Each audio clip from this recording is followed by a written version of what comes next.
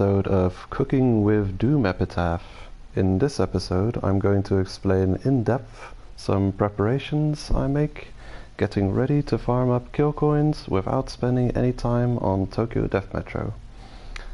Now, I realize Jack Frost has recently put up a stream farming kill coins as well, though everyone kind of is farming kill coins in the game at this point, so I promise I'm not trying to steal his ideas. Moving forward, there's a couple of things to take into account that'll help farming kill coins in bulk for buying white steel armor or for spamming mushroom soups. The method I'll be using has gotten me around 750,000 kill coins in the span of an hour and a half. That's if I'm focused, on point, and I'm not getting distracted. So we'll have to see how well it goes today. When the new content hits, I'm planning to go in blind, streaming my first experiences with the new floors and the next rank of fighters. So there are a couple of things to take into account before going on a long extended farming run, and those things can have a drastic impact on the efficiency of your farming.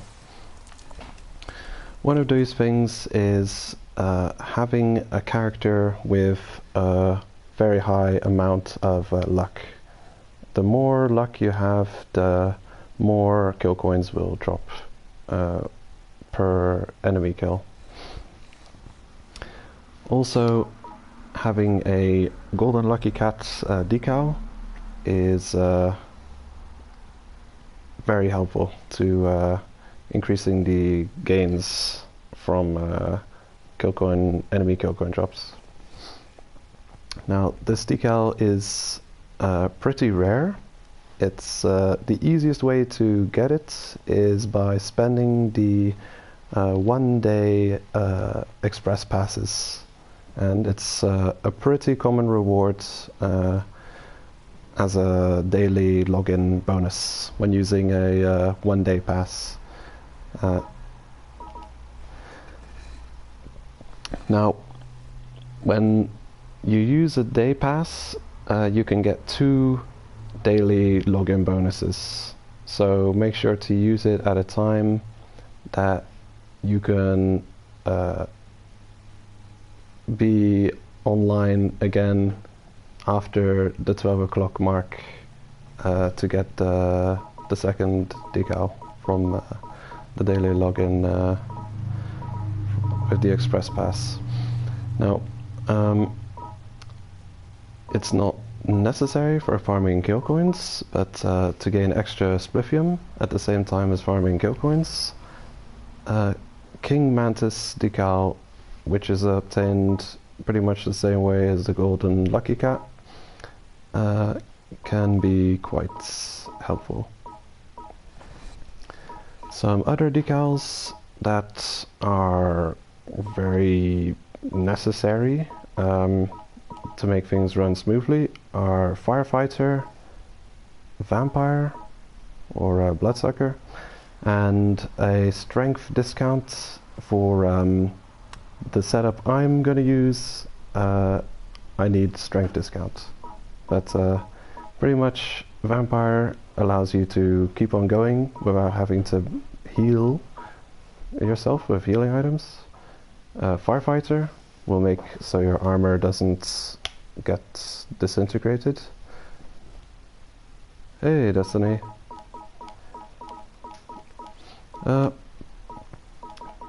Yep, so there's those decals, very important. The lucky star character with the increased luck for extra kill coins. And then to the equipment that you're going to be bringing. Now this all depends on how far you've managed to get and what you've managed to obtain in game. Now you can farm kill coins using the method we'll use just about any point in the game. However, the fastest way I've been able to farm kill coins has been using very endgame gear.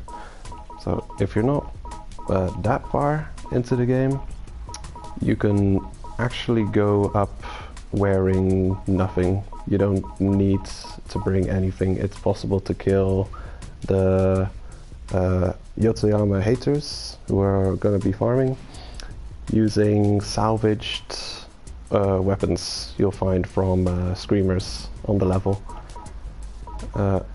If you have unlocked the blueprints for Buzzsaw Knuckles or iron, then I would recommend purchasing as many as you can to bring with you, because those will come in very handy if you haven't got any white steel gear unlocked yet, because then you'll have to use armor breakage to farm the haters. The way I farm kill coins is I go until I've reached my kill coin cap, which at this moment is 864,000 kill coins. Now that's a difficult cap to reach because of weapon durability. Just about any weapon you will bring along in the game will break at a certain point, and it won't last you for this duration. So because of this, I'll use Spike Crusher. It has 4th grade weapon damage equivalency and will last for the entire duration of the kill coin farming.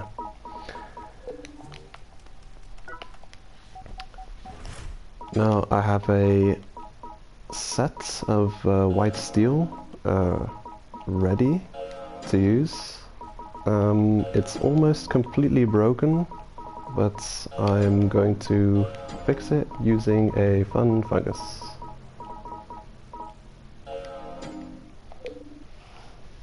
Which I am slowly running out.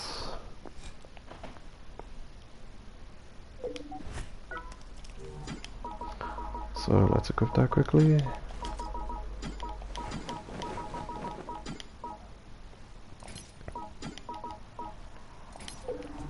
Now, how Fun Fungus works, it will completely restore the durability of every piece of equipped gear that can be seen on your character. So I have some gear equipped in my right hand that isn't shown. The buzzsaw will not get fixed because it's not showing when I'm going to use the mushroom. So let's just quickly double check. I'm wearing a set of almost depleted white steel and spike crushers. I'm going to use the fun fungus. There we go. So that's gonna save me quite a bit of kill coins just using that. 200,000 plus kill coins for each piece of gear and weapons restored.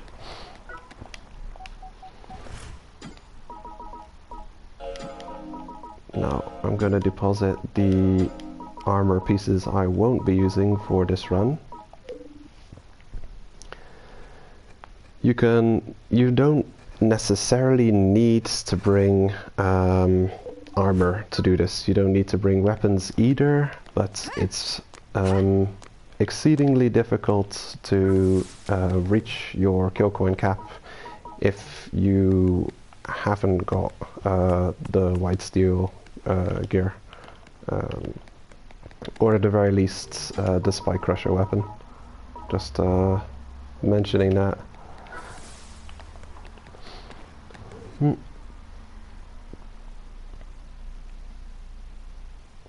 Alright, I think I'm just about prepared. Now the floors I farm kill coins and spliffium on are the floor 9 and floor 8, Nashioguchi and Metakoya. I move from floor to floor, taking out the Yotsuyama equivalents of haterfied haters.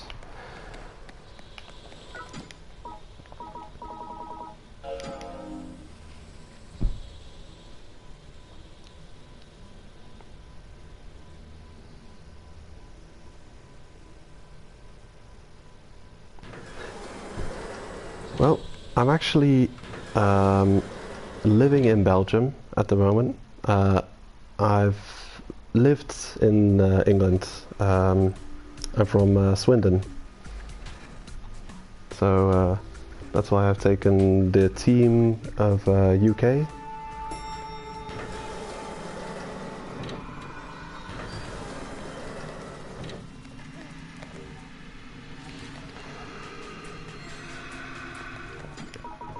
Alright. Well, damn it. I think I forgot to bring something. I had some assault rifles prepared. I'm just going to quickly go back to the waiting room and go and fetch those. I may have to reset a few times anyway, looking for the best floor layout.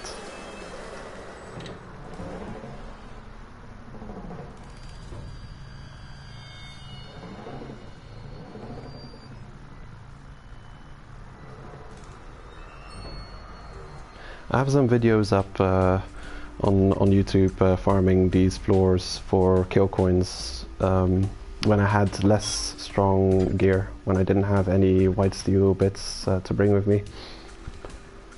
I also didn't have this high of a kill coin cap and spliffium cap, so I didn't have to worry about farming that many kill coins. I may have farmed maximum 100 or maximum 200 to go for a couple of soups, but lately I've taken to farming a great amount of kill coins to really spam mushroom soups, because it's fun. It's nice to gamble with soups. So I'll be taking out these Kamas assault rifles.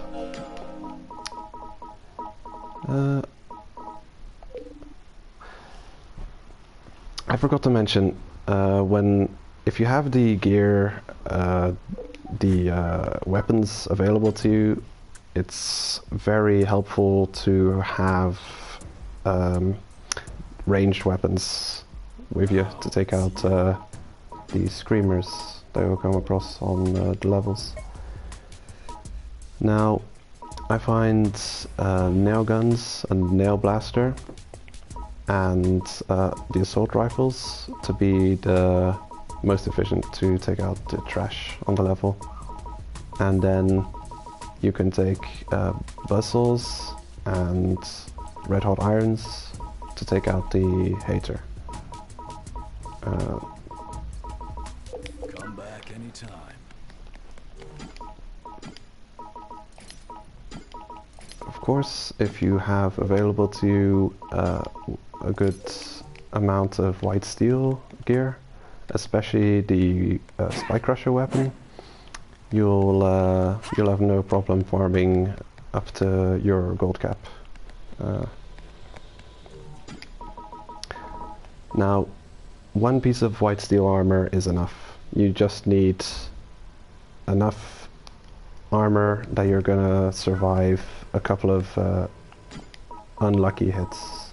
You don't need to, if you bring an entire set of white steel armor with you farming these floors, you're basically wasting kill coins, because imagine carrying 3 sets of 3 pieces of white steel armor.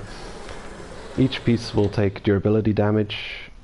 The screamers on the floors are all using buzzsaws and irons, which will just wreak havoc on your armor durability. So that'll be 400k kill coins wasted, since you only really need 1 piece of strong armor to withstand the damage the Yotsuyama haters will do to you. So the best layout for this floor is secondary. You're looking for the best layout on Metakoya, but a nice layout here would be good. This isn't ideal for this floor. The ideal tile setup is the gold elevator down, being 1 tile removed from this T-junction tile.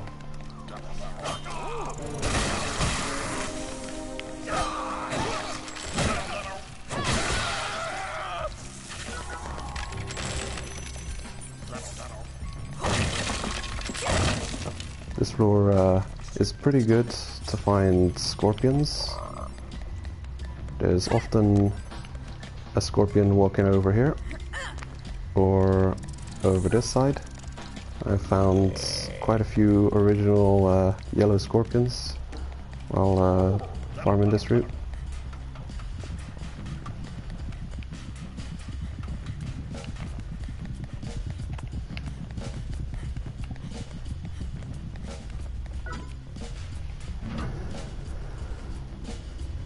Going down the escalator into 8th floor, you have to be wary that you'll come under attack instantly from the screamers that are spawning in the room, and the hater will also spawn in this room.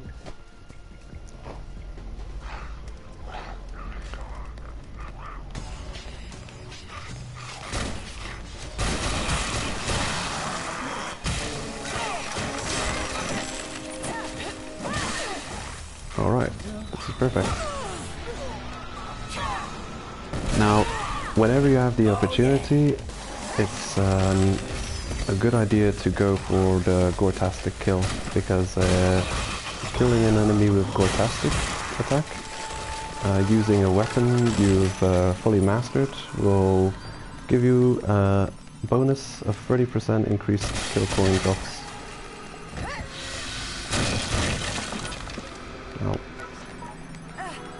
It's looking to be a less than ideal tile layout.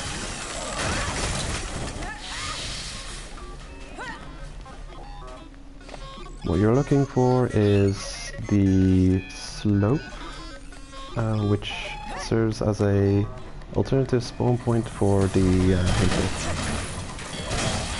Now, the best place for this slope to be is right next to the room where all the screamers and the hater spawns. Now, if it were right next to it, that would be perfect. Now, where it is, it's way too far away.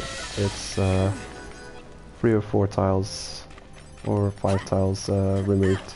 So this is going to be reset.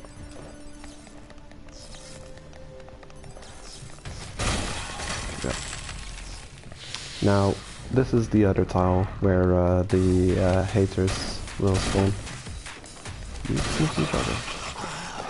So, instead of the screamer, the hater can spawn here.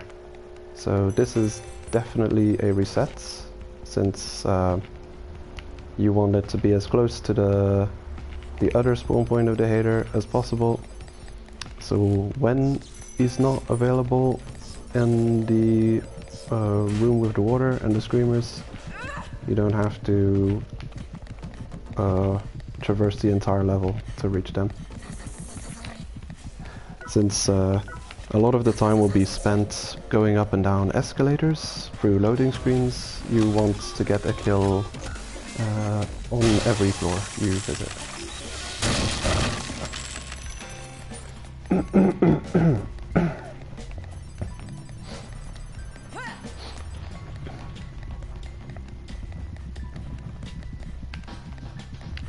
So now I'll just be heading back to the waiting room to reset my run.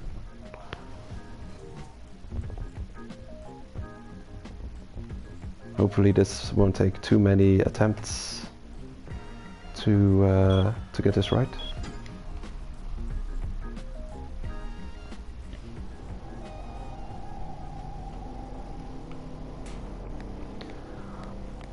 I'll also be picking up some salvaged weapons from screamers to take out haters. So how to do that?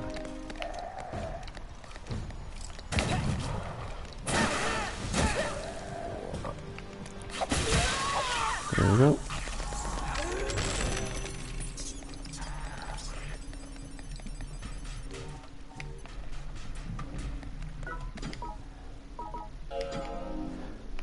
Now, the reason you must, if you're planning to farm a lot of kill coins or spliffium, the reason you must do this all in one sitting is because just having a lot of kill coins or spliffium lying in your bank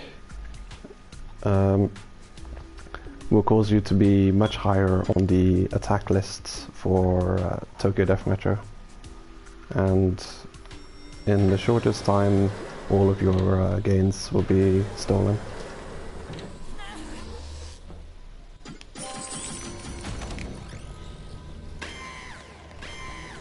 There we go.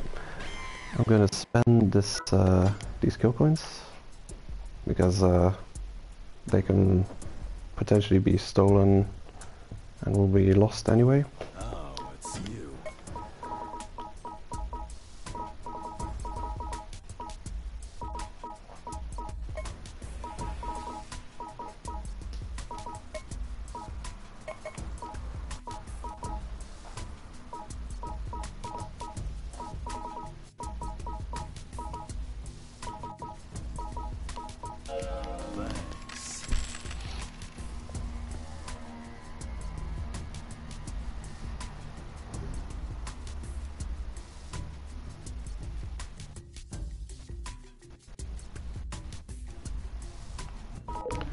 Come back anytime. There we go. Let's give it another shot.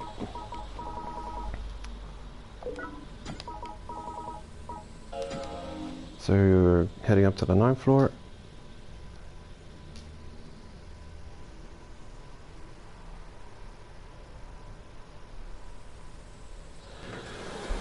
Luckily, the white steel armor has S durability, so you don't have to worry too much about your armor breaking, especially if you bring a fully healthy piece of white steel armor with you. Though you do have to try and conserve it as much as possible, not let multiple hits attacks hit you too often. I'll pick up every fluffy fungus I come across. They come in quite handy trying to take out the annoying haters.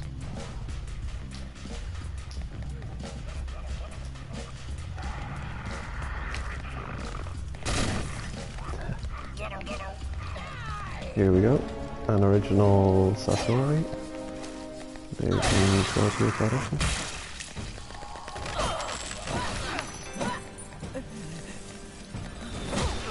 Let's hope this floor layout is going to be forgiving this time.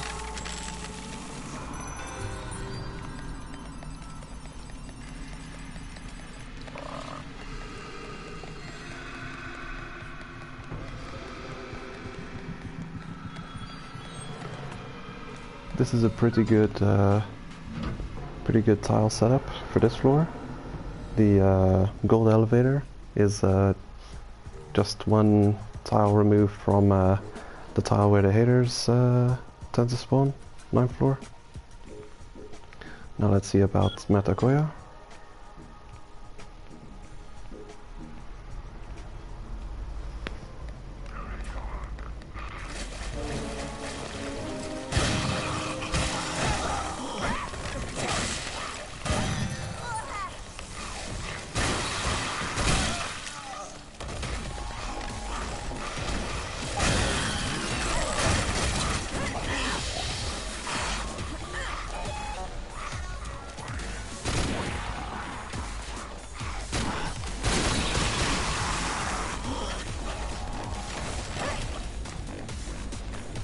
Well, this doesn't look too promising.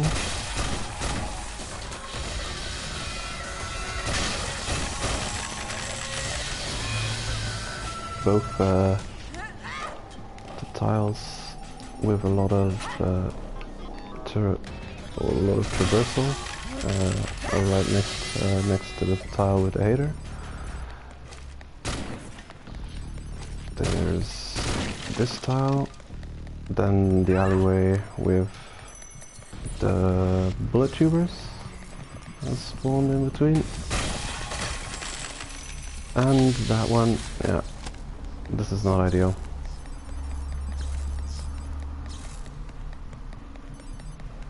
I've farmed kill coins on a couple of characters who are lying around hater-fied on various floors, who I'll be buying back after this run to add to the kill coins on this character, so I can spam a bunch of soups. The layout I had previously was very ideal. It was pretty good. I had the trap room with the water where all the screamers and the haters spawn. After that I had the narrow red alleyway with the 2 bullet tubers, and directly after that was the slope tile where the hater can spawn. So this means if he isn't spawning in the trap room, the ambush room I should call it, if he's not spawning there, I can blast through the alleyway with the bullet tubers to get to the second spawn point for the hater, giving me a chance of getting scratch metal, bullet metal, because it's a pretty good floor to farm metal types from tubers, aside from farming kill coins and spliffium.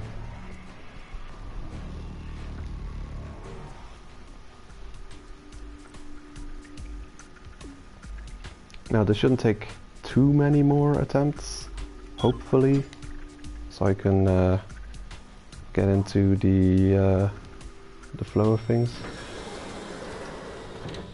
Actually start farming. There we go. I'm gonna take this time to deposit some things I do not have to have with me. Free up some bag space. There we go.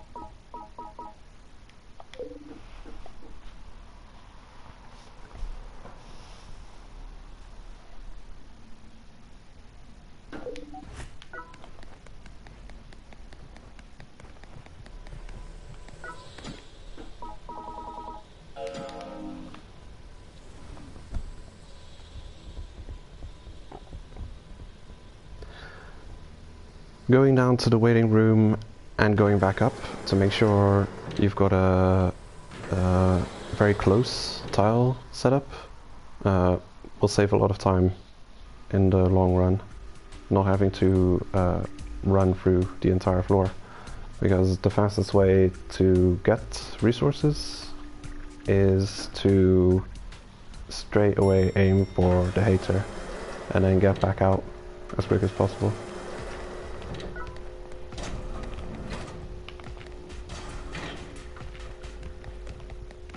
Let's hope this is not the golden elevator. It is. It's less than ideal. I'll go and kill that guy later. I'm just gonna check out the 8th floor, see if it's set up properly this time. Once I find the proper tile setup, I'll be farming all of the kill coins and not returning to the waiting room.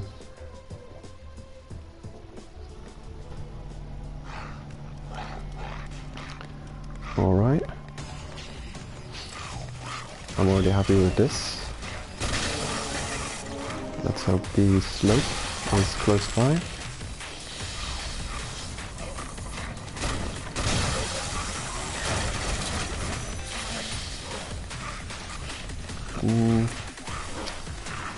If it's straight after this one, I may just go with it. Yeah, this will do.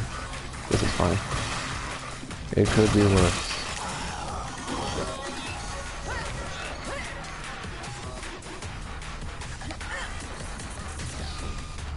Not the greatest.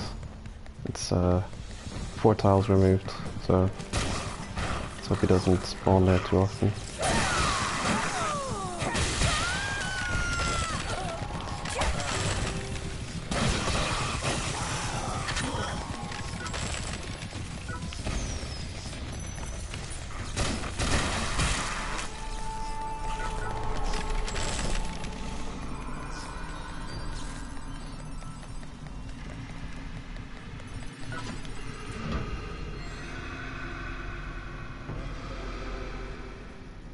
Actually, no, this is not ideal.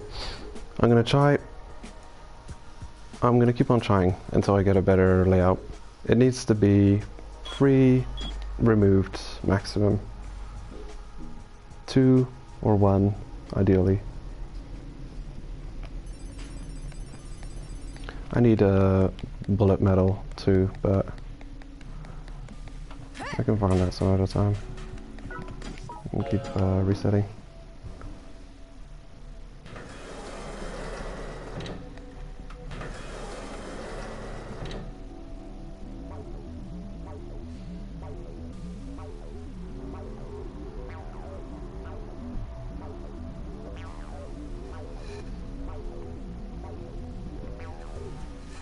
I'm not sure how many kill coins I'll be farming on this character before I'm gonna go and recover the other characters to spam mushroom soups. That'll take a while getting through those soups. Take like half an hour.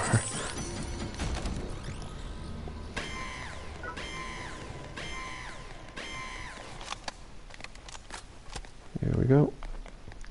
Give it another shot.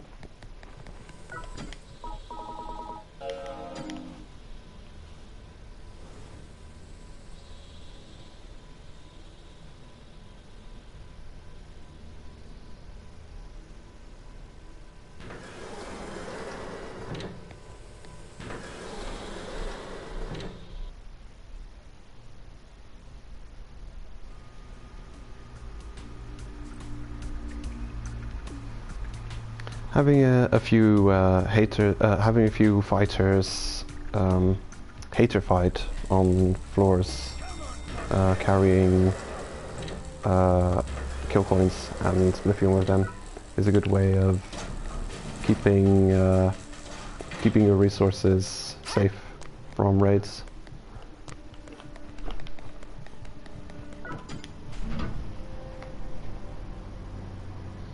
I use this trick to farm white steel. I had a couple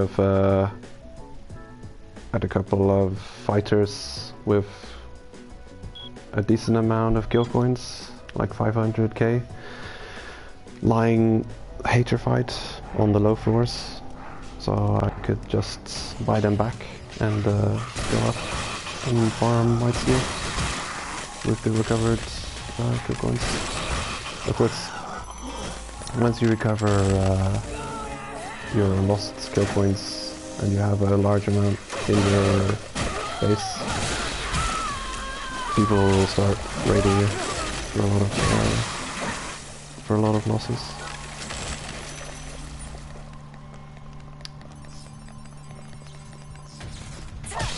Oh, perfect. Now, this is just about the ideal setup to farm. Yep, I'm happy I resetted it. So that's the alternate spawn point for the Yotsuyama hater.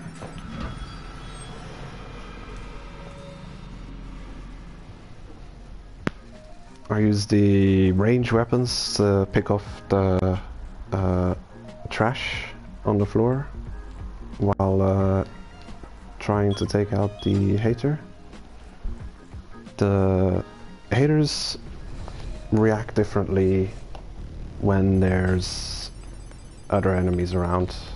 They get really fidgety and defensive, and often their AI can't seem to decide who to attack, because they'll target both your character and the other enemies on in the room. There we go.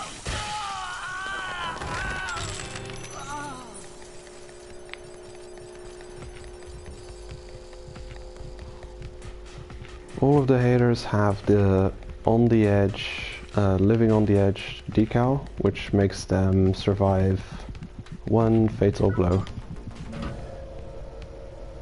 which can be kind of annoying, especially if you can two-shot them.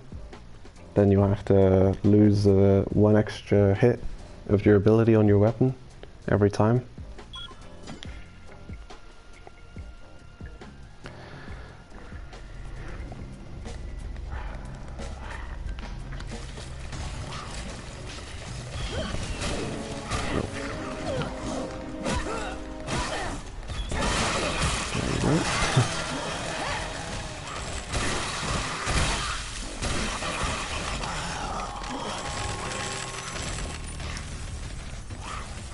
Now, all we need to kill is the hater, and whenever possible we'll be ignoring other enemies on the floor. You can choose to take out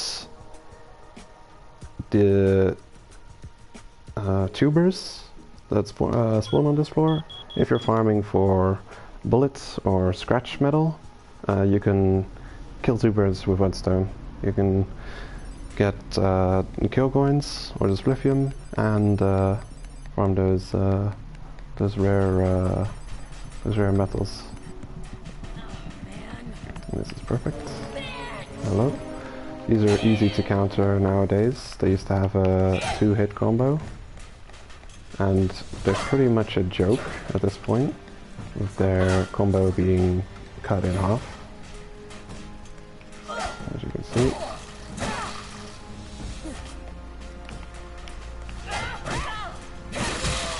There we go.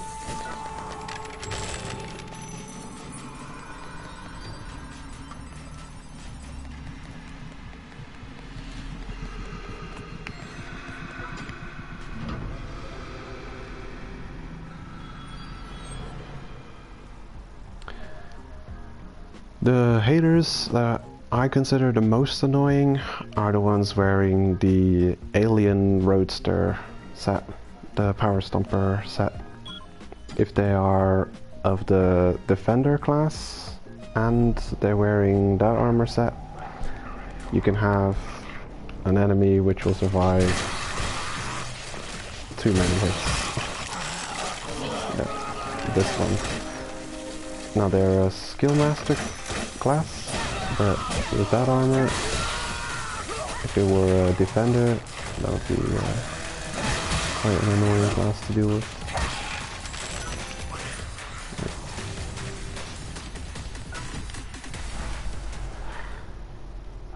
I may farm 300k.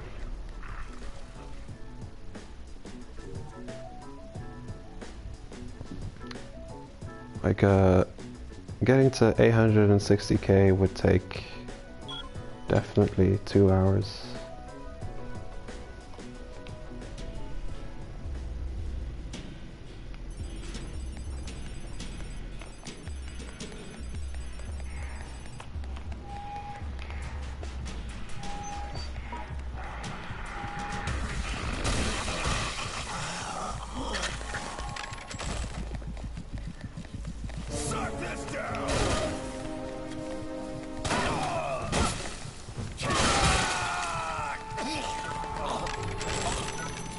Now these machine gun haters are pretty fun to kill because they quite often drop their weapon, and that'll restock you with a good weapon to clear out the screamers on the floor if you would run out of your own assault rifle ammunition.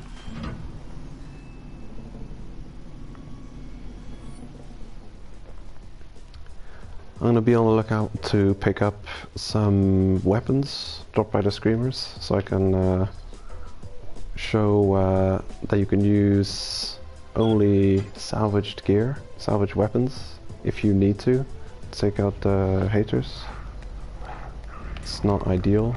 They'll take the farming will take considerably longer if you have to use the removing of armor methods to get kills.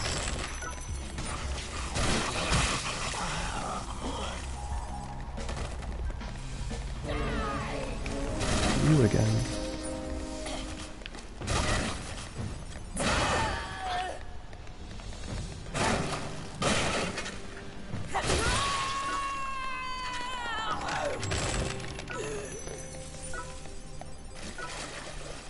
There's a red hot iron. Be using that. Be looking for a buzzsaw.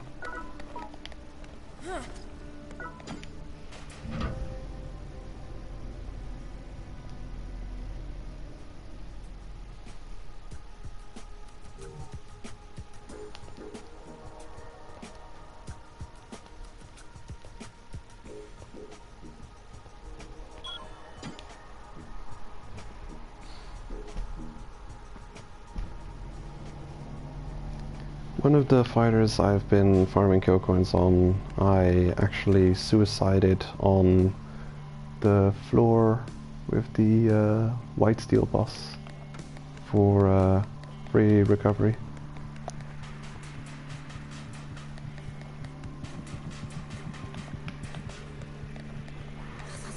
Because that is one benefit from the white steel fight, that your fighters can be recovered for no kill coins. Of course, you do have the initial costs to start the fight, so it would take me 5k kill coins to challenge him.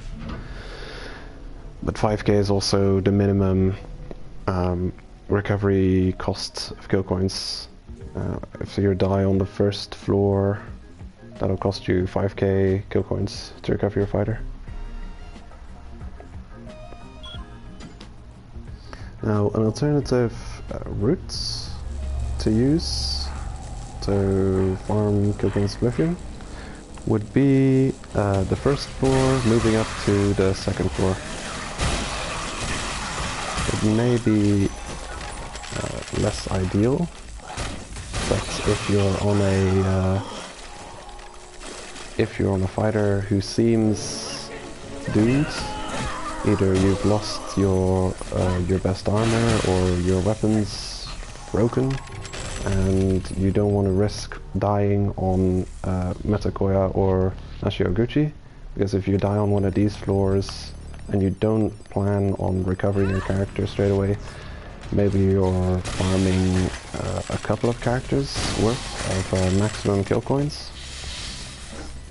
and you want to keep farming, then your haterfied fighter will be on one of these floors, effectively stopping you from farming these two floors properly. So if you're in that situation, if your fighter doesn't seem strong enough to survive anymore, you could move them down to floors 1 and 2 and farm those two floors as long as you survive, or until you've got your maximum kill coin count. And if they would get defeated, then you still got this this main route open to bring your next fighter to farm.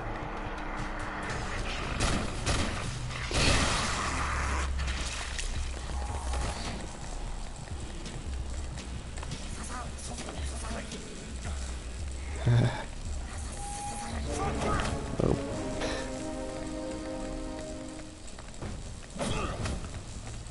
I find these to be one of the more annoying annoying haters to deal with, because they have the cleaver, the saber, to hit you with unexpected close combat strikes, and they have the wand, the fire wand, to melt your armor off.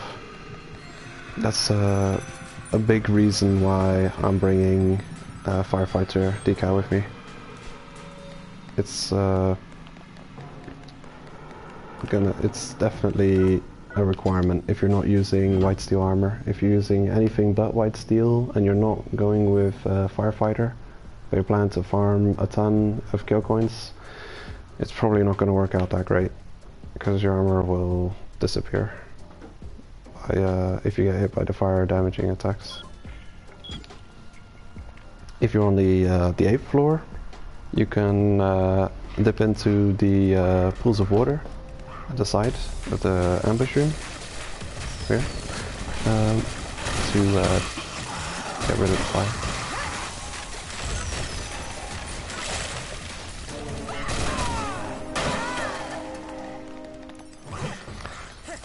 The Zayder's moveset has also been altered.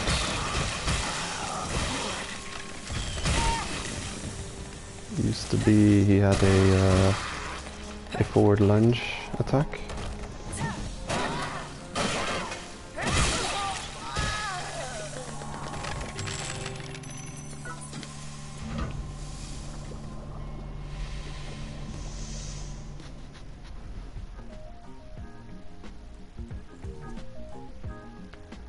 I find this kill coin and spliffium farming route to be quite relaxing. It's perfect for watching a series in the background, or listening to music or something.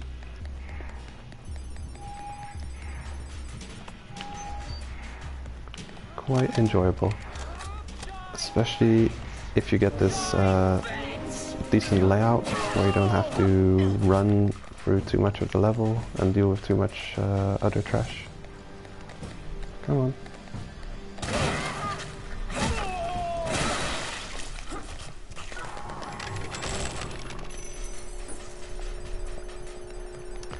That's a terrible amount of kill coins.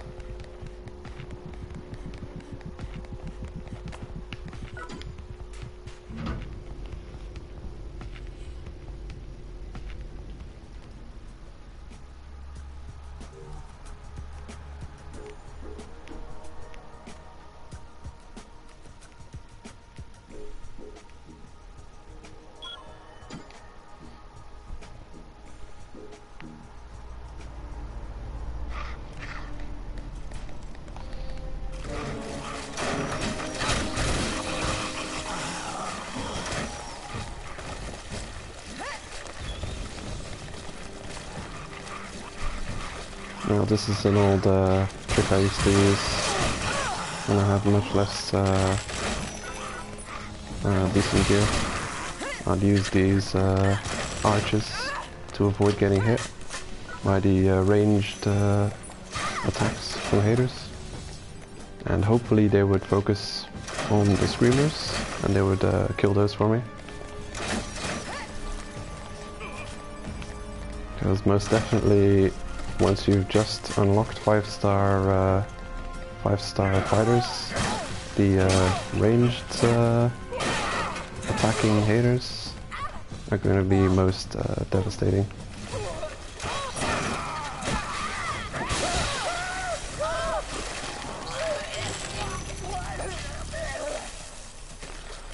Alright, it's more like it.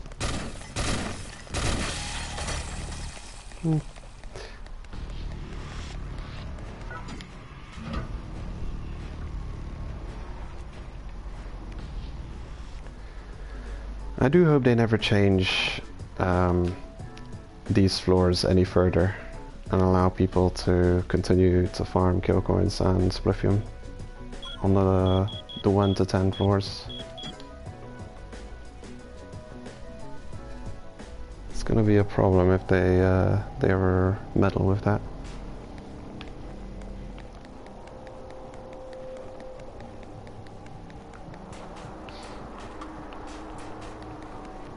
It already took me by surprise that there was a second spawn point for the hater on the floor 8. I believe they added that spawn point. It used to be they would always spawn in the room with the 2 streams of water in the ambush. Where are you off to? Really? Okay. No?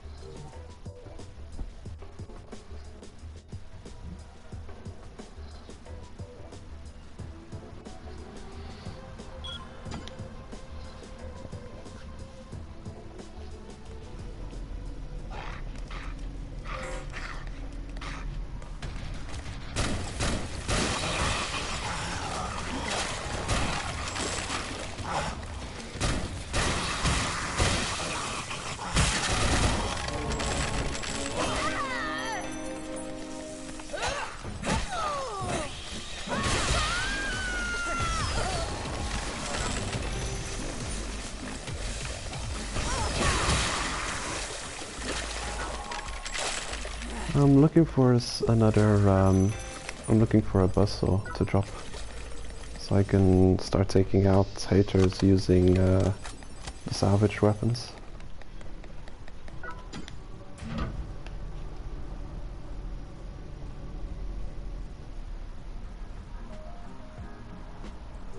This farming method doesn't require any gear. It's just bringing this white steel stuff along really just adds to the efficiency.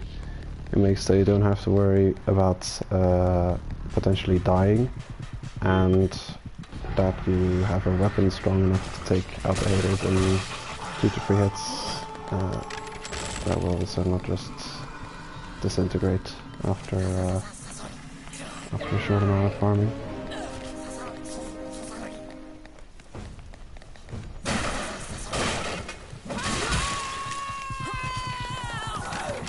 There you go.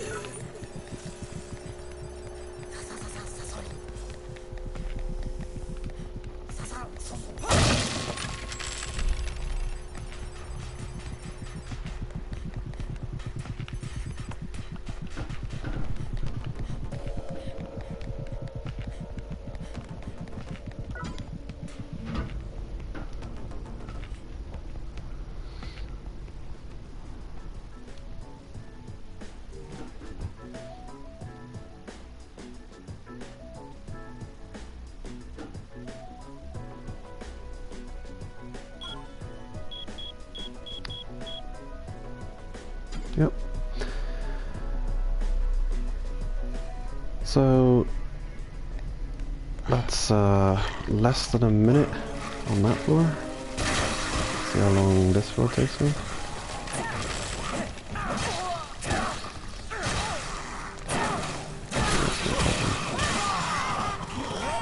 Yep. The roadster gear and the defender class. I think that's the main combination.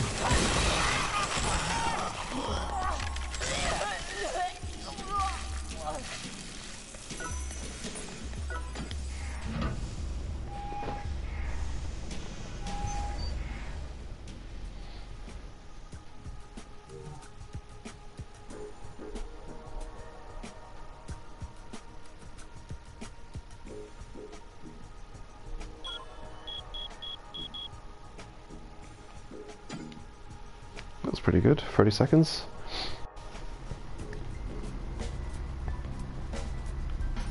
I have to check how long those loading times take.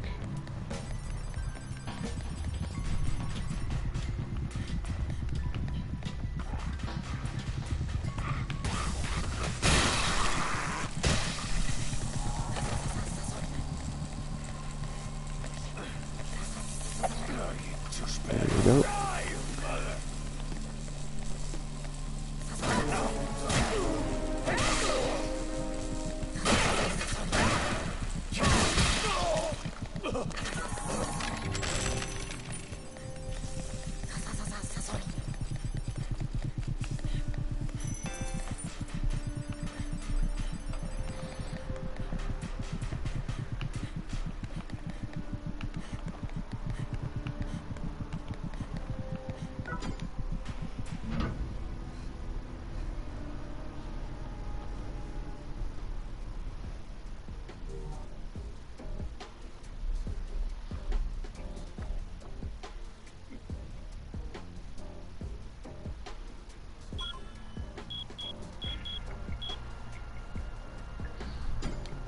So that was another 55 seconds.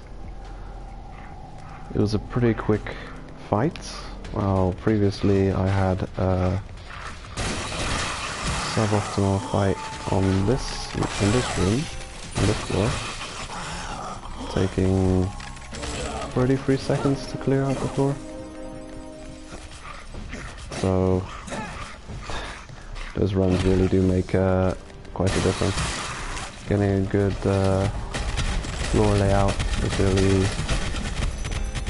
a huge time saver in the long run. So you taking it?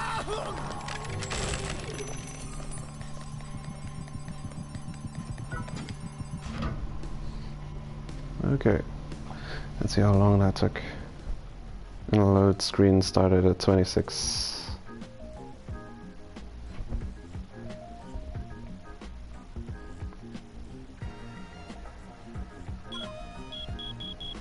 .44. 40 seconds.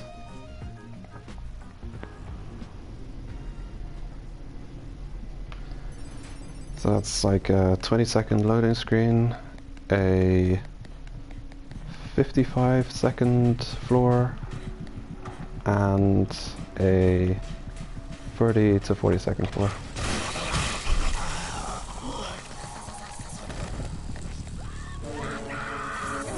Who are you?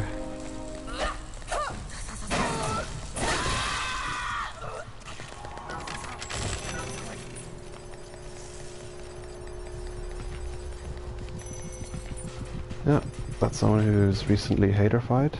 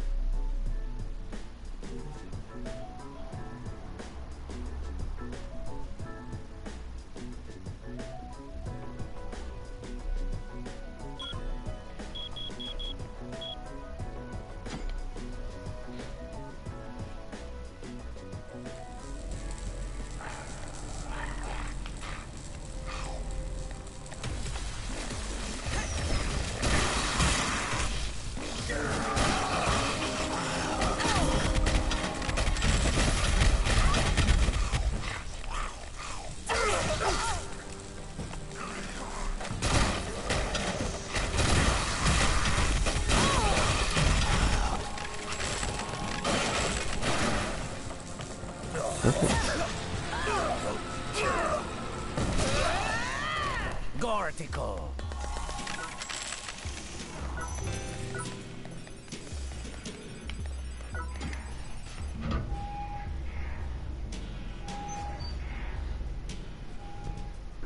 Yeah, bringing one piece of white steel armor is almost a necessity to make these runs go smoothly.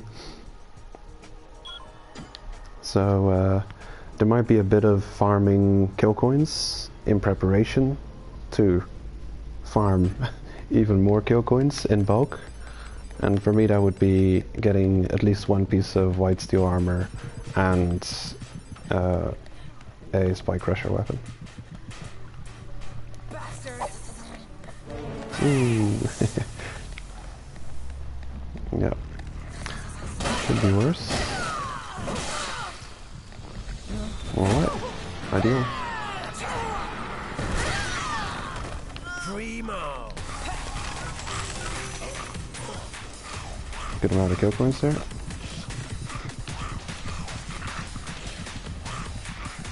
Always nice when they spawn up here. That was a relatively fast clearing of the floor.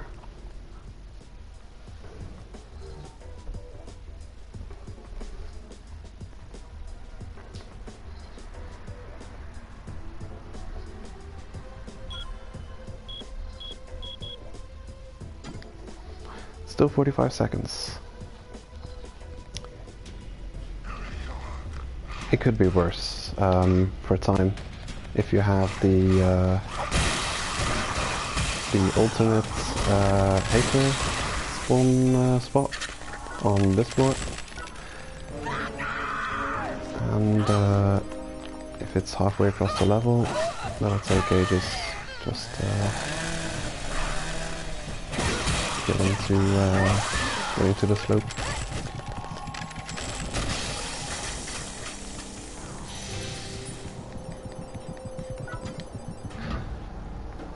I wonder if I shouldn't be killing those bullet tubers on every run, just in case I spot a bullet metal dropping.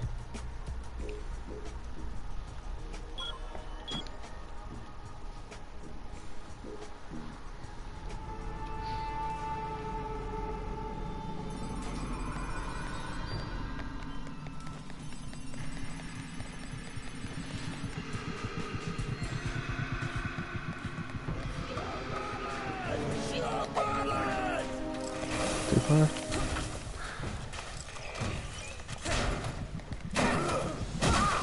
These are some of my favorite Yotsuyama haters. They've got an attack that is easy to avoid by rolling through. Good amount of kill points.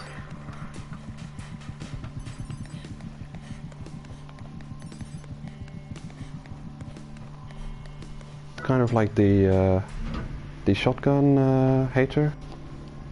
They'll take pot shots at you from range, and there's a chance they'll resort to their close range weapon when you close in.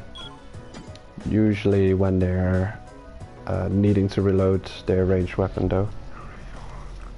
So that's something to be wary of.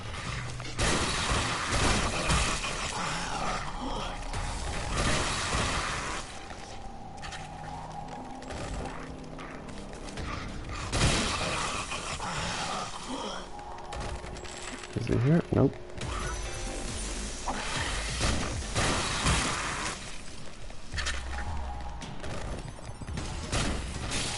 So it's for this reason we've got the alternate spawning tile close by. Now if he doesn't spawn there, the hater, he'll be spawning on this tile, the slope.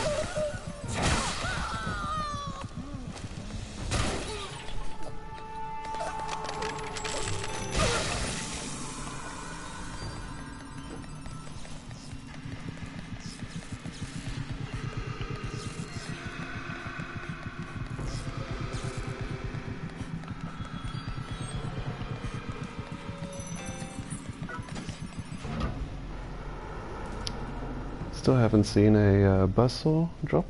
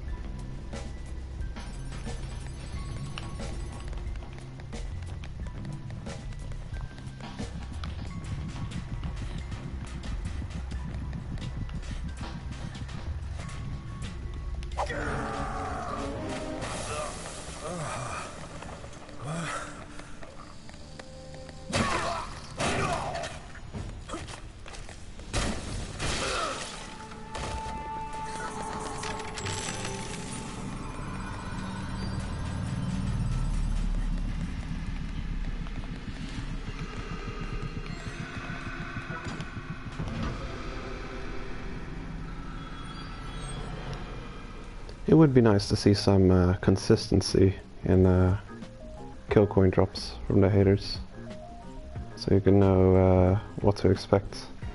Like this one dropped just over 5k. I prefer seeing over 10k, especially with this character and the high luck stats. There it is. A little more annoying haters. Now, if you're not well geared, if you've only just reached 5-star fighters, the easiest way to deal with this hater is to stay far away from him. Very few of the shots of the shotgun will hit you at this range, and then you can wait. After 5 shots, you'll reload. That's the perfect time to go in for the attack. Like now, this is the perfect time.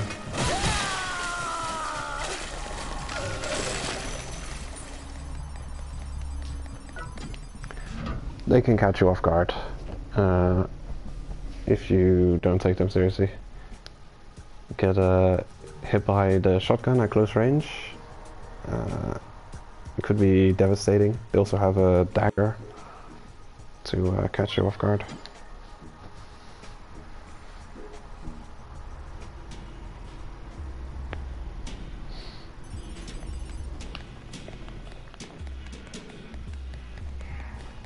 So let's see, I've got 238k at the moment. We're gonna farm 350k, and I'm gonna go back and spam mushroom soups. See if I get any good decals from it.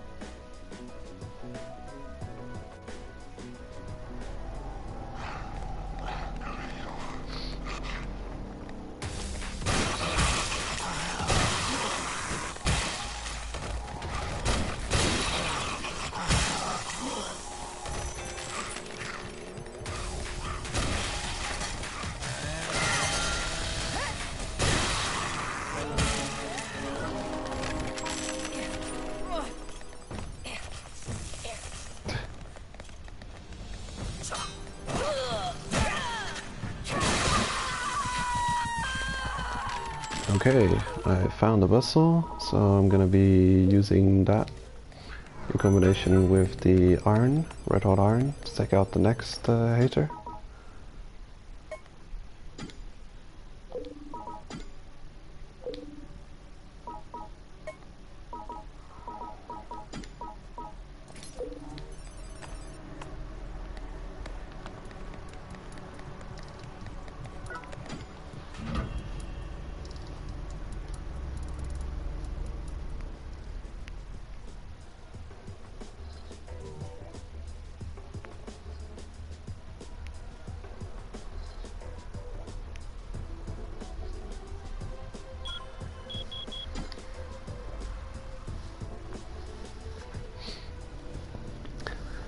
I'm curious as to whether or not they've nerfed anything else about the Yotsuyama haters other than their moveset. If they've adjusted their attack damage in any way, or their health or defense. Because I remember them seeming really tough at the start. I'm not sure if that's just me having better gear at this point, or if there's something, some changes I'm not aware of.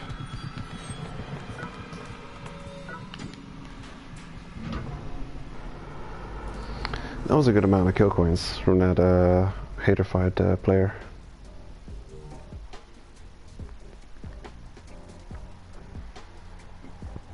I've already defeated the hater-fied katana user on the 8th floor, who seems to always show up.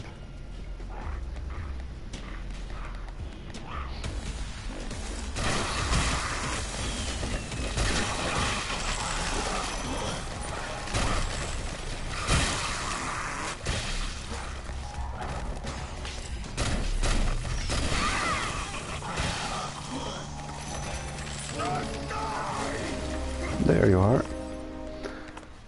Alright. You can do this route, even farming this 5-star haters with only using salvage weapons. I used to do that. Just pick up all the buzzsaws and the red hot irons that would be dropped from the screamers and take them out that way.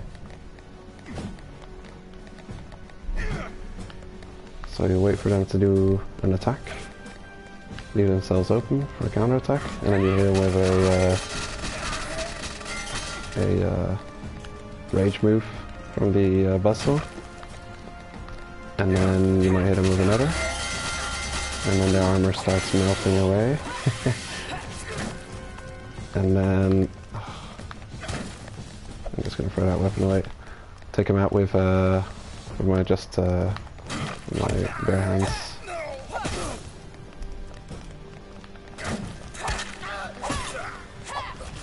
Usually you'd bring, you'd want to bring at least a strong weapon, I guess, to get rid of their health after the armor is gone. I think I'd bring like a Muramasa, or you could bring a pork chopper, just to get him down in one hit after the armor's been removed. And that way your weapons would last for a very long farming session, because you'd only have to deal one hit on the hitter. You take him down to that 1 HP. That puts him on the living on the edge.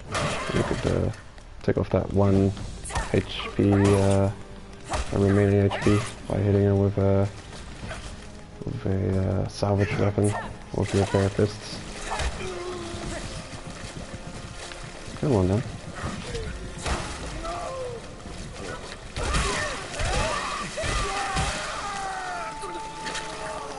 Gotcha.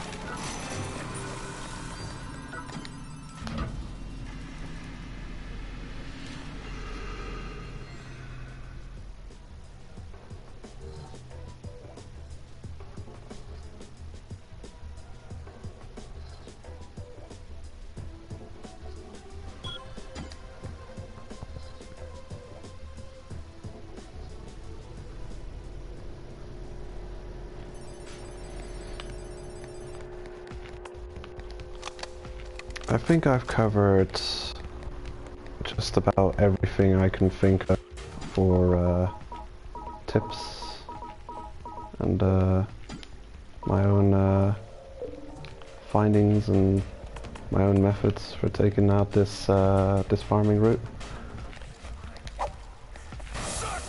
So I'll be heading back in a minute to the waiting room to start cashing in on mushroom stews.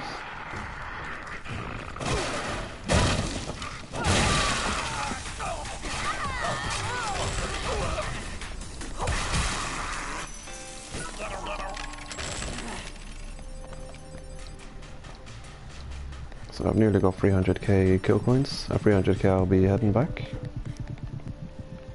If I'm lucky it'll take just two more floors. Otherwise it'll be 4.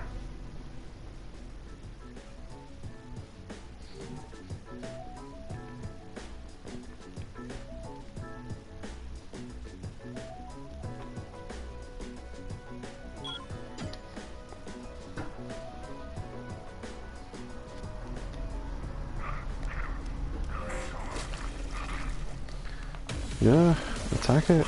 Attack it as much as you want. There's nothing there. Oh, missed out on that Gortastic. The reflexes were too slow. Should have stopped the attack.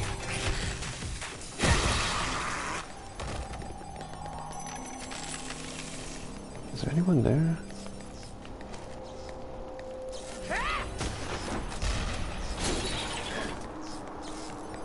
There's no one here.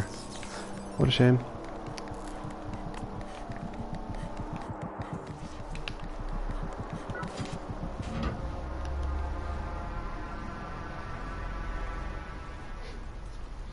That little bit of lag you get every time you hit an escalator never used to be there. They added that. Probably unintentionally.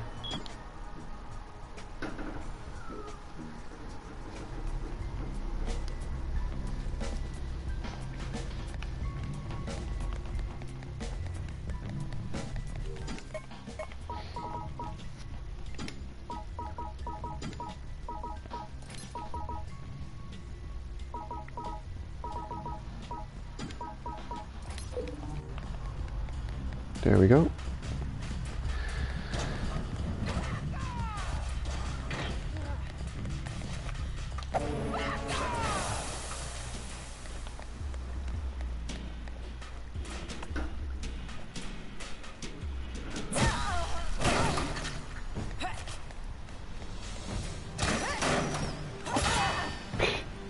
Come on.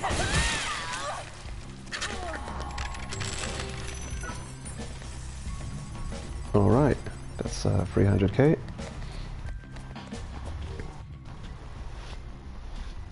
So I've managed to farm 300k out of the otherwise 864k, but getting all that I reckon would be kind of boring to watch. It would take 2 hours straight, 2 hours of straight farming to reach 860k. So what you do when you've got a character with a lot of kill coins and spliffium and you don't want this to be raided and stolen from you, is you go to a floor which has a low recovery cost to recover your fighter, and you find a way of dying on that floor. And then that'll allow you to recover your resources whenever you see fit. So if you'll be farming for white steel, for instance, which takes a lot of kill coins to take on, you could have a bunch of fighters carrying hundreds of thousands of kill coins, hater fight on certain low floors, and to ready to be recovered when you're prepared to take on white steel. It's good because you can kind of break up the preparation for the white steel fight into multiple days. You can have one day building up the kill points to take on the challenge on a lucky star fighter, and then just have them lying around hater fight on low floors. That's a kind of a piggy bank to be broken into whenever you need resources.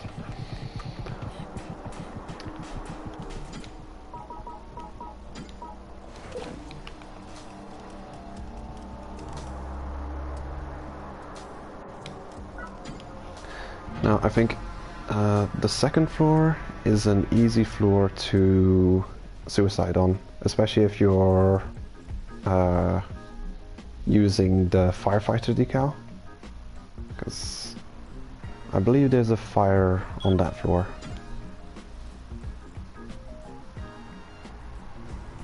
It's either that floor or the third floor. I'll see. I know there's definitely a drop off which you can use to kill yourself with full damage.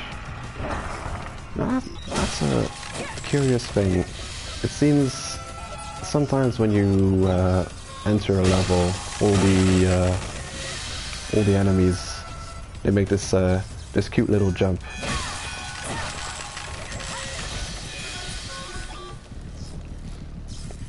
Alright, here it is. So this is a good suicide point. It is important to take off any armor you don't want to see broke if you're using the firefighter, jump into the fire, kamikaze technique, because it'll take a million hits. There we go.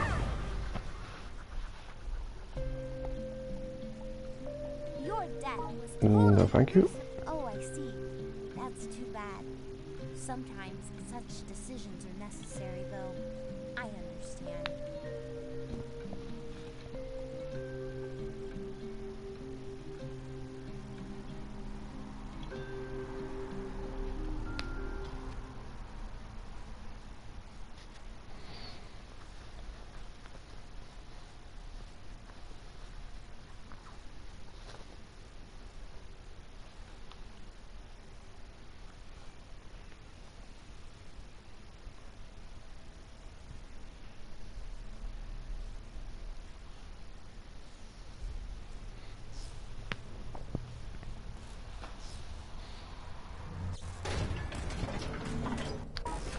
Alright, here we go.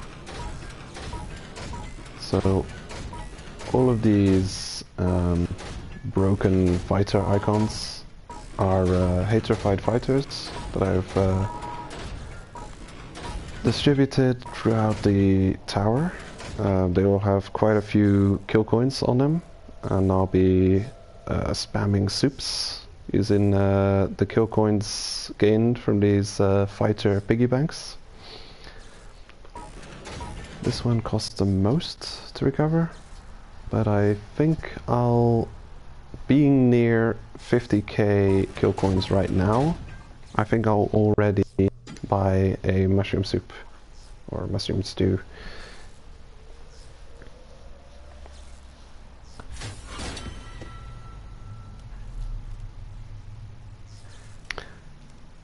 This way is also good to use to make a lot of splifium gain to level up your buffalo bank and splifium tank, I think they're called.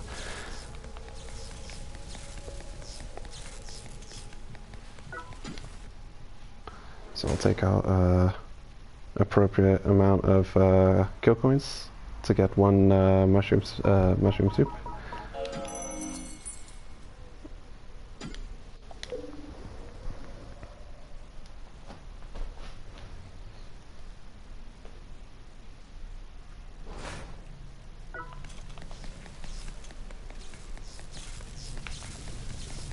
Actually, let's have a quick look to what kind of resources have been raided from me.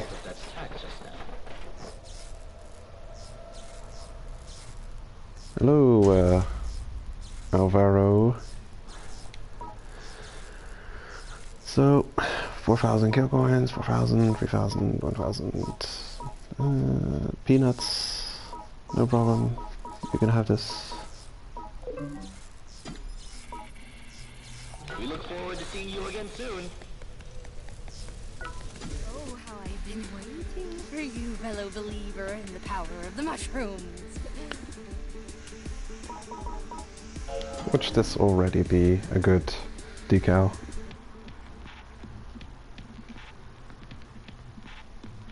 I'm not expecting to get many rare decals. This is probably not the best time to be farming these. The best times would be when there's a mushroom decal drop. And they've removed a bunch of useless decals from the pool. Well, that's not bad. Come again.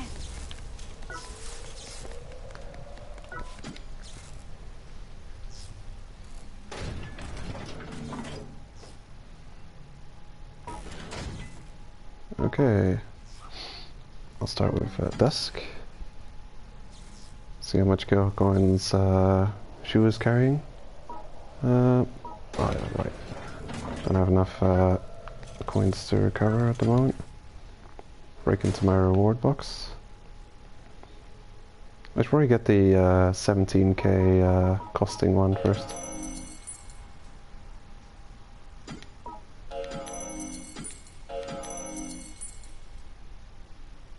I hope that will be enough.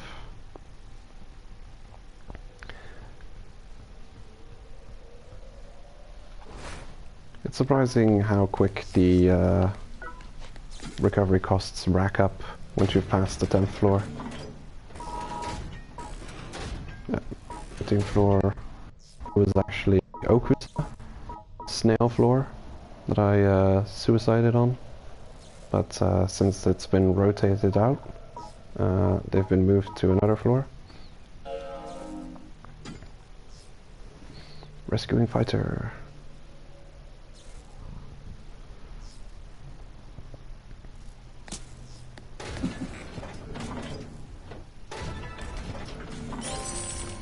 Okay, she was at cap, 860k.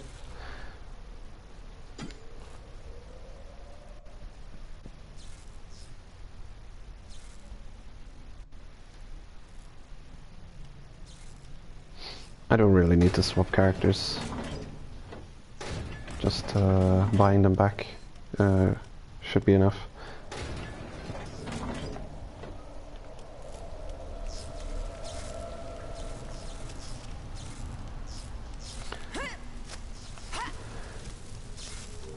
No, I don't think that's gonna change anytime soon. I am curious though if the farming route that many people are using will still be as efficient after the new content hits, if they're not planning to change the low floors. If they ever add chargers invading the low floors, it's gonna become greatly less efficient to farm kill coins this way. But hey, they're also changing TDM. If they ever make TDM more enjoyable, I might have to get into that for farming kill coins. There should always be a way of acquiring a good amount of kill coins in game. I hope they never force people to use the real money store. Okay, so I've got 17 decals to pick up. Oh, how I have been waiting. See what's on offer. Power. Actually, no. How much? Well, quite a bunch.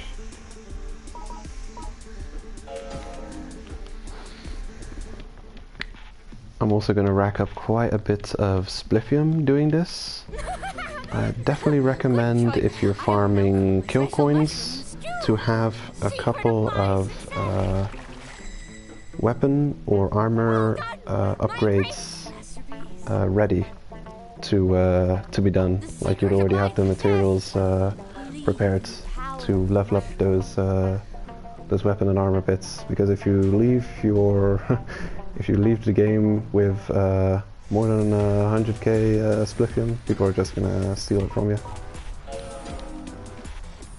Now, if you have a really high amount of spliffium, you could upgrade your waiting room storage spaces with it. I might end up doing that. I'd like to have over 1 million kill coin maximum. The secret of my power of mushroom. I'll be keeping hold of all the decals, up to 10 of each, just in case a situation would call for me putting the same decal on all 10 of my fighters. Everything above that number I'll sell, resell to get extra mushroom stews. The secret of my success. I used to keep up to 5 decals of each type, and I'd sell anything over that. I would think, why would I ever need more? Why would I ever be using more than 5 fighters? But yeah, you never know. Might as well go up to 10. If you go ahead and sell every one you get that you don't want, you can play this game pretty much longer. The buying stews game, the mushroom gamble. Believe in the power of mushroom.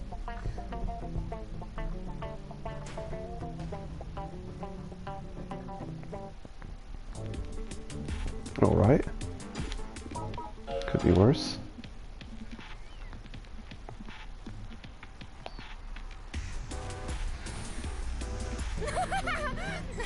Good choice.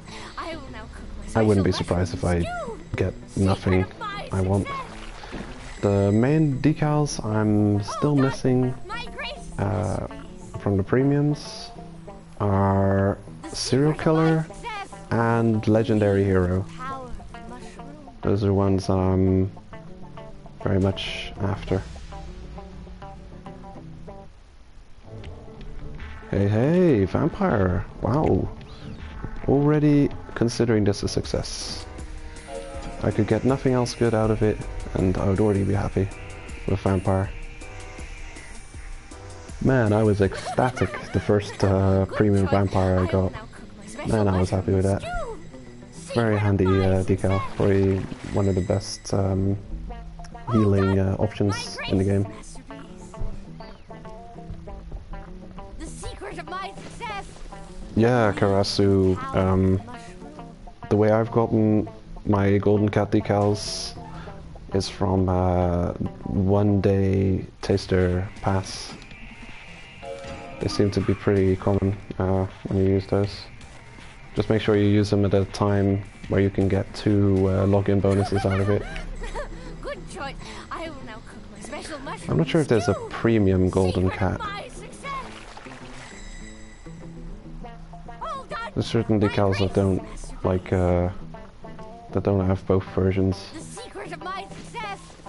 Believe in the power of mushroom.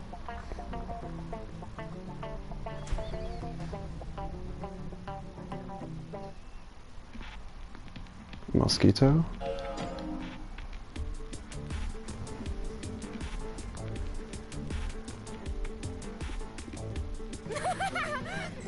Good choice. I will now cook my special mushroom stew. Secret of my I don't know if I should be skipping this this cutscene. All done. My grace. It'll definitely save time. The secret of my success. Believe in the power of mushroom.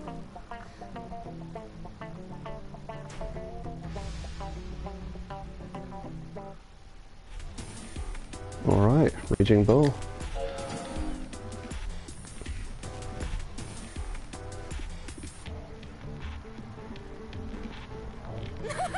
Nice to see things that aren't discounts pop up now and then. All done. My grace, masterpiece. I could do with a barbell showing up as well.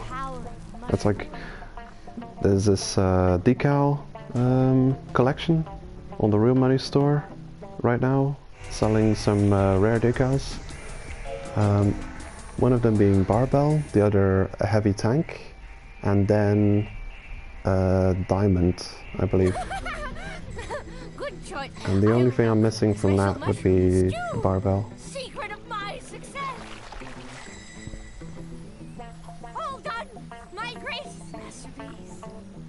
which I've been quite unlucky with. I've got 2 of each of the other types, 2 heavy tanks, 2 diamonds, 0 barbell.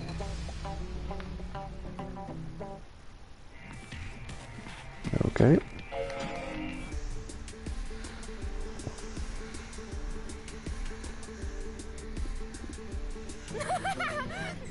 Good choice. I will now cook my special mushroom stew. Secret of my success. All done. My grace masterpiece. The secret of my success. Believe in the power of the mushroom. This mushroom stew game is pretty fun. Just it gets less and less fun the more you're running out of your resources. When you're running close to the end of the kill coins you farmed and you realize you still haven't gotten some of the rare ones that you wanted, then you're thinking, oh damn, I'm going to have to go up and farm gold again, aren't I? The secret of my success. Believe in the power of the mushroom.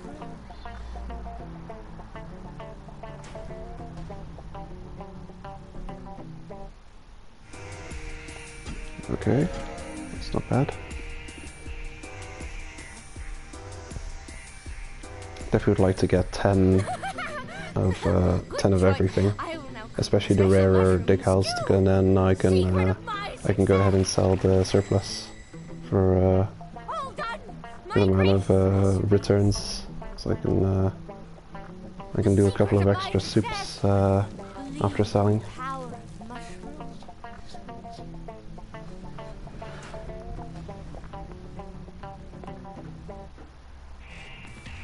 Okay, discount.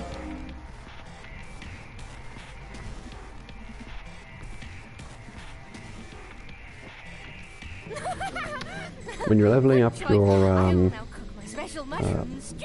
buffalo bank and spliffium tank, like it starts off taking a couple of hours and it ends up taking days, and if you want to you can pretty much bypass every single cooldown in this game by spending the skulls. It costs like 7 death metals to bypass that like 24-hour upgrade. Yeah. Yeah, I'm gonna start skipping actually. Dumbbell, yeah. Not barbell.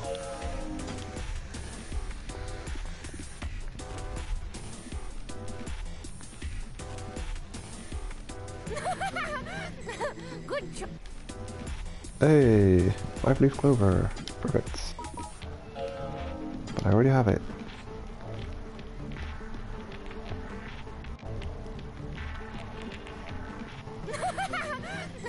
Good choice. I will now cook my special Wahaha. mushroom stew. Good choice. Secret of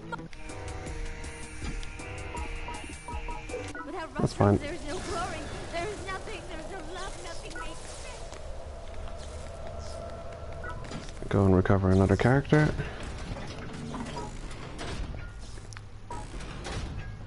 Recover you for 0. Because I let Mr. White Steel finish this one off.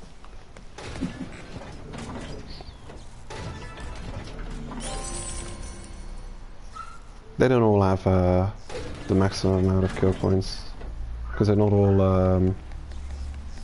very efficient characters to be farming on. Like I only have 2 Lucky Star with Lucky Cats fighters.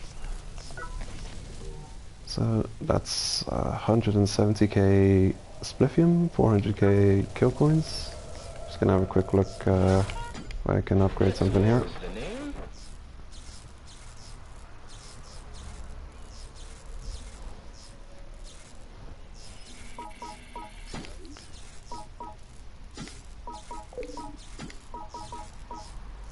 So that'll cost 250k to upgrade to the next rank.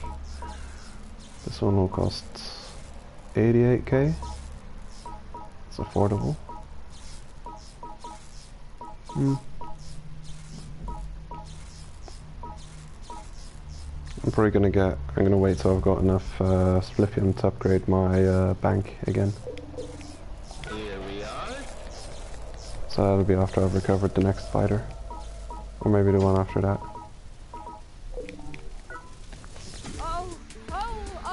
Okay, let's see what we get this time. Oh, I've been waiting for you. Fellow believer, the power of mushrooms!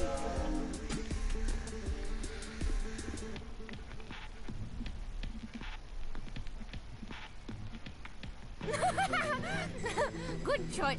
I will now cook my special mushroom. Okay, pointless.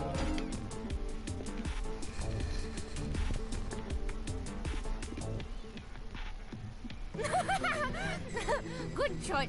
I will.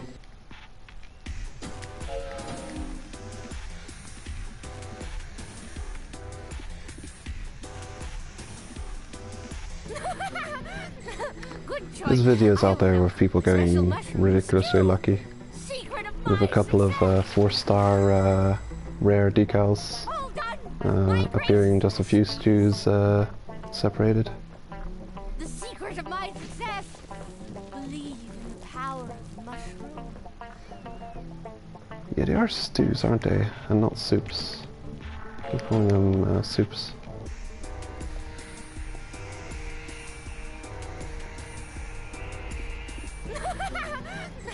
Good choice. I will now cook my special.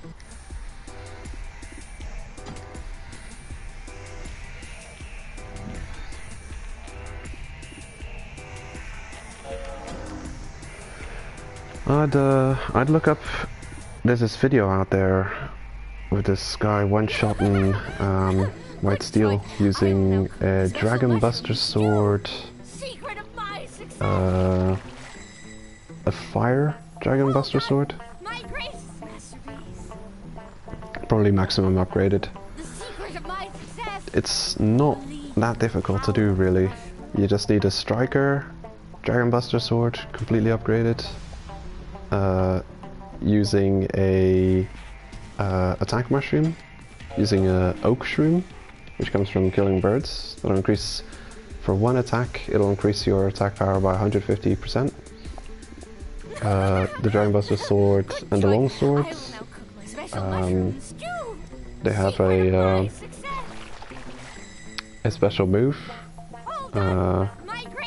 Their rage move actually is a counter attack, which does a lot of damage, and you have to you just basically walk into the fight, put your character ready for a counter attack, and try and take the first swing of white steel, that is a spike crusher, and the counter attack should finish him off in one blow. It's very efficient for mushrooms.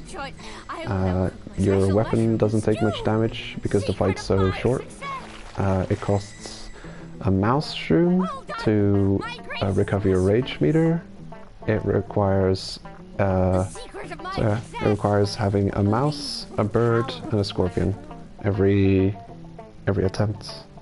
And everything but the bird are easy to farm, but bearing that in mind, you can just, you know, prioritize keeping birds for the oak tree instead of selling them or eating them or anything.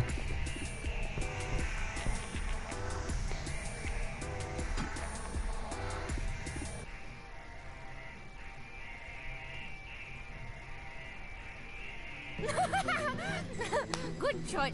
I will now cook my special mushroom stew. Secret of my success. Wow. Yep. That's pretty lucky. My grace masterpiece. The secret of my success. Believe in the power of mushroom.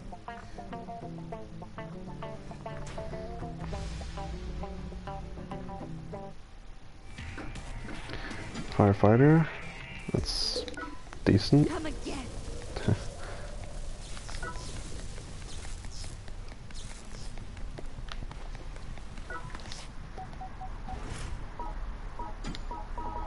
Let's get rid of these golden snails.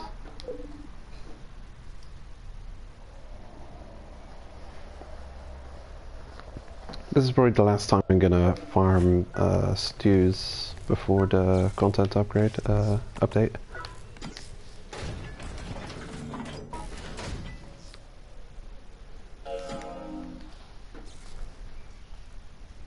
See how much kill coins this character has.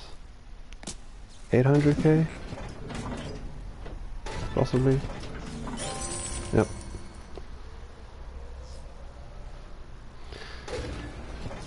And 290k spliffium, so I can upgrade the Buffalo Bank. Thank you for riding with us today.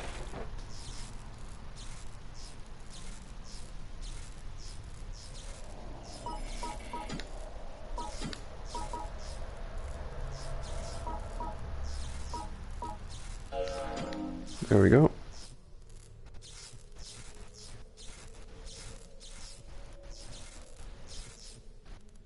Oh yeah, definitely. I was thinking of those new floors and how I'm definitely not gonna take any white steel gear when I go up there, because I'm expecting to die pretty often. So that's 30 hours to upgrade this, and you can skip that with 7 death metals, which is a bit much.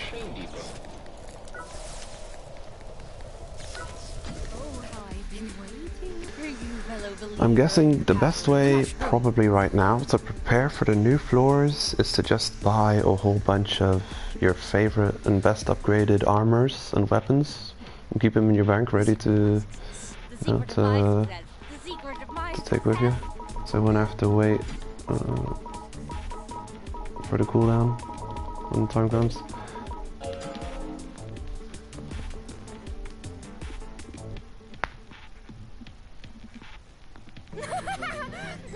Good choice.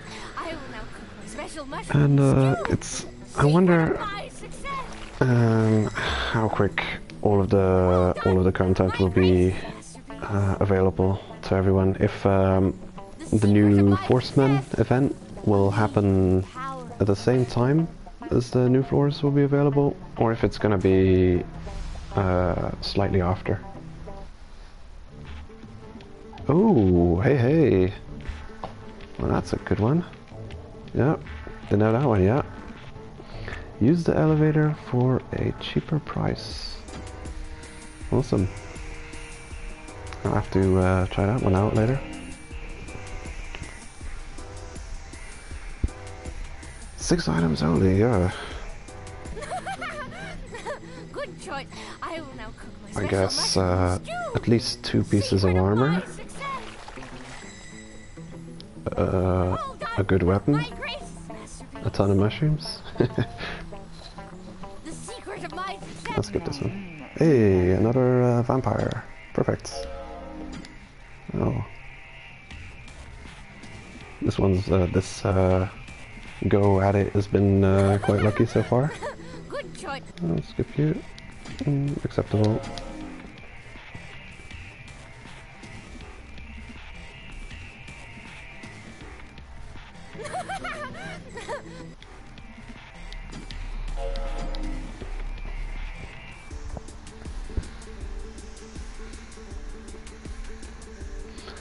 I'm planning on streaming all of the, well, my first run against the new content, going in blind. Well done, my greatest masterpiece.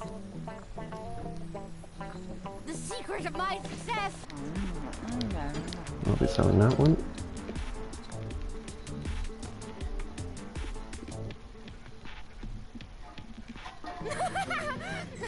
Good choice.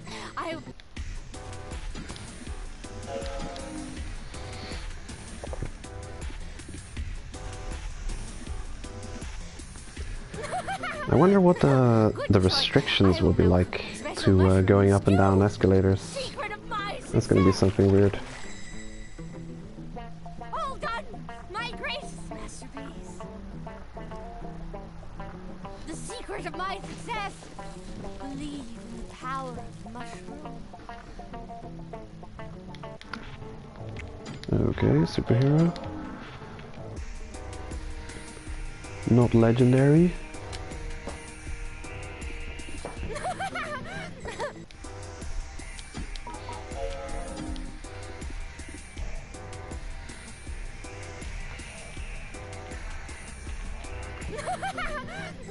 Good.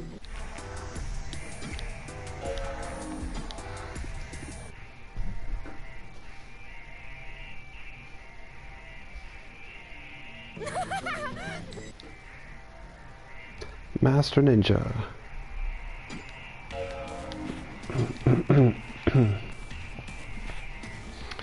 I wonder if anyone's ever made a build to defeat things with the ninja decals.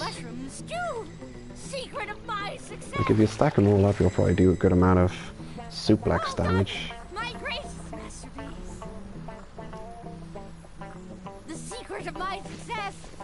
Believe in the power of the mushroom. Oh. That would probably come in handy. I don't think I've bought a single one of those.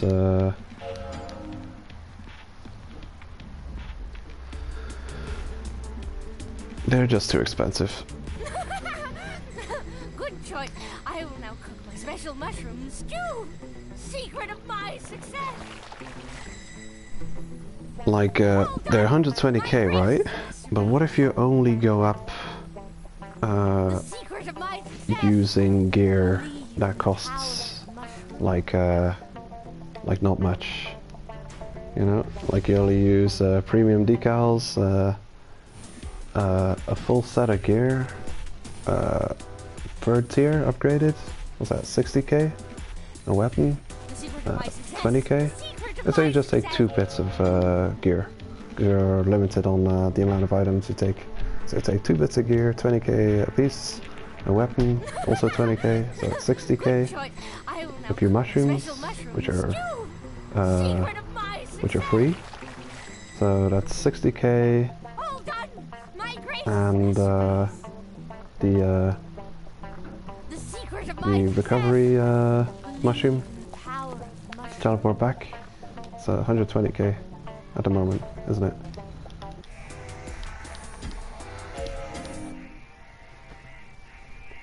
I'm not sure. I think I'll have to wait and see. It may have some very good uses in the new content. Were they planning on making it cheaper? Tryptamine D. Good choice. I will now cook my special mushroom stew. Secret of my success. Okay, another slugger.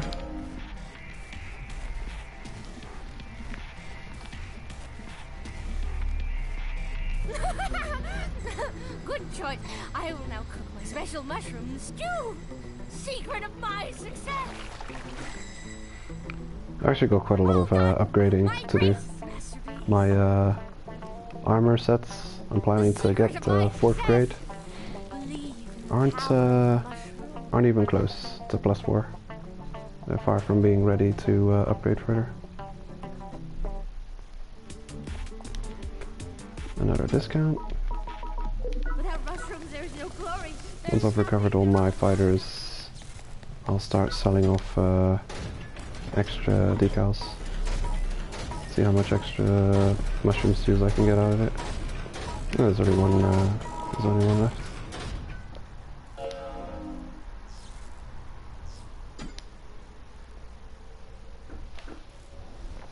Probably at the cap though.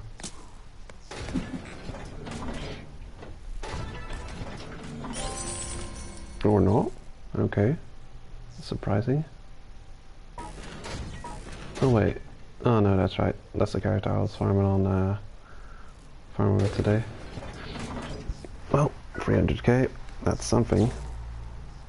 and enough spliffium to upgrade some weapons or armor. Oh, welcome back.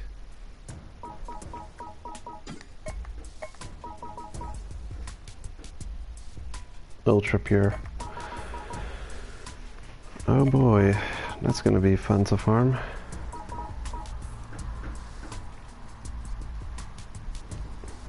Missing out on one dot to get this one leveled.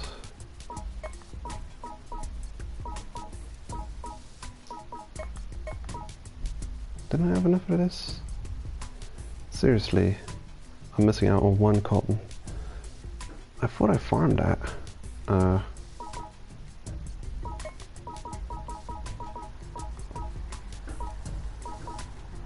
Also, nope, not enough for that. There's got to be something I can get this one leveled, one level. Yep. Spend some spliffium on that. Spirit Lance.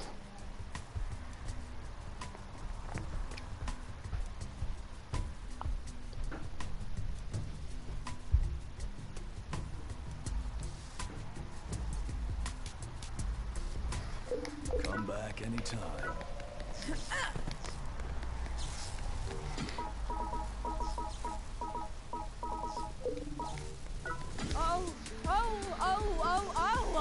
Oh, how I... Fellow believer, the power of mushroom! Alright. Not gonna have as much to gain here as I thought.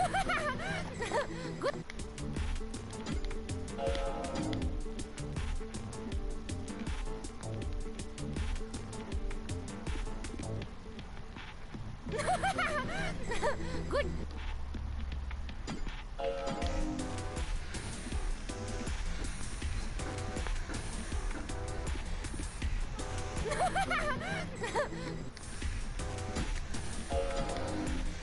Sprinter. Fantastic. I remember getting 5 sprinters in a row. Good.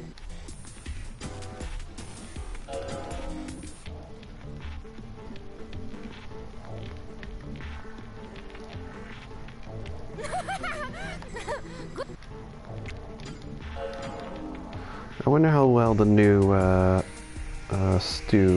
mushroom stew option is gonna be to get stews with death metals. Special mushroom stew! Secret of my success! All done! My grace masterpiece! It's probably one of their smarter ideas of making money on the store.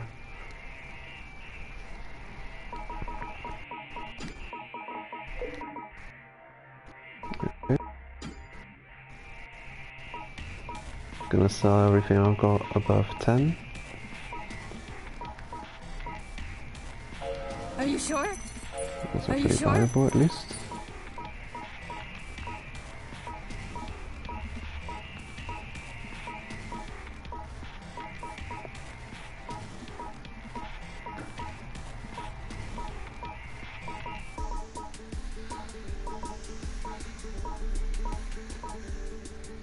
Yep, got 2 of these. Are you sure?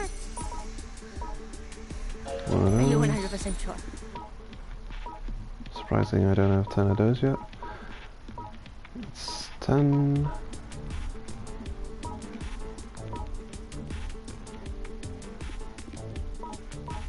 I hope it doesn't cost a lot. I hope it costs 1 death metal per stew.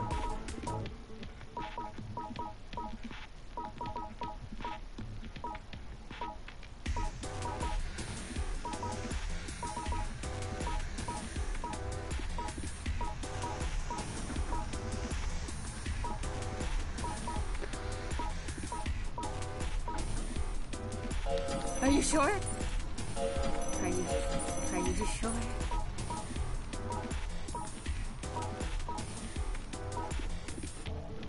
Are you sure?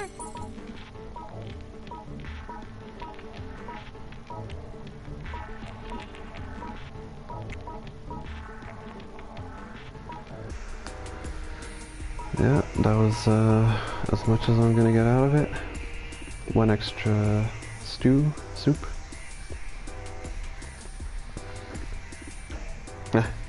Sure. Yeah. I'd love an option to trade decals in the game. The secret of my success! The secret of my success! The secret of my success! I trade you for serial killer. How's that? Yeah.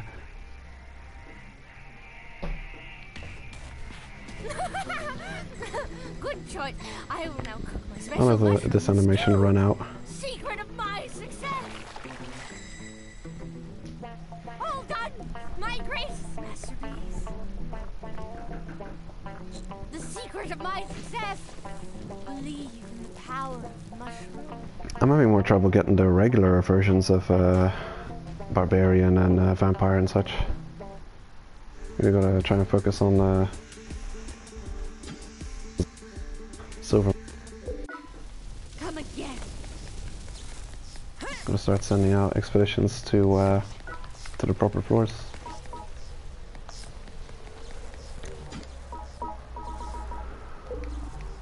Alright, that was... could have been worse. I've actually had worse stew spamming attempts as this.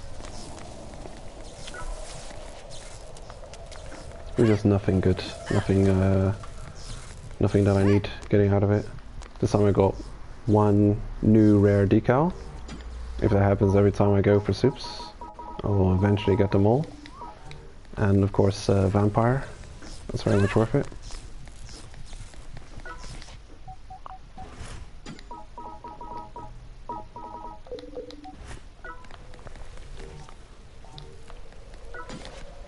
I think I'll go up and kill some things.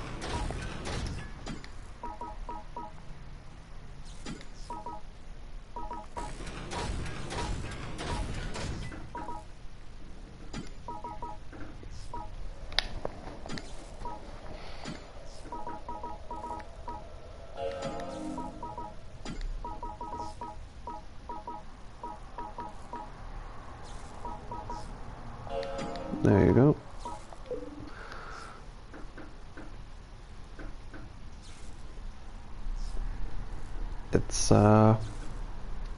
It's pretty great.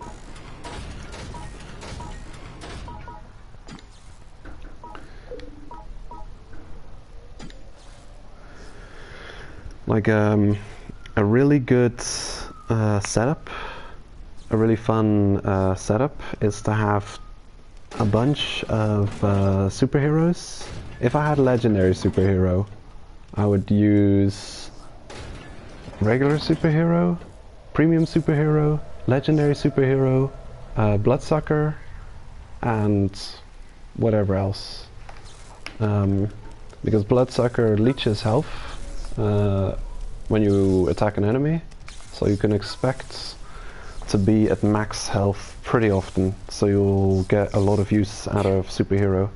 The tough part with superhero is just one point of damage will take you out of superhero, and if you haven't got much healing options, if you want the 15% damage increase, you'd have to eat mushrooms or beasts to recover health way too often for it to be useful. But with the bloodsucker decal filling you up and topping you off to max health, it's a really good combination.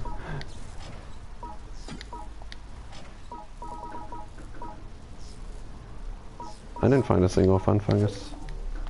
Well, today. It's been a long time since I've found any in the wild, but I have found them after the big change to the mushrooms. So they still exist, I'm sure of it. But I haven't got any from expedition rewards.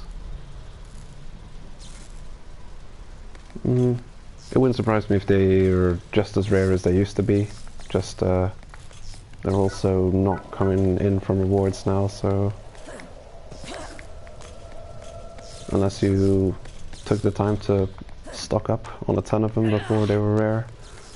I'm pretty sure most people are running through their supply by now.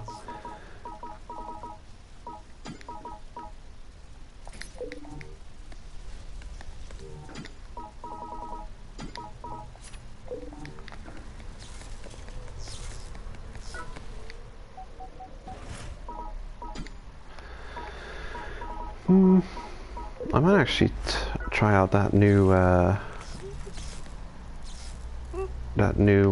cheap elevator decal.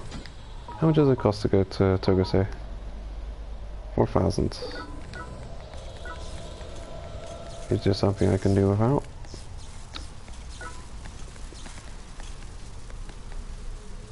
Oh, how I've been waiting for you, fellow believer in the power of the mushrooms.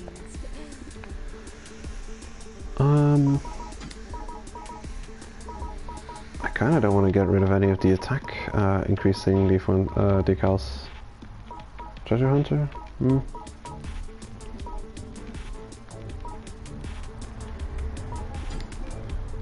Sure. I'll just guess which way I'm going. Here we go. A cheaper price, eh? Are you 100% sure?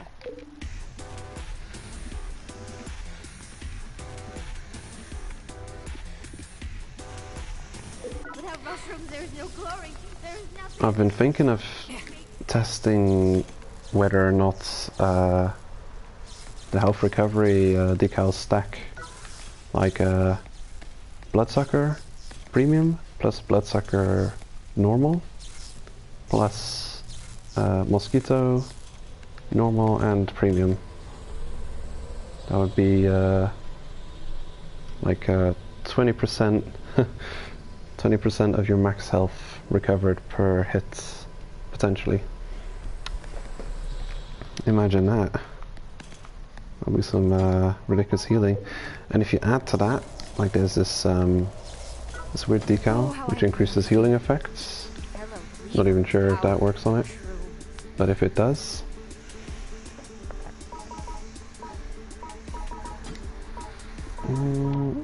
this is the one. Vitamin XXX increases HP recovery by 20%.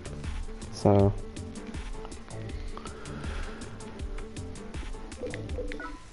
Come again. one of those, 2 mosquitoes, 2 vampires. Crazy, crazy health recovery. Wow, that is well worth it. Look at that. It's just over. It's like, yeah, it's like 40% cost reduction or something.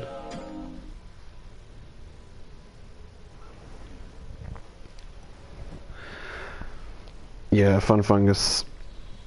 That was great. Getting farming jackals for the blueprints, getting their weapons, and then just healing them up with Fun Fungus. Healing up the jackal armor and the jackal weapons. That was cool. You didn't even have to make the jackal gear. You just need to have Fun Fungus, and you could use salvaged drops from kills. You've tried it out, Destiny? The combo works? I guess this is the way I have to go.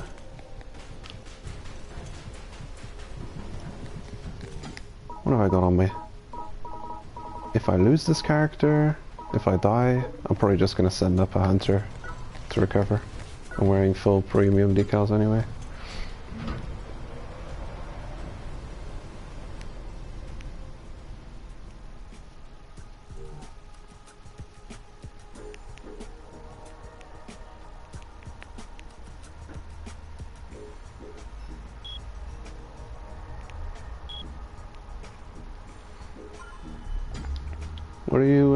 What are you up to, Destiny? Testing the vampire, or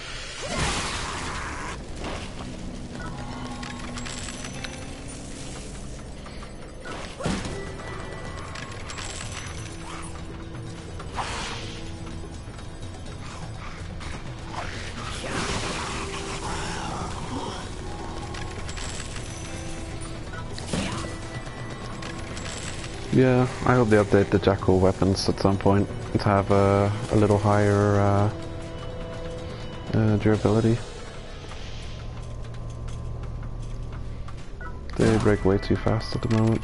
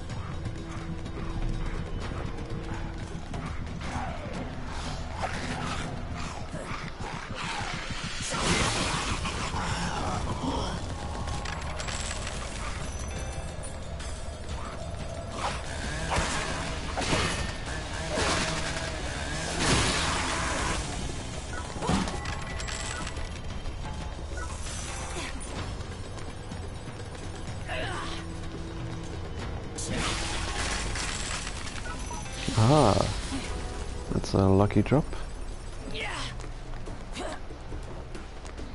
This is actually a pretty good option for farming bullet metal, this floor. You can combine farming bullet tubers and farming cone for the dot red. Oh, you again.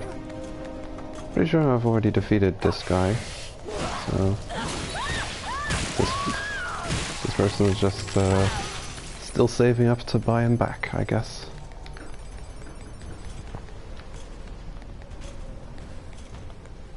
Is that what the new Forceman's called? Red Napalm? The boss does look pretty awesome. Wonder how difficult it'll be to beat.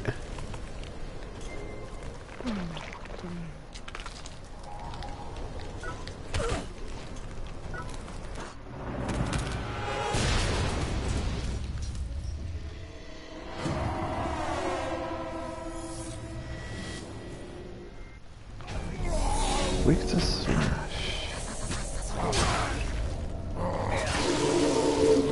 Could be. Could be, that would be great. I'll use this murder stick to defeat that boss then.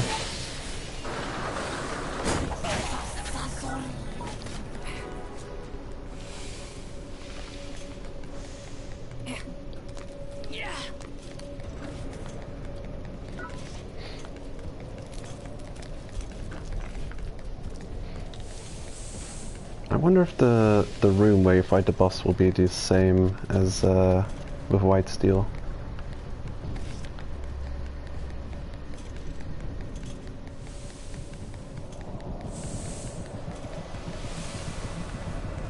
Because they'd be pretty limited in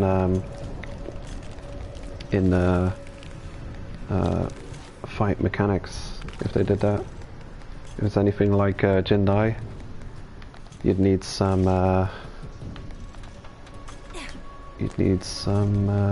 things to hide behind. Pretend it's a cover shooter.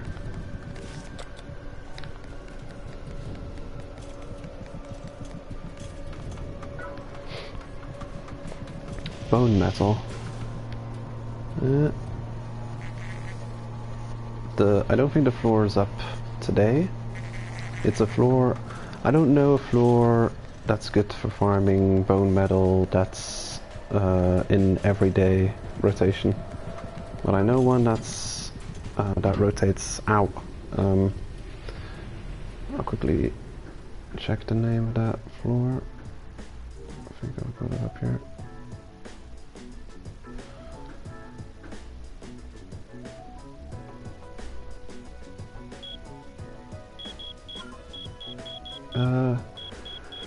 Let's see.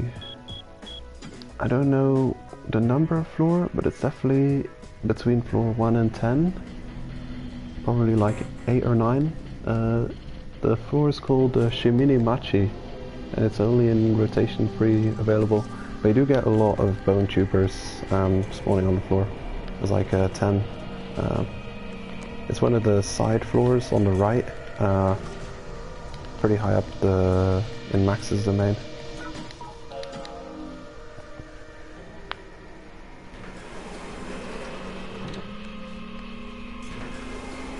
Yeah, Karasu.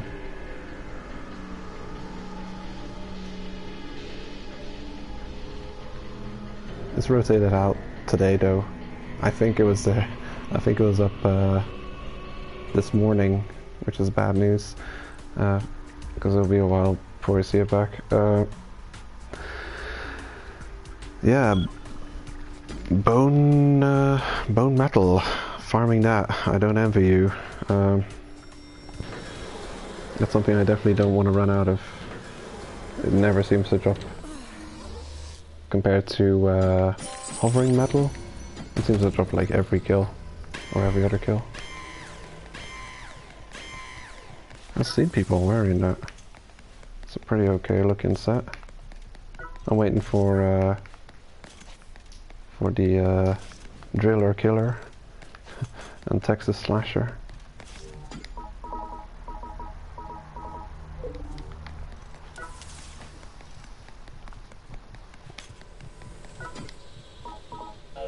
Nope. I was a bit unlucky with this run. Cone didn't drop his metal.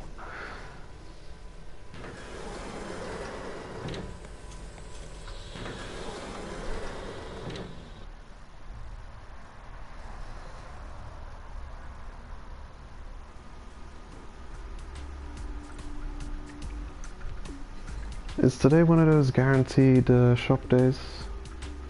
Have a quick check. Might actually go for the shop if it's a guaranteed day.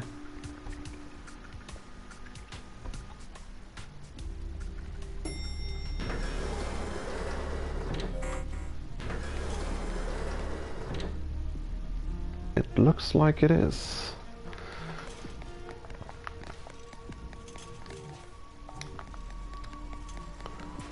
So I think I'll be farming a bit of kill coins, so I have at least 50k. And I'll go down 427, pick the shop.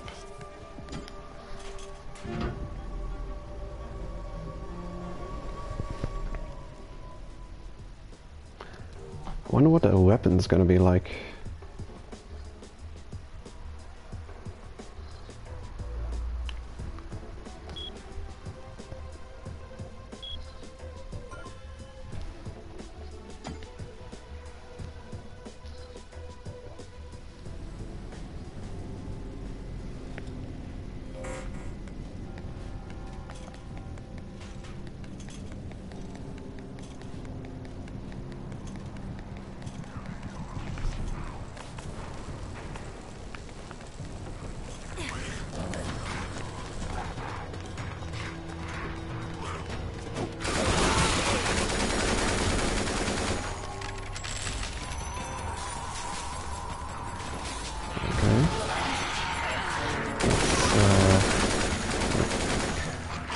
Unfortunate situation for him. Oh, no, no, no, no, no.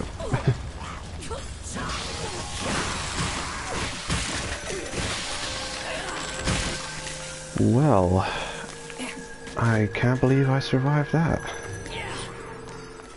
I was attacking with my left weapon, and I kind of forgot that I had an extremely close range weapon in my left hand. That could have been bad. They've knocked me off. They've knocked me off the rooftops pretty often. Those bullet tubers.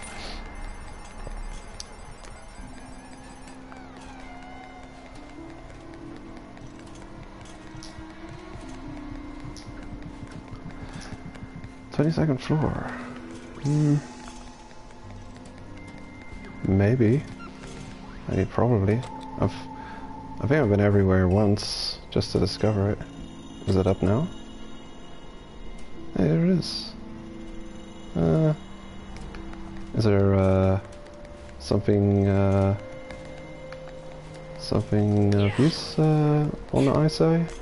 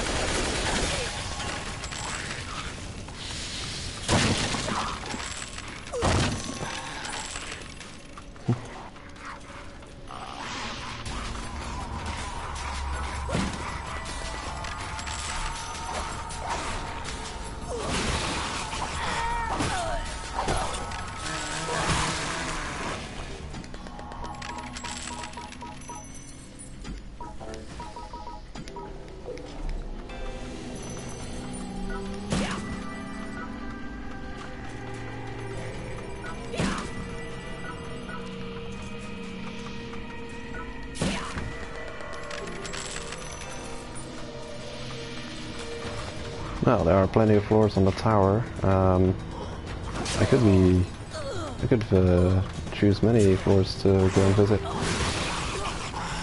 There would have to be a reason for me to go and check it out.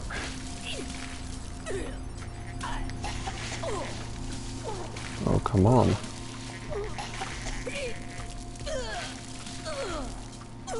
Whatever. You're fine.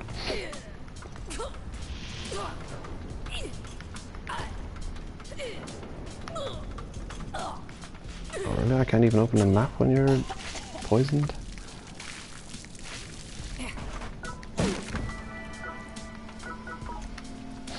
Well, that's something. That'll come in handy. Don't need that.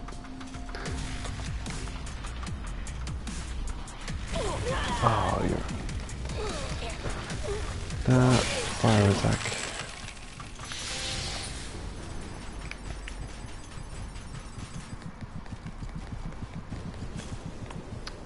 We made it. We survived.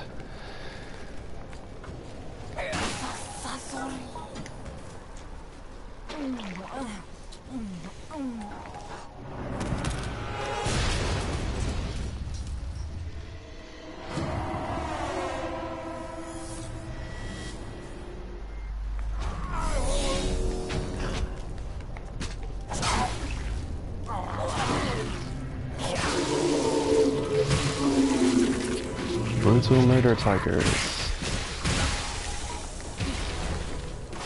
Awesome. It'll be one more step to upgrade in my gear. 37k.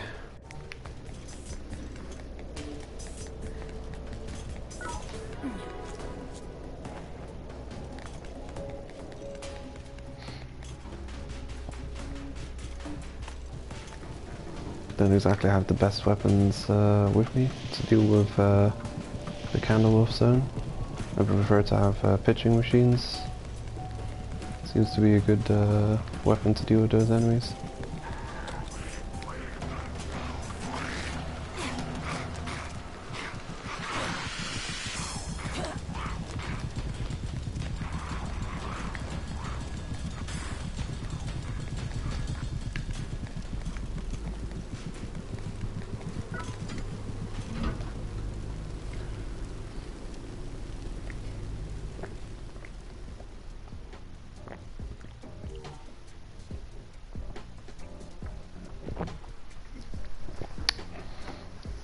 It'll be interesting to see them if they're planning to make changes to the Jackals anytime in the future. With the 6th rank fighter coming out, I'd imagine the devs would just be mortified at the sight of people just stomping all over their one of their nice creations. Which floor would it be? Shinkobashi? I think that's the floor I need.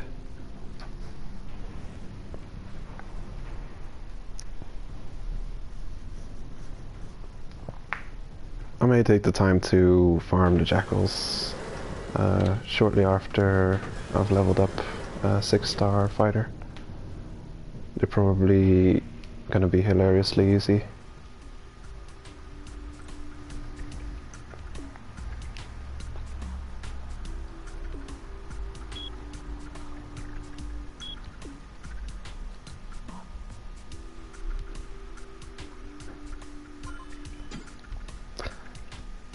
Yeah, you'd think so. Has there been any news on Jackals getting stronger?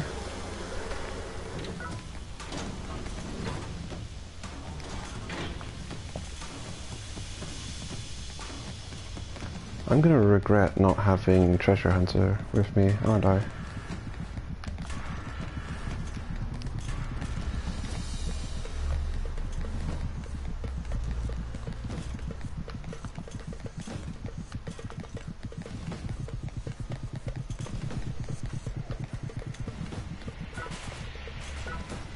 Silk.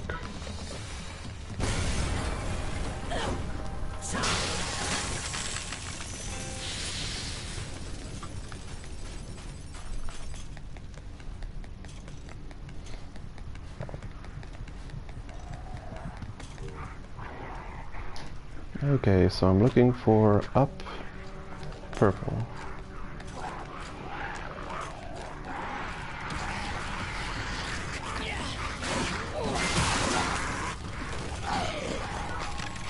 And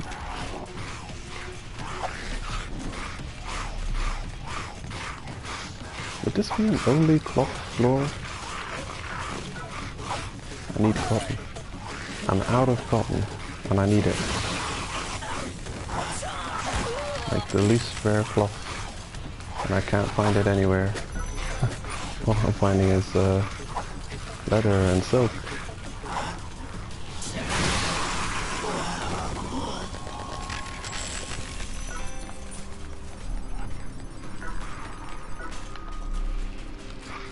Maybe they're not talking about the Jackals.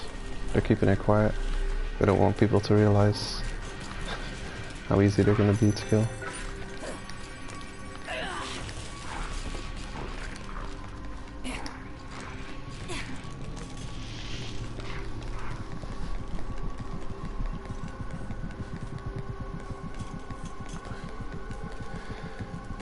Alright, that's lucky.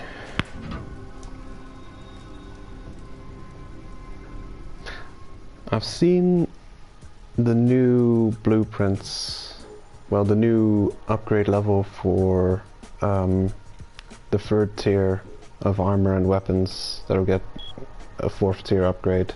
But I wonder what kind of new blueprints will be available on the highest floors with the content update.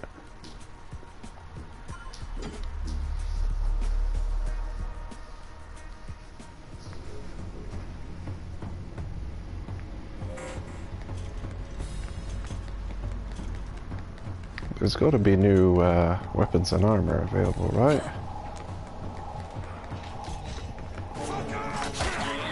No.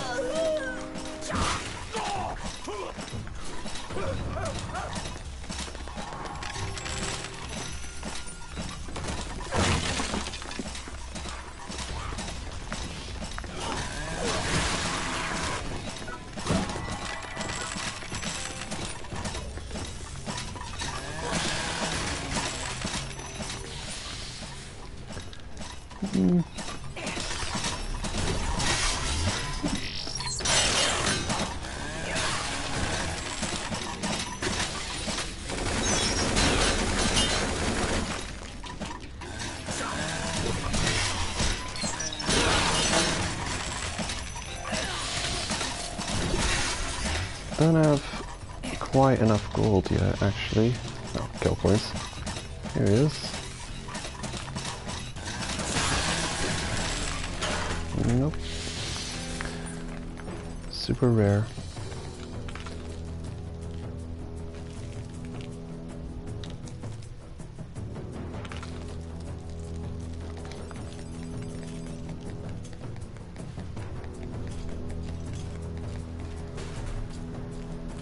So I'm looking for down green.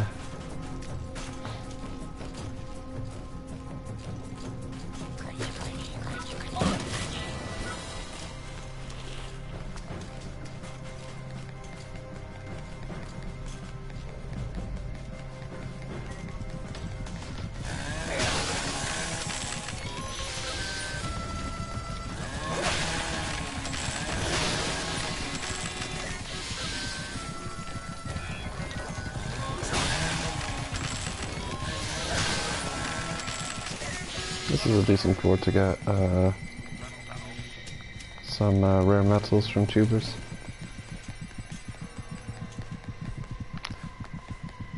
That's the wrong way.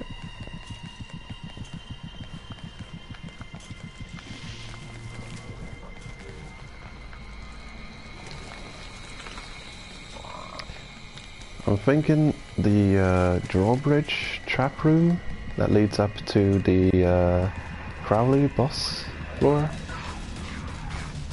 That's probably a good place to farm hovering metal, because there's free hovering tubers spawning there every time.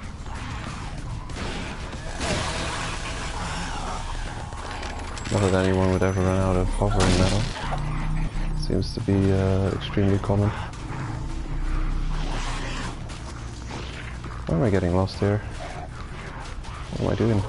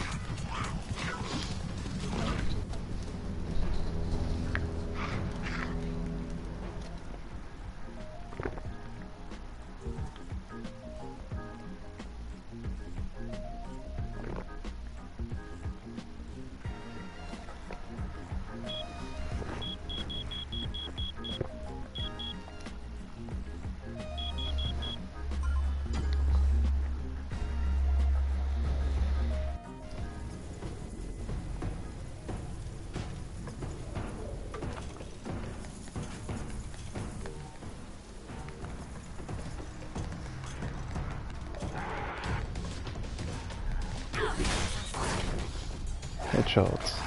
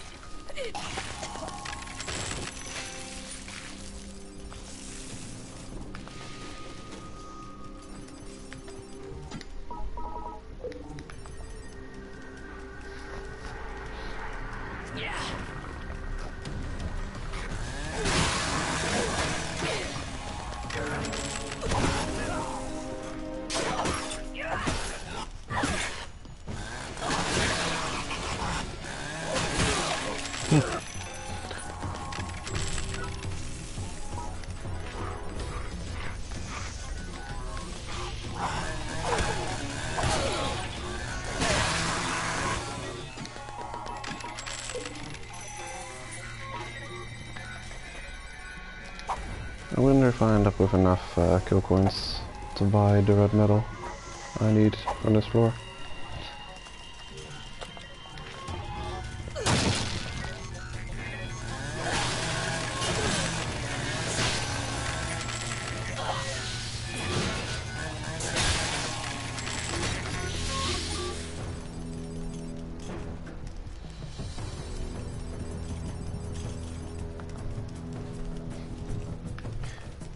These floors are very fun to explore and to make progress in, but retracing your steps and actually needing to go to pass through these floors They're the worst.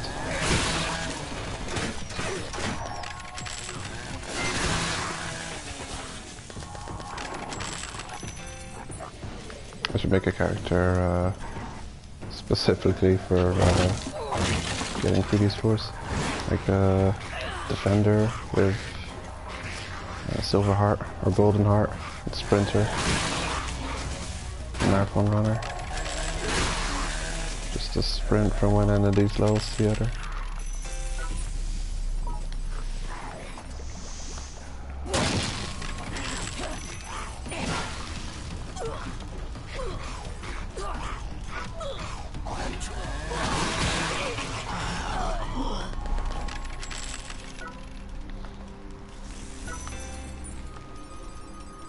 Were there treasure chests? Yeah.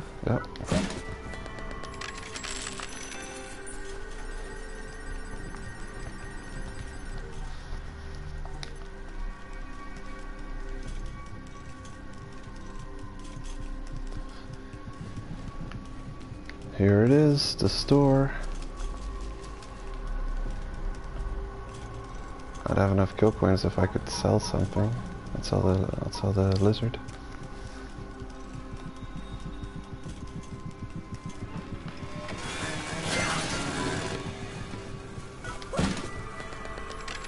Alright.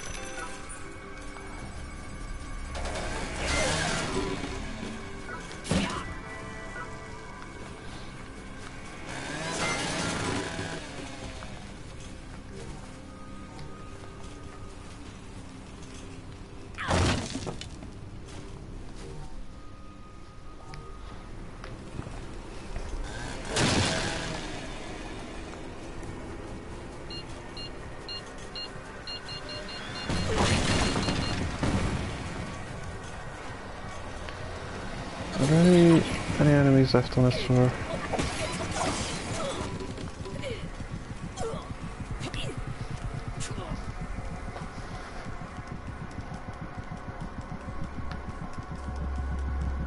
Oh, you're kidding me, right?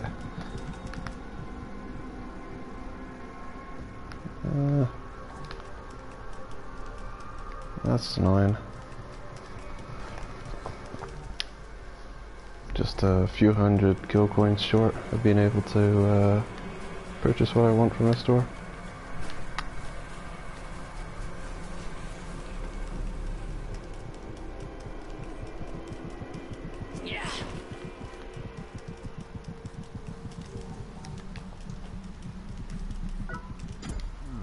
I know you. I've got some real professional quality items in today. I'll see you around.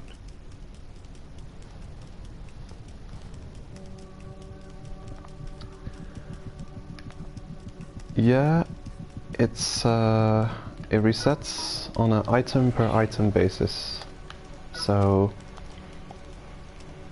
let's say I buy an ultra pure iron from this shop. Aha, lucky me. I'll just go to the shop and explain it over there. Well, so at the shop, I buy a DoD Arms Red from him. That item will be gone for an hour, starting now. So from now, you'll only be able to purchase that item again in an hour's time from now.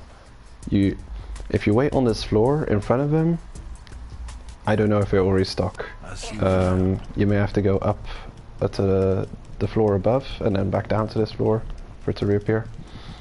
But yeah, it's an hour. It takes an hour for items to restock, and the floor is always available here. But what I have done on the shop days is I've purchased from the lowest shop as well on floor 3, Omoki. I purchased from that shop, and within the hour I visited this floor and he wasn't available here. So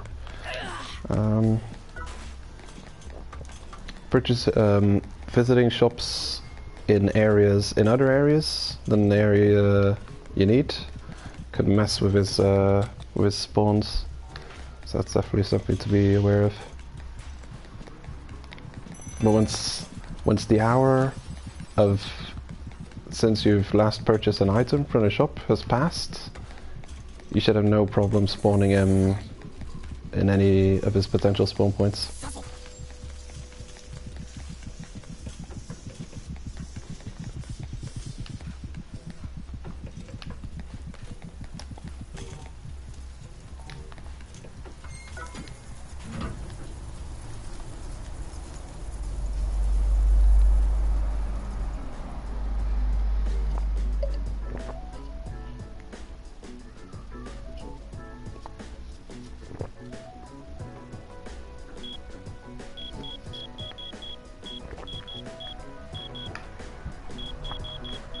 So yeah, I am kind of farming, well, kind of leveling up my third tier armor from Driller Killer and Texas Slasher and Captain's armor to get ready for the content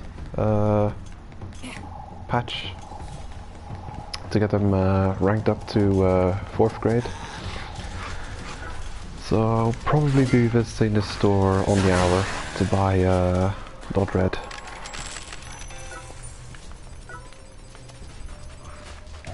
Even though it seems like a waste of time sometimes. Though you can never be sure. It is a guaranteed it's a guaranteed get. You could always be farming Cohen over and over and over again and him just not dropping it. Yeah.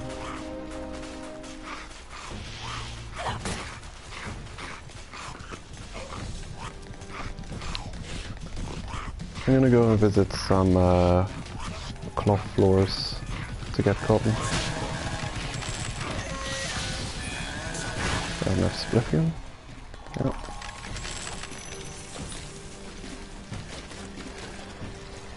Okay.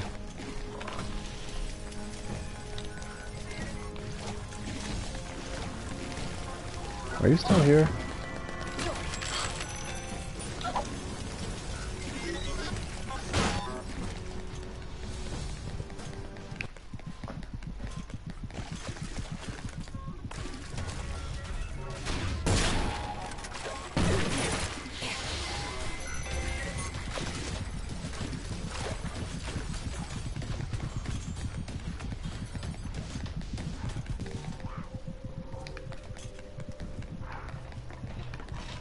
This floor is part of my vampire fungus farming route.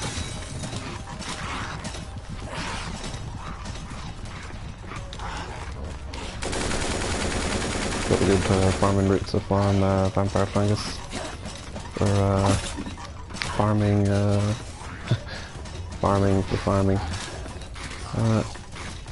So yeah, you need the vampire fungus to use in the picture setup to farm white steel.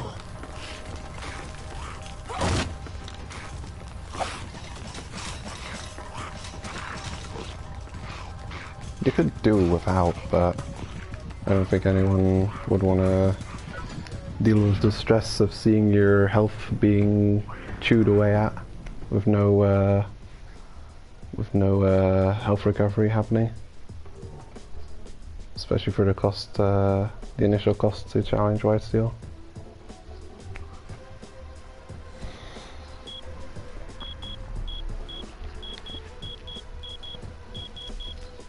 Definitely looking forward to the new Forceman event.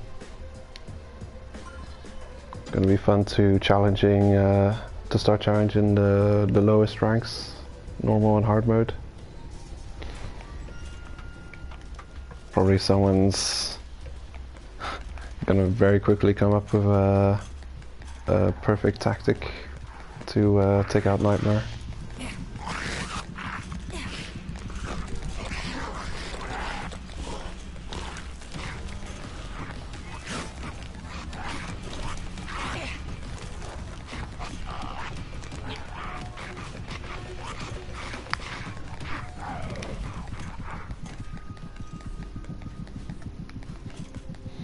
Whoever came up with the picture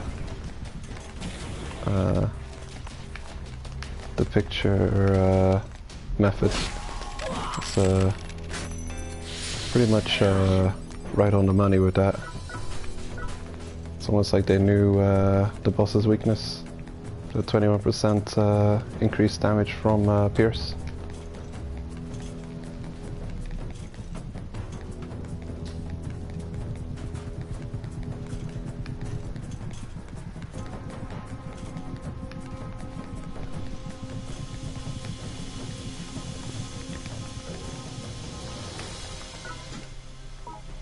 Well, at the moment you can only take the katana to, it only has 3 upgrades.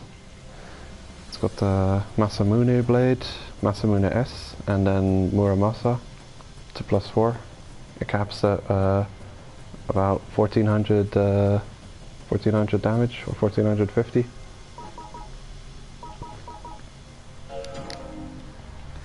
It's a pretty solid weapon though. Yeah. Got me through all of the bosses on the 30 and upwards floors the first time I killed him. It's the Muramasa. Well, U10, I didn't have access to the Muramasa then, but I used the Masamune to kill the last boss first time. This one Masamune plus Masamune S +2, I think.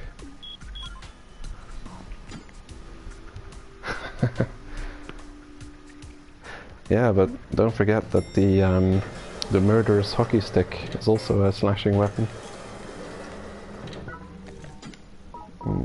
This one, murderous hockey stick A, also counts as a slash. It looks kind of blunt, but it's slash.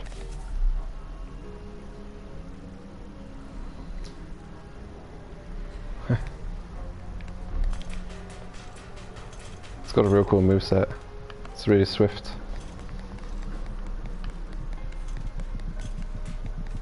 What is this? Markatsutsumi.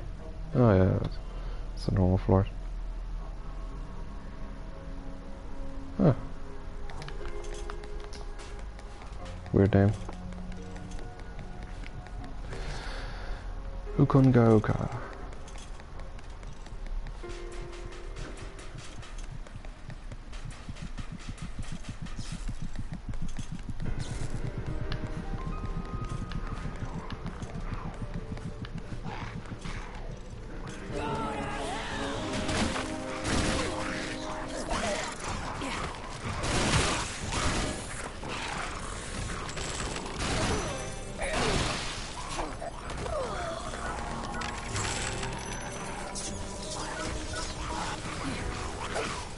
Okay, Cotton.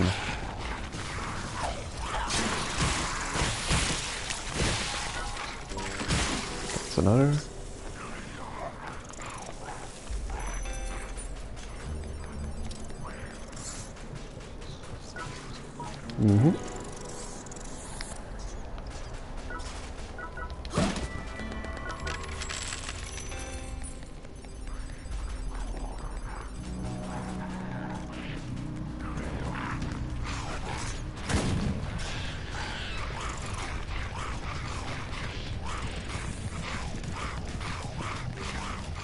Can't believe I go through there without getting poisoned.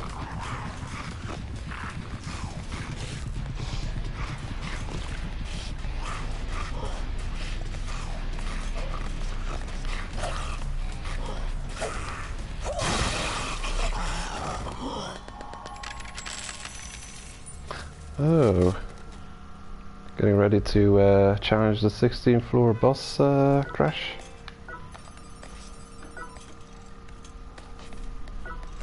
It's a tricky one.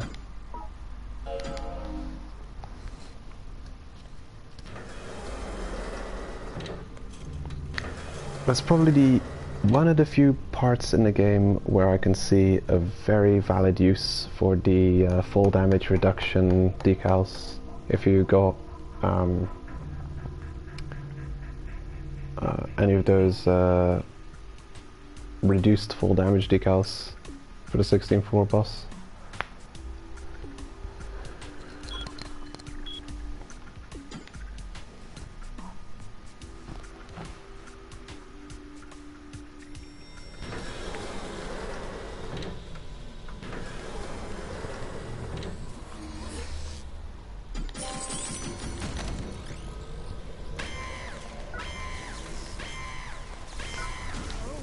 Let's see what there is available. There's got to be one you can just purchase for kill coins. Yeah, here it is. Shock absorber. That would help quite a bit against Jindai 64.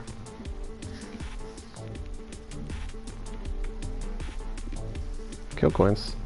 Well, actually, I started off farming kill coins. When this video gets up on YouTube, it'll be a pretty good guide to help you get kill coins. But yeah, the best floor and the route that everyone seems to use, because it's just that good, is the 9th floor, Nashioguchi, taking the gold elevator down to Metakoya 8th floor, and just keep going back and forth between those two floors, taking out the hater, because haters drop the most kill coins. Of course, not red player haters, but the orange Yotsuyama hater fight haters. They'll drop a good amount of kill coins. And you can do that at any fighter rank, no matter where you are in the game.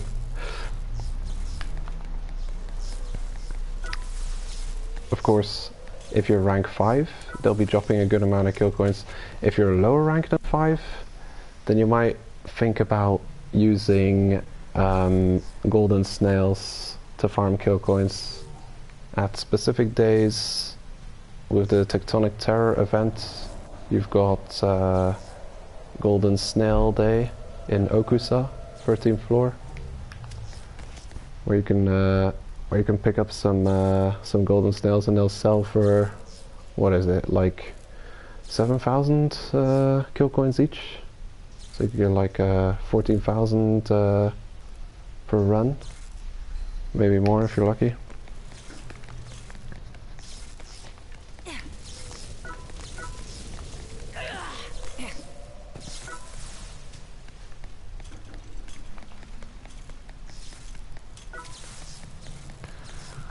Let's see, what will I upgrade?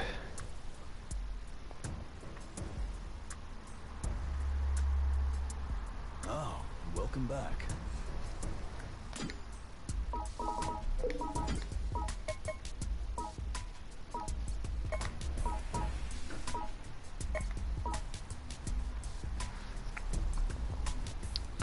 Probably do the Driller Killer Pants.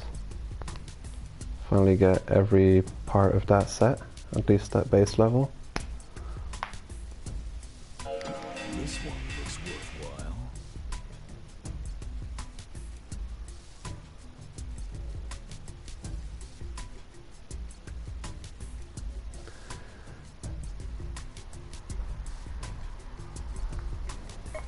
And after that I'll upgrade the Driller Killer Body. Don't have enough kill coins for that now. Come back anytime. I think I'll go and get some kill coins. See if my freezer has anyone that needs deleting. You look ready. Off you go.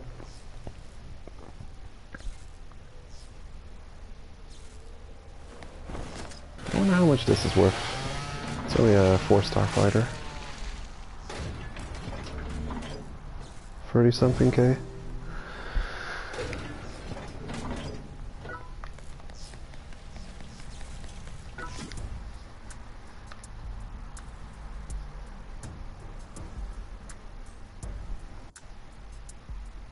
Oh, welcome back. This one looks worthwhile.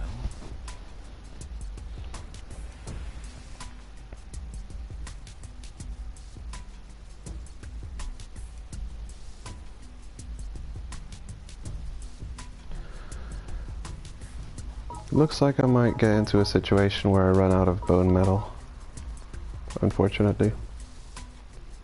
Got a good amount of milk blue, which is also a difficult type to get. This one also requires bone metal. Oh boy.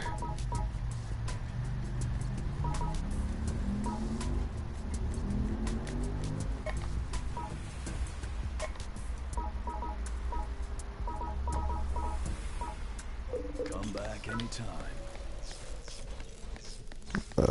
But more difficult types to farm bone metal.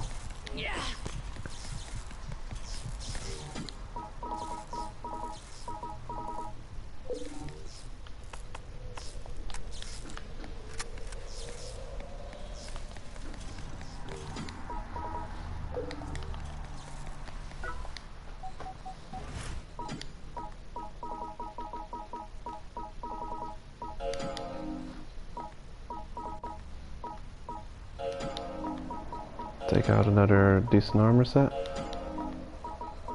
Don't get myself killed.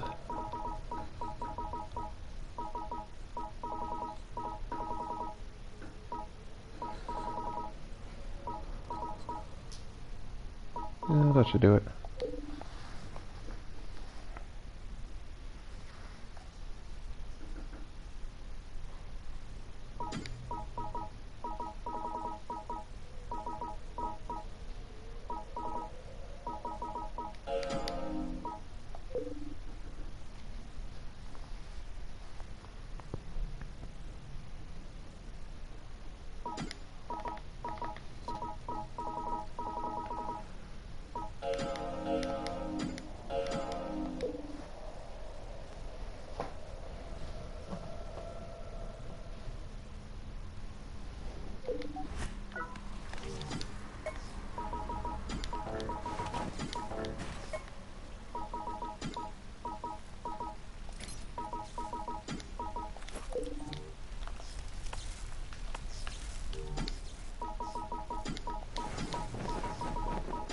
There we go. It's one of my favorite armor sets, the Ghost Sniper.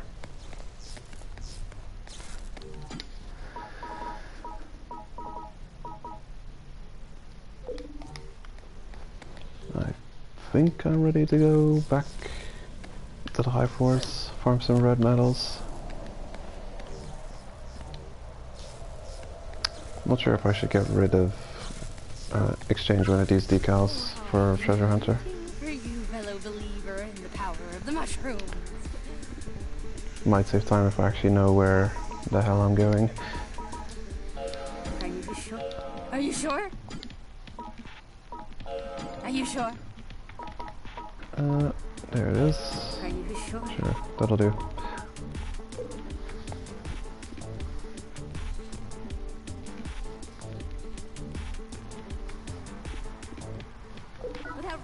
I really haven't got a single rare damage increasing decal yet. No barbell, no legendary hero, no serial killer. Alright, that should do it.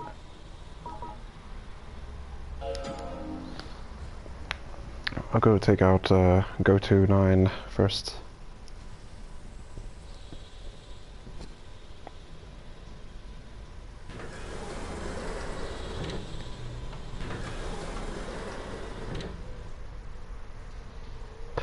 I wonder if this armor set is not weak to fire.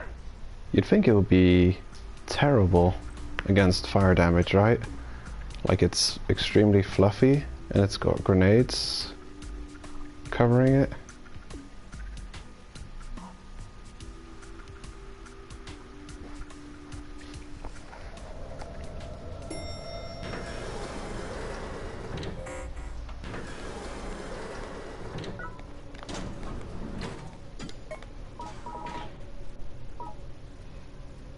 Oh yeah.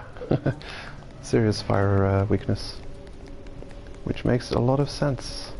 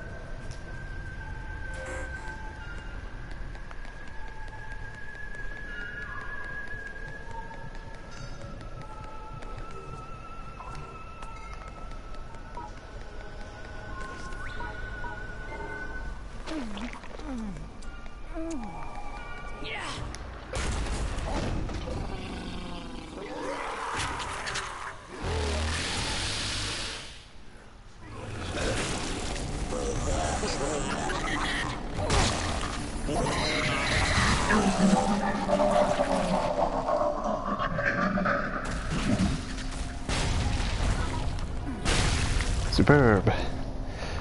That's lucky.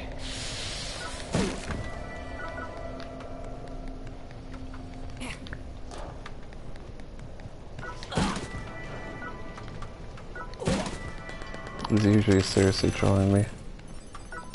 Getting 5 go to 9 kills in a row. No Candle Wolf red.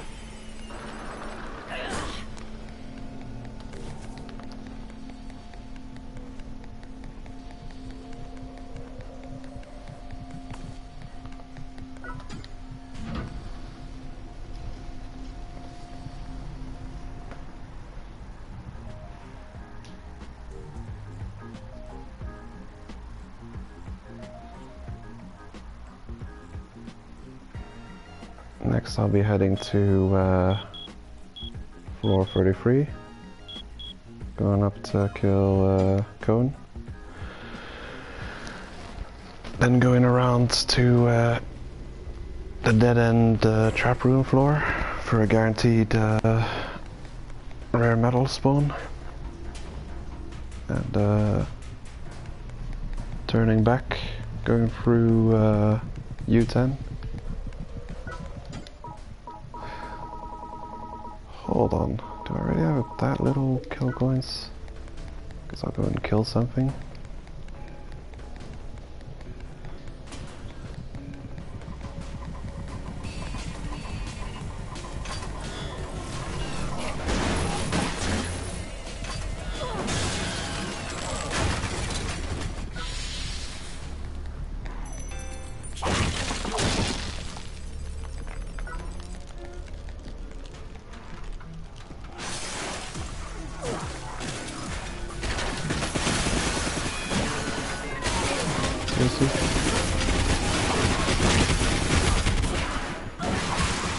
Oh, a pincer attack.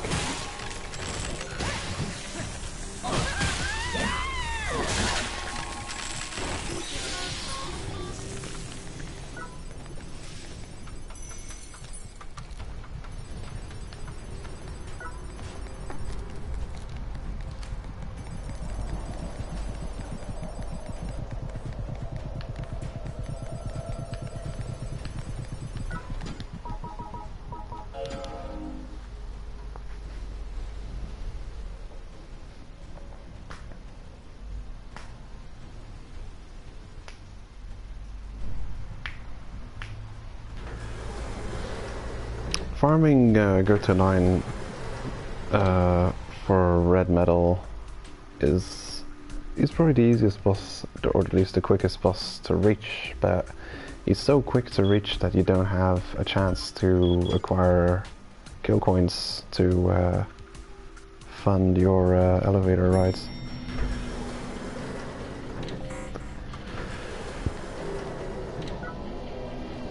Co-op. There is co-op. Haven't you seen the videos? There's people bringing haters to boss fights, having the hater kill the boss.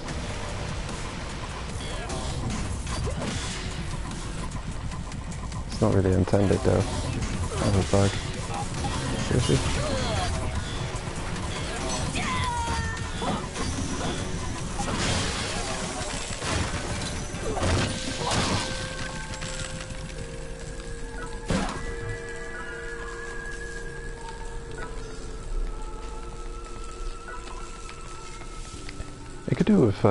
It could do with some positivity actually.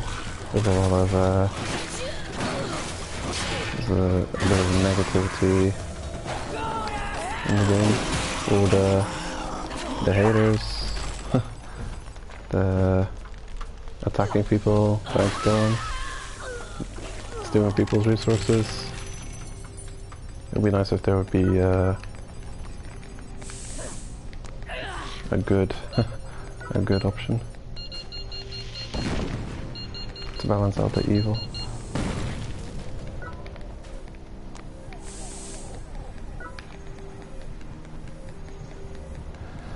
Where am I going?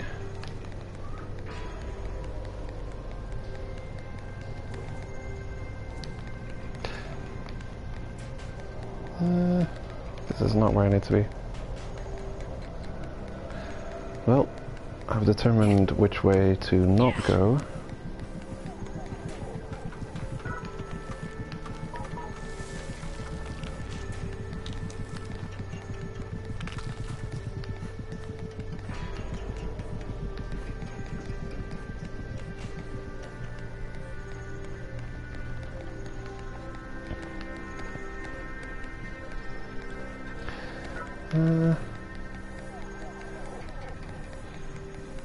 Yeah, actually, the reason I leveled up this armor set in particular is to get ready for the second Forceman. We were expecting a enemy with a gun with piercing attacks, and since the white steel armor is weak to piercing, it's probably a bad idea to be using white steel armor when fighting the next Forceman type. And this armor, it's not 4th tier armor, but then I started leveling it before that stuff kinda got started. This armor is really resistant to pierce. It's got 2 times 13% pierce resistance. Decent strength, fully upgraded, and I'm curious how it holds up against the next Forceman.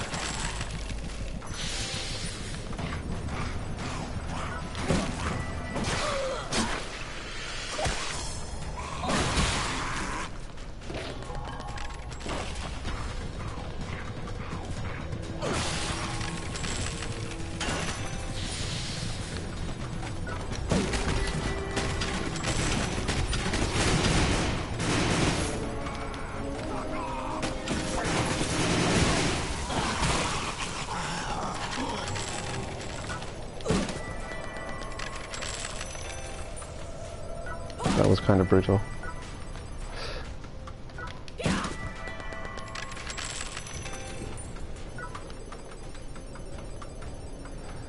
Well, it's their own fault really for being naked at this floor of the tower.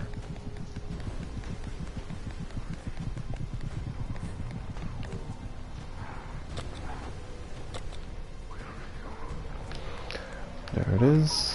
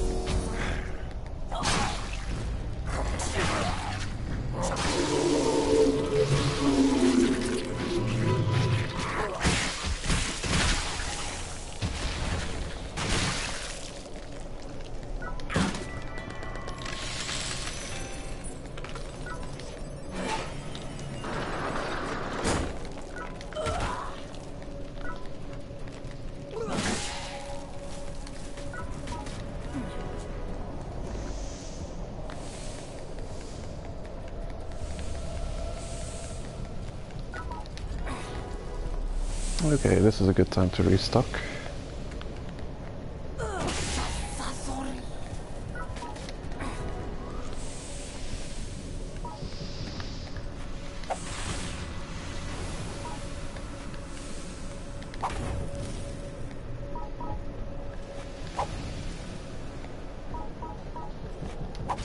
Whoop.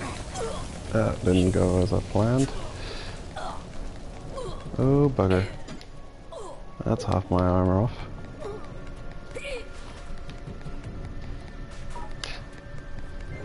Well, at least I got this one cooked.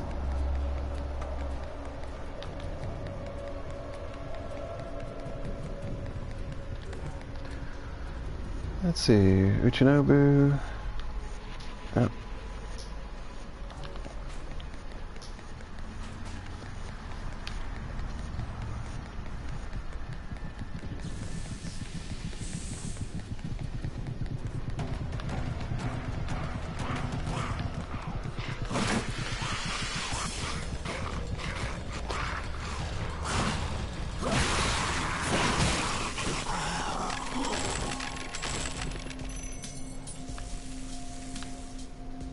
Okay, that's confusing.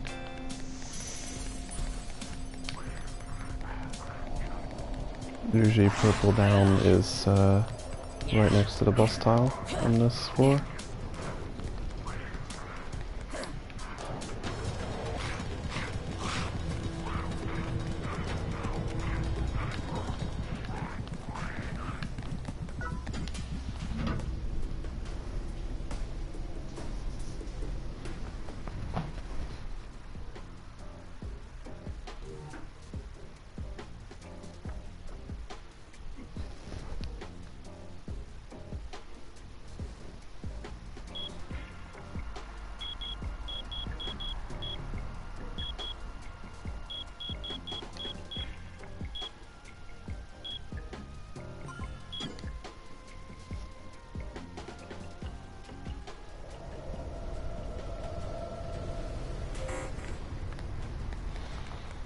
I wonder if the white steel armor having weakness to pierce is some kind of trend which you'd see in DoD type armor, or if it's just a coincidence.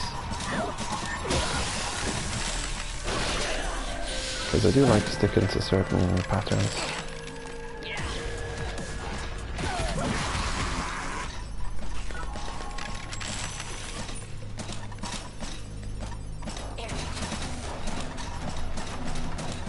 All the Candlewolf armors seem resistant to slash type damage. So when the Candlewolf Forceman appears, probably a bad idea to be using slash against that. I go for normal trend.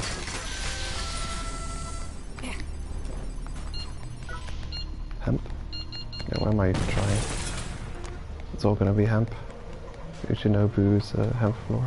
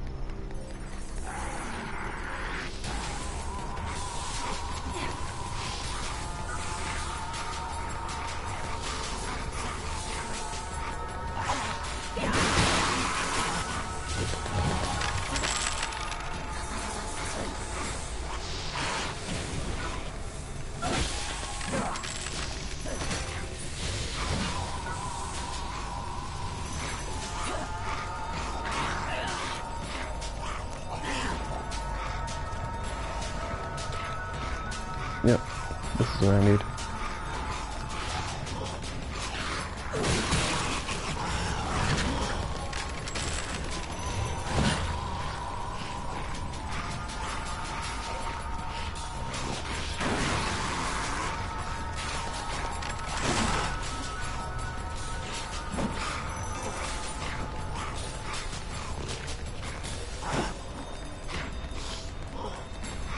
Yeah, I wonder how soon you'll find new weapon blueprints.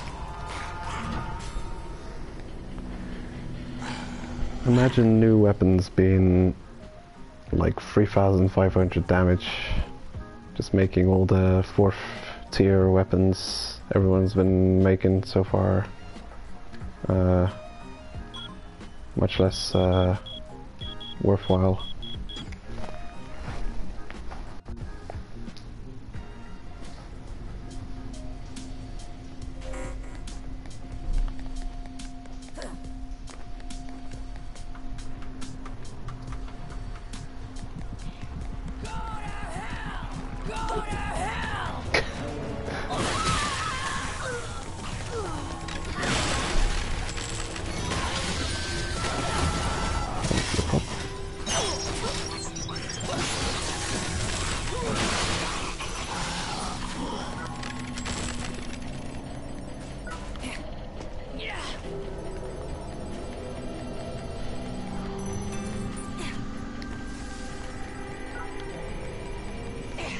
Just checking for ultra pure.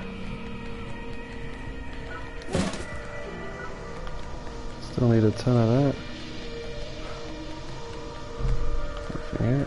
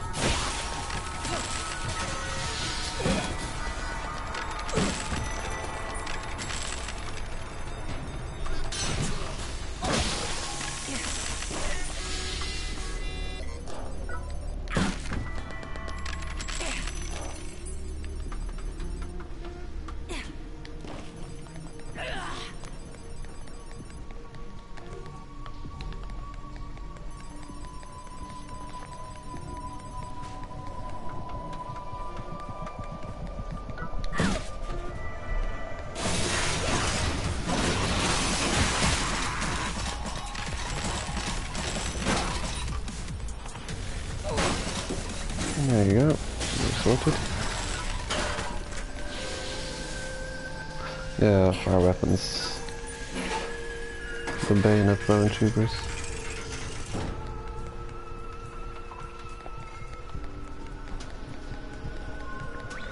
Now I'll be heading back.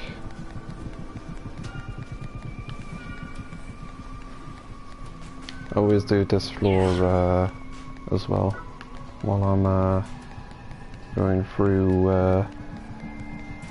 Cohen and U10. The chance at the ultra rare and a guaranteed red medal.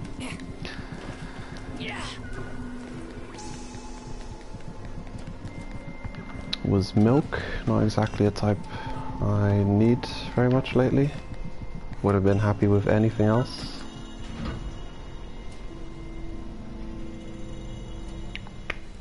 Mainly need DoD red metal. Still need a ton of that. Got 2 DoD sets I'm farming. I'm leveling up.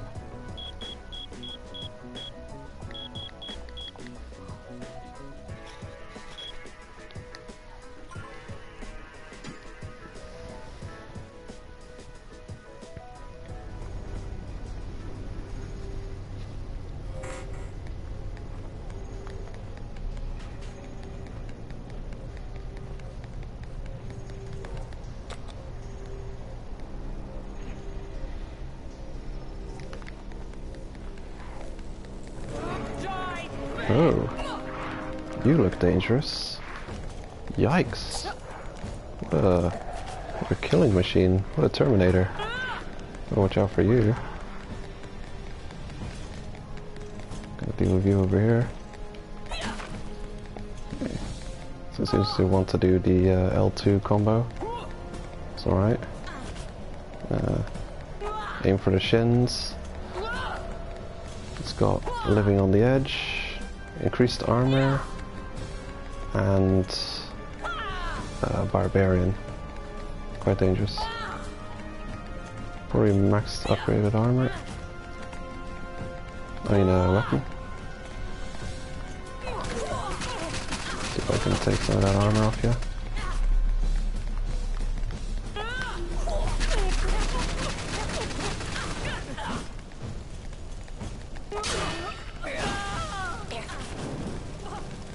Yeah, you don't like that.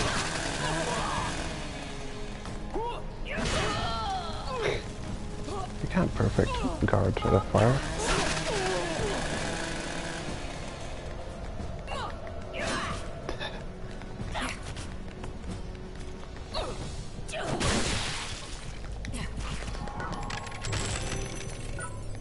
Alright, that's actually quite a nice reward. I'll be able to use that weapon after my the hockey stick I'm using now breaks. It was fully upgraded.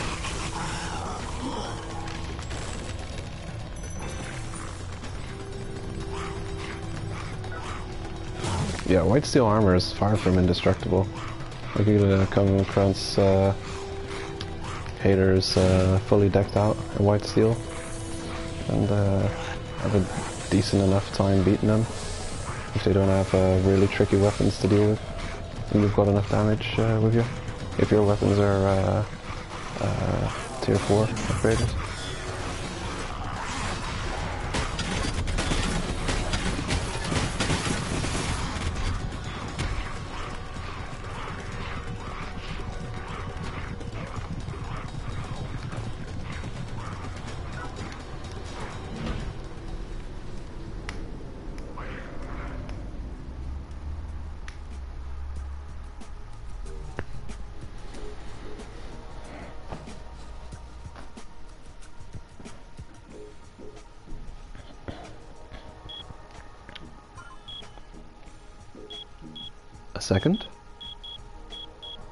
A second game.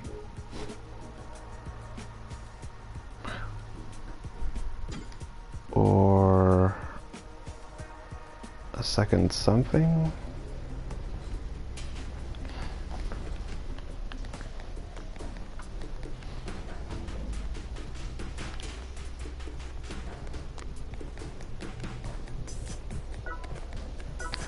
Mineral oil.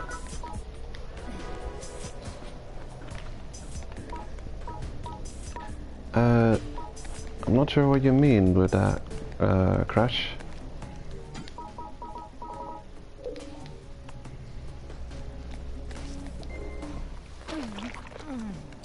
Let's see if I can have a fight without hassle. An easy one-shot.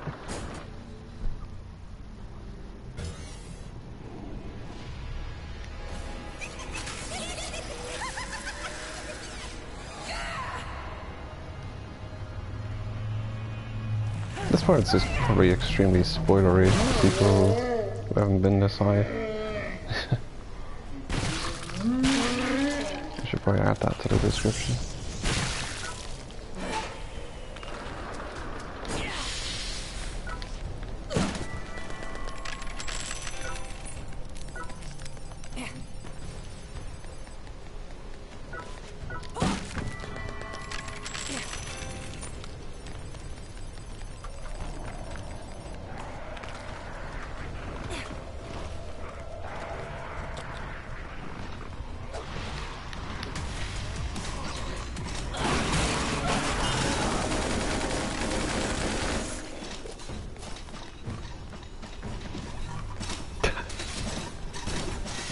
This is always absolute chaos.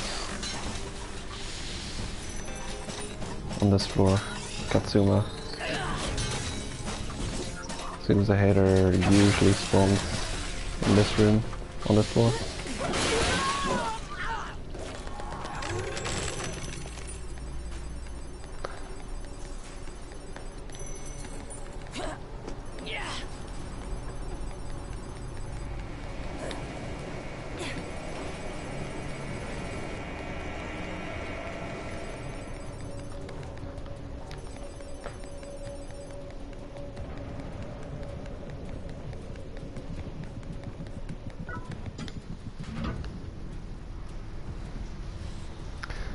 to Toguse.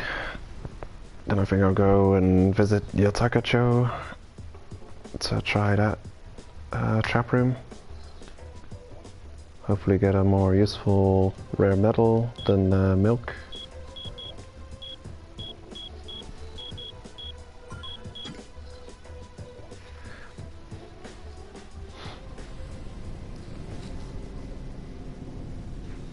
This last run of bosses has been relatively poor for drops.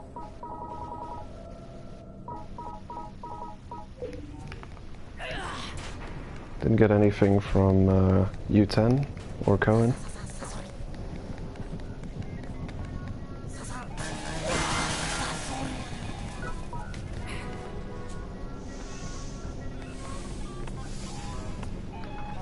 Pretty nice how those red sting shrooms are just as strong cooked as uncooked. Kinda makes it you don't need to worry about cooking it. The only benefit from having a grilled red sting shroom is 10 seconds extra duration on the buff. What on earth are you doing here? You're supposed to be on the load force. Seriously. No one invading you? You've given up?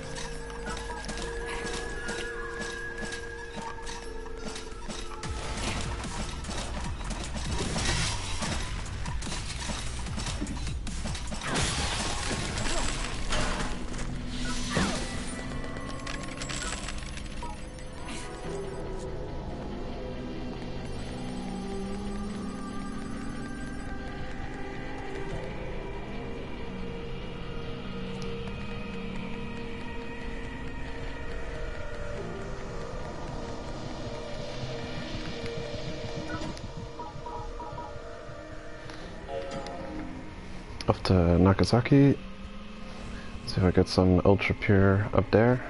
Take the escalator down. I think that's the fastest route to get to the Yotakacho trap room.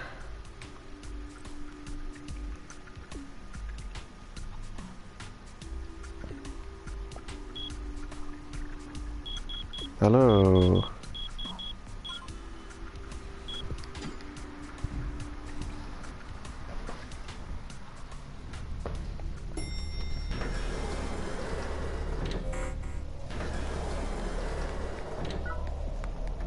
The stream is probably mislabeled at this point. The title is what I was doing the first half of the stream. Farming up kill coins and spamming soups. I'm using a rare decal that I got from spamming soups early on. I got this maintenance staff for cheaper elevator rides. It's pretty cool.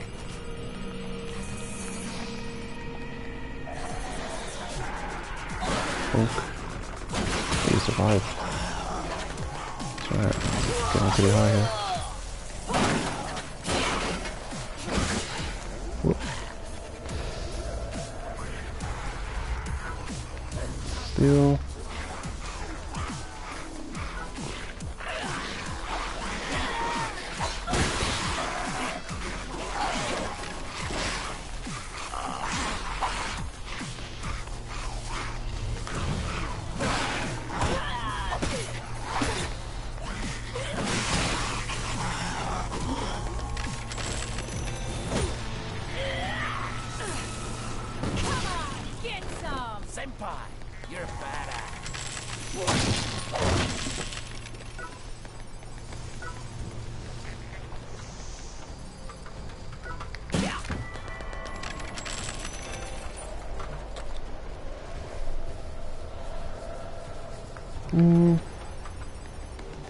I'm kind of where I need to be. Yeah. I'll go this way already. If I clear out this floor, it'll be on the return trip.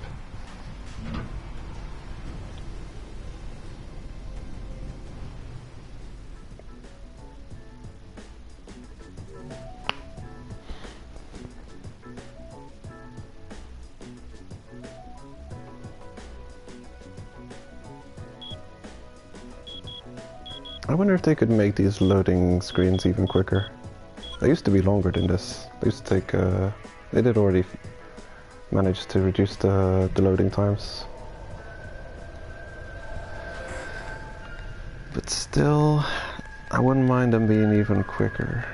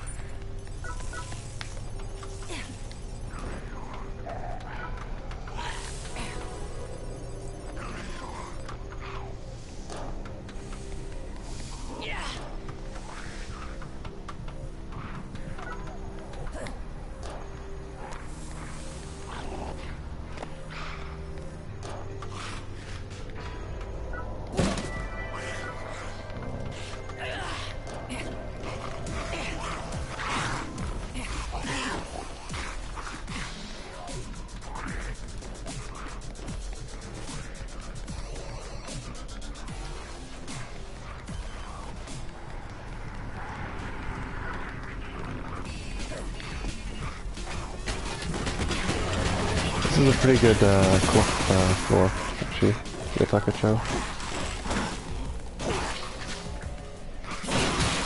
I rarely come this far to look for cloth though, since you do need a good loadout to survive this high.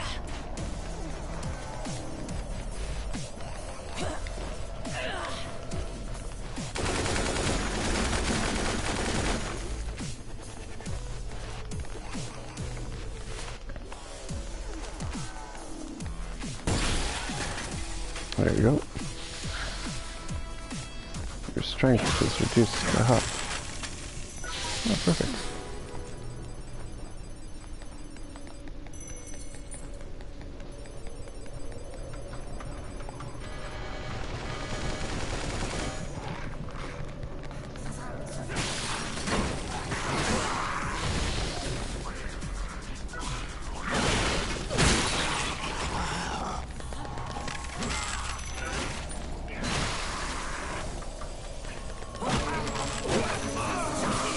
Don't celebrate yet. My god, what a monster. Yikes.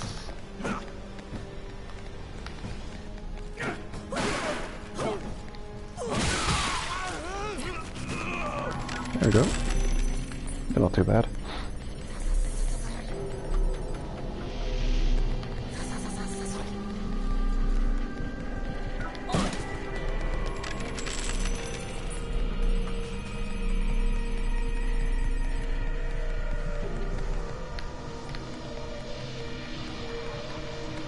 Alright. The dreaded room.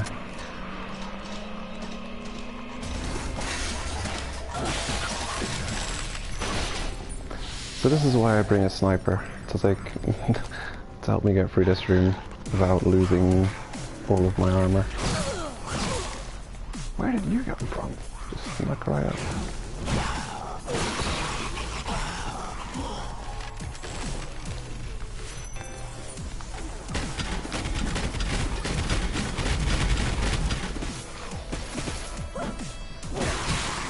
This is a pretty forgiving angle to be coming at the room from, actually.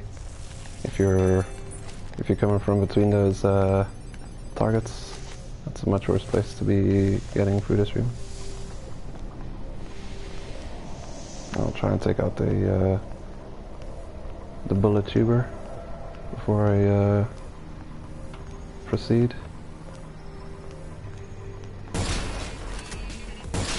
Yep.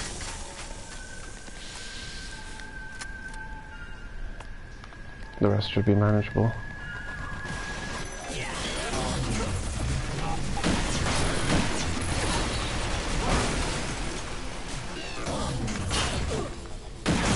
There we go. Still lost some armor getting through that. If you just rush into this room, it's just devastating. Your armor can be fully healthy and it'll just be just melt right off you.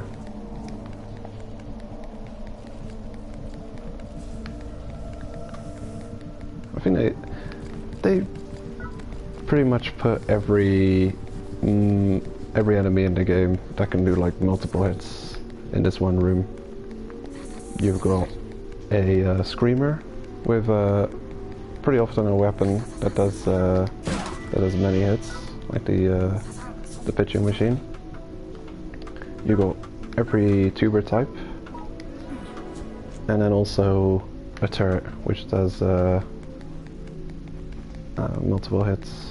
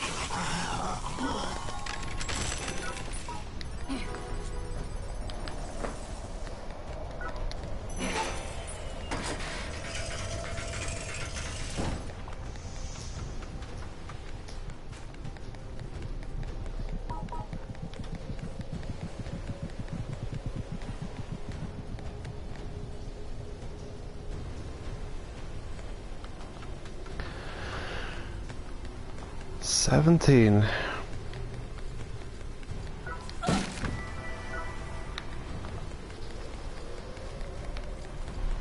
Not quite sure what happens on that floor.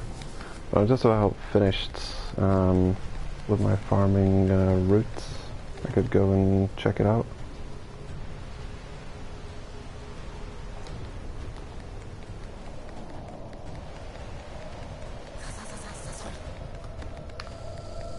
But yeah, I kind of remember the routes from 16 to 20 being quite unforgiving. Terrifying, actually.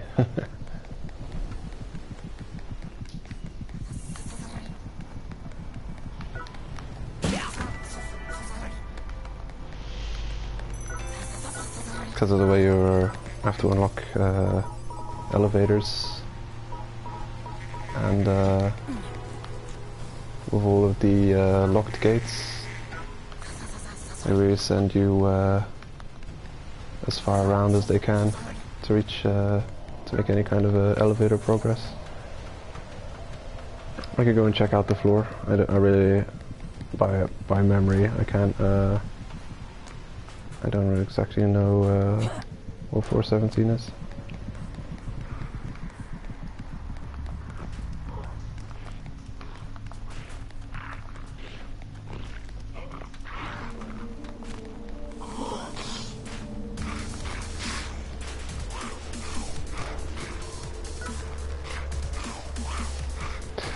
There's a couple of points progressing through the game, climbing the tower, that are really difficult, and a lot of those difficult routes I've completely forgotten since once you've unlocked the gates, they open. So you tend to forget how difficult just getting around is. Once you've already found all the floors and unlocked all the gates and activated all the elevators.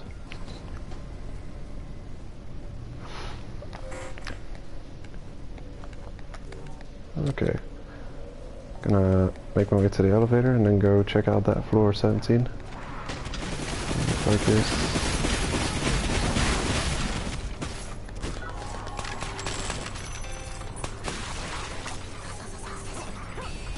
I remember there's some really nasty floors high in the high in Jackson's domain.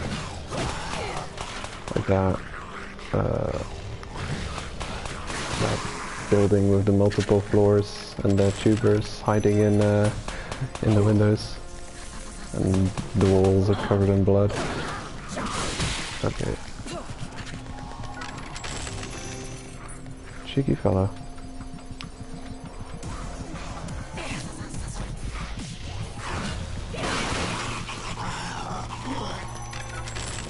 There we go. I'll take you with me.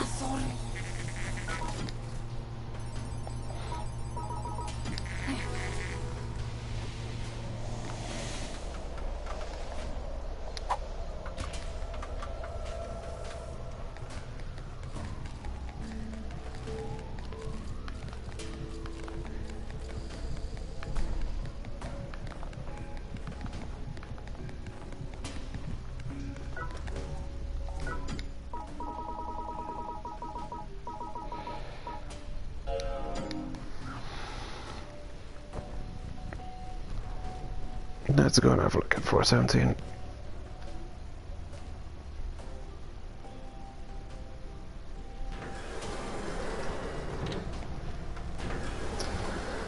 I wonder what rotation it is today.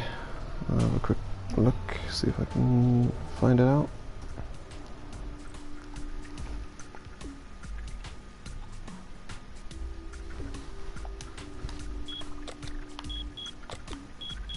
Let's see, there's the long mauve elevator on the left. So that would be rotation 4.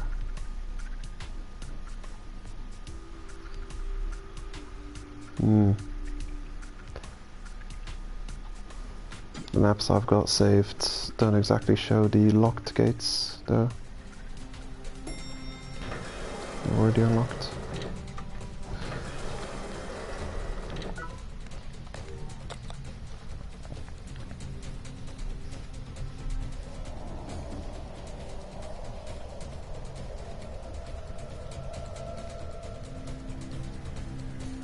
Oh yeah.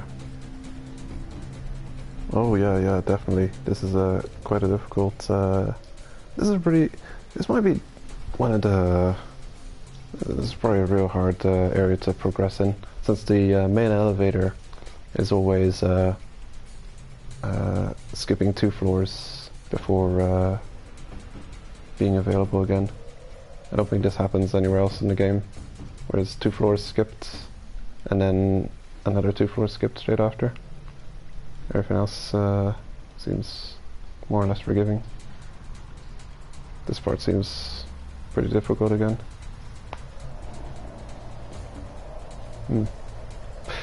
Well,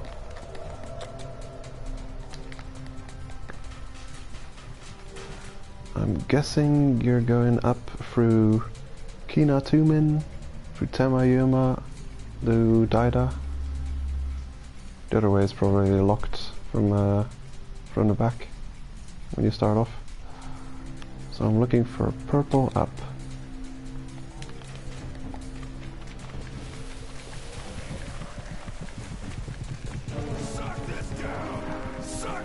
Hello?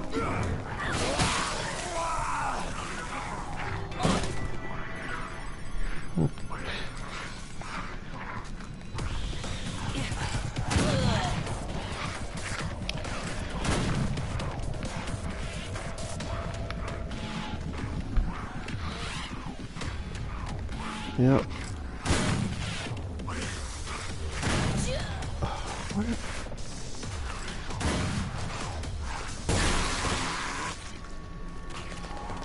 Yeah, so that's Tata, and here's the valve, so it does seem to be locked from the other side, so it can't go up that way originally. I have terrible weapons with me for dealing with this area.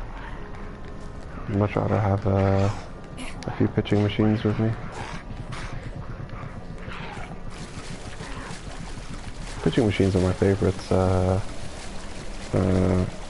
counter for Jackson's area.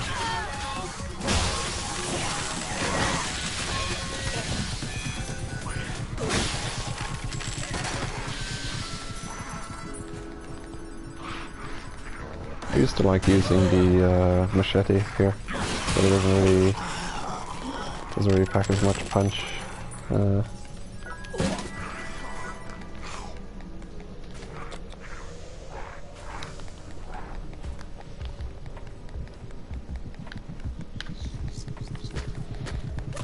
Okay, here we are.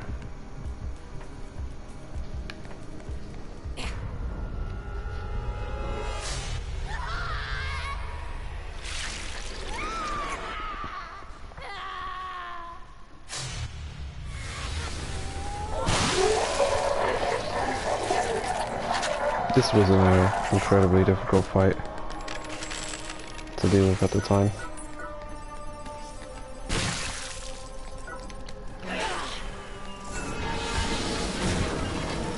And it became almost trivial if you had a decent weapon and you brought Transparangus with you. A couple of Transparangus for hit against this boss.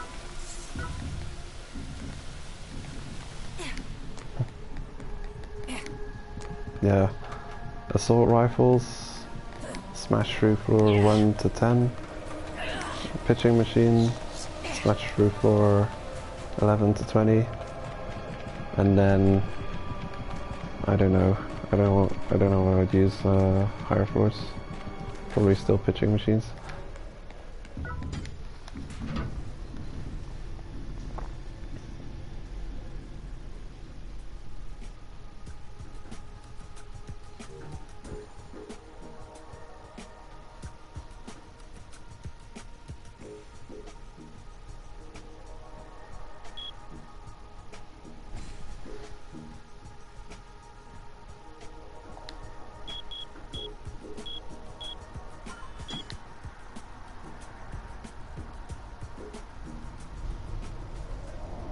Oh yeah, bloody. Guess I remembered that part. Where did all this come from? Sheesh. That's crazy. It's seriously an intimidating floor. Alright.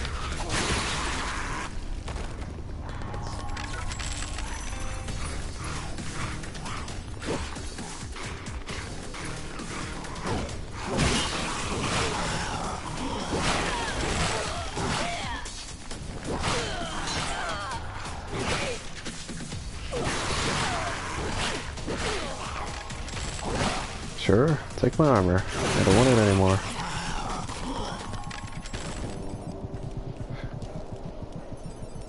Look like a ninja turtle.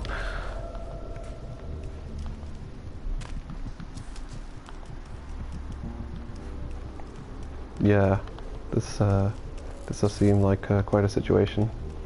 Can't really run through here. Be pulling a ton of enemies at the same time.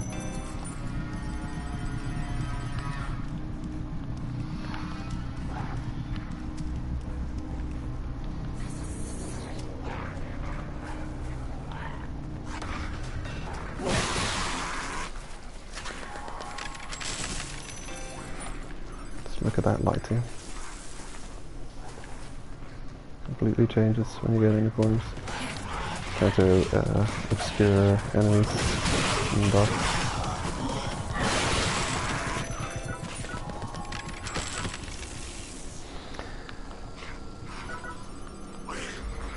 I think the way I dealt with most of these enemies is bringing melee weapons with me. Like, I definitely had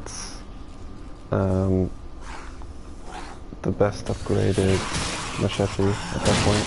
Like I had the second form of the machete, +4.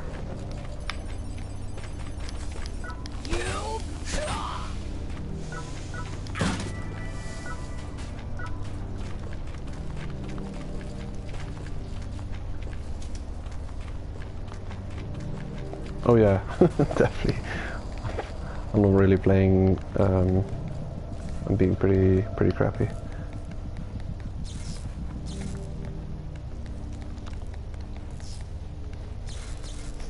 Yeah, how would you deal with this? Like, possibly bring a couple of armor sets. Like, these floors they tend to just shred right through your armor, like a combination of the shotgun screamers, getting hit by a close range shotgun shot, and the assault rifle screamers.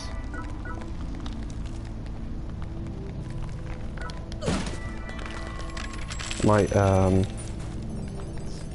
did most of the progression through the game climbing the tower on a collector myself, so I may have had a ton of extra weapons on me and maybe a full extra armor set, and picking up salvaging dropped armor and weapons from the screamers I kill. Yeah.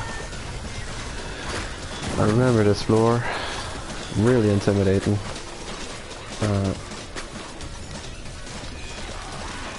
Since these are pretty long climbs to make more elevator progress.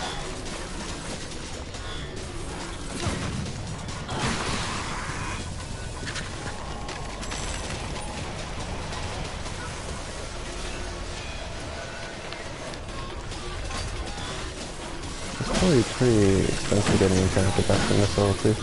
It's already like 13k or like 17k dying on floor 13, so will this be like 20k, 25k?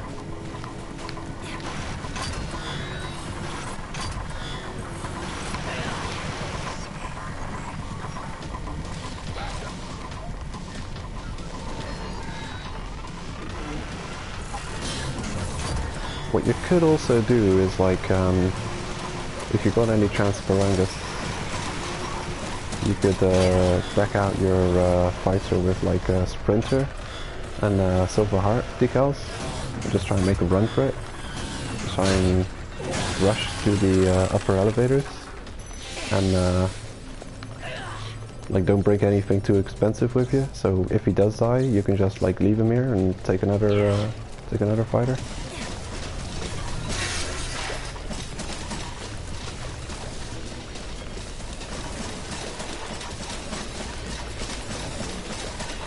This whole building is really just like one big trap. It's got like specific exit points, like this way from this part of the tower. Like over there is an exit. That'll take you over here, and this will take you here. That's an exit point. Then you've got the water pool on this side. That'll lead you to another way. And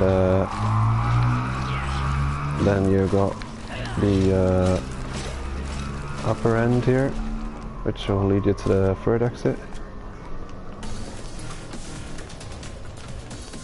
I think that's a ground floor access too. Oh, there it is.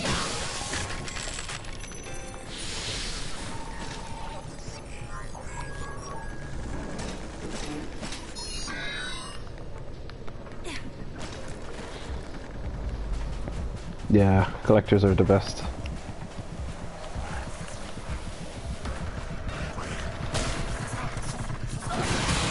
Like, I'm wishing I'm on my collector now.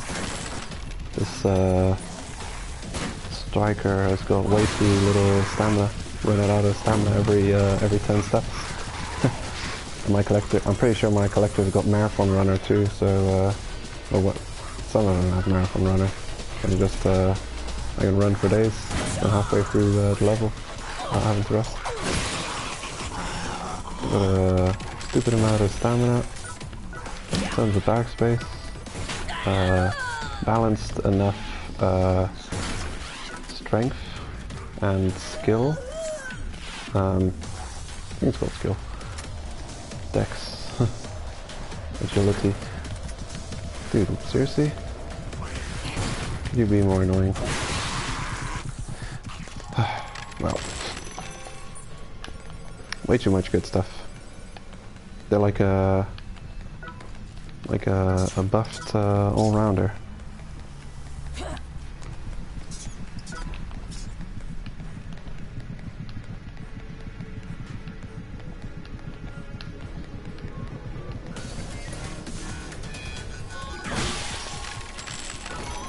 Okay, I need that.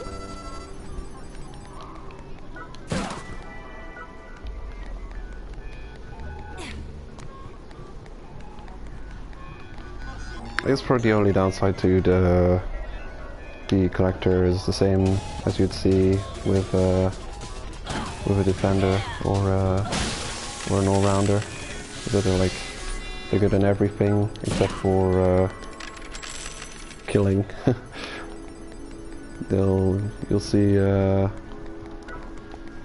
if you're having trouble with a boss, if you've managed to fight your way to the boss and the route is clear, then probably damage focused class would do you better just to get past the boss. Like there's not many bosses that really require that are so tanky that they need you to be a damage class. Possibly go to 9 or floor 23. That might be one way you'd think of bringing a striker or an attacker instead of a collector.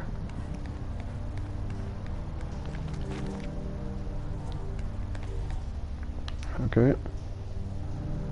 So there's a few areas where you can pull the enemies one by one, it seems. That one room is quite nasty with the tower. Let's see what the next floor looks like.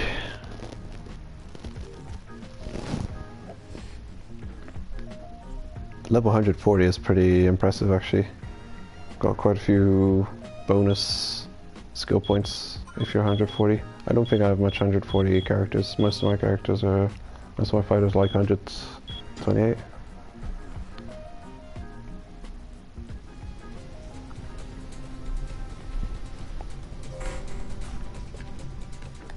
Yeah.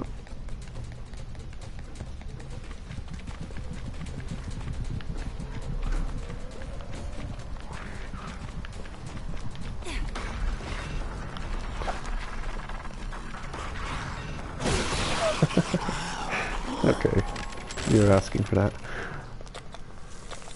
So, it seems like a pretty short floor. It's got a nice little guaranteed metal trap room. Well, not guaranteed. You can get weapons too.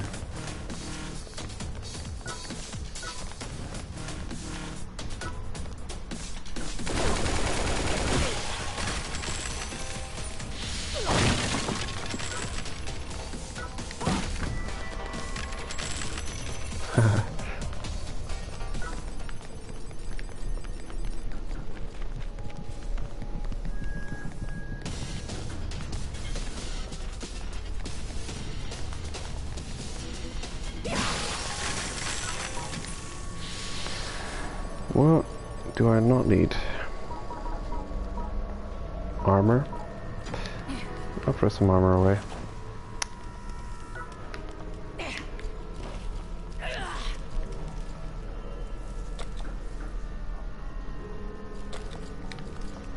I don't think I'm gonna go for the trap room.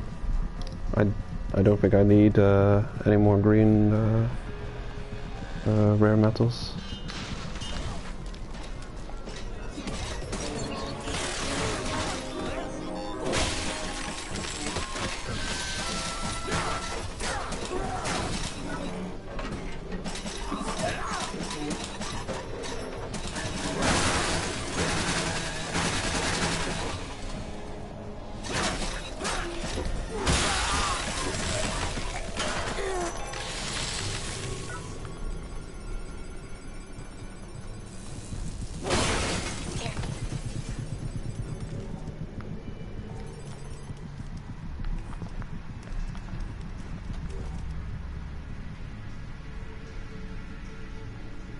This floor is pretty forgiving. Let's see what the next floor is like. It's got just one, like a courtyard. Those are pretty nasty rooms to get past. Those large There's large square rooms with like the tire dug in and a turret. There's often multiple screamer pulls. You have to do it at the same time. Like if you find a sniper, you could probably pull them one at a time. But if you rush in there, you often have like a 4 versus 1 fight on your hands. I wouldn't recommend.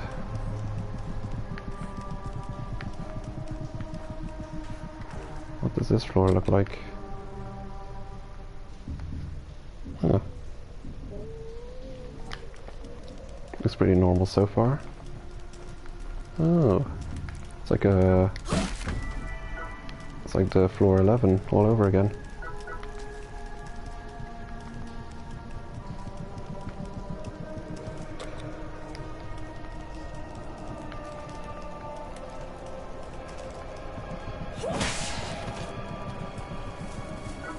Bunch of snails. I definitely recommend Poison Eater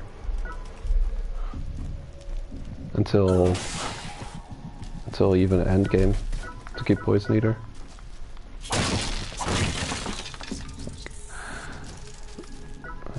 Bloodsucker kind of wins against Poison Eater because you save a lot of time not having to drop and pick up the snail. And the healing, you only get 800 healing total over time, while Bloodsucker really, if you got decent strength weapons, I'll heal you for hundreds. There, another 700 strength weapon, or tier weapon.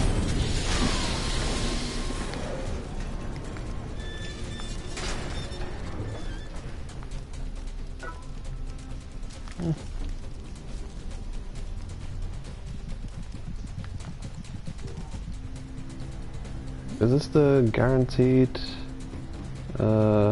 reversal tuber trap?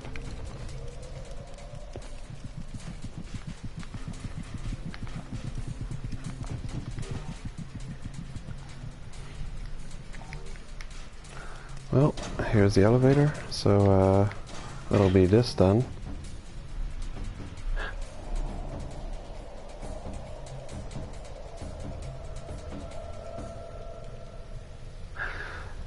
Actually, oh yeah, no, they've changed the way that the 11th floor boss room works. They made that a bit more forgiving. But it seems that most of these main elevators from floors 11 to 20 are ridiculously lengthy trips to reach. The 19th to 20th floor is also a pretty troll layout. Like you have to branch off to the left, go down, and branch back to the middle. But it is nice that they allow you to activate the elevator before challenging the boss. So it's always been like that. So you can really have to prepare for the boss himself. Never worry about losing your armor against trash. Losing durability.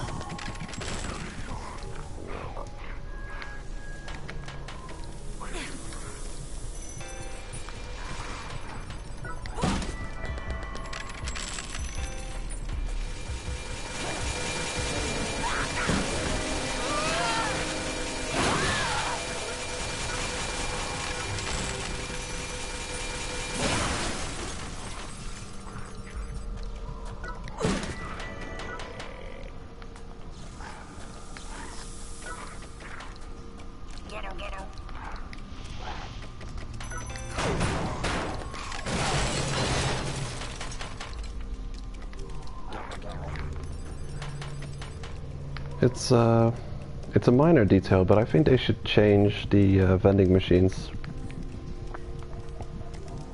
They should make it more rewarding for opening vending machines, because at the moment I don't see any point to trying vending machines. They give a really low amount of kill coins, and if there's an enemy, the enemies in the vending machines don't even drop kill coins, so it's just a complete... It's a gamble with a risk reward that doesn't seem worth it. Like, you could end up dying to a vending machine when the kill coins you get from it is less than a red chest, generally. It seems pointless to me. I never opened them. But there's floors 30 plus.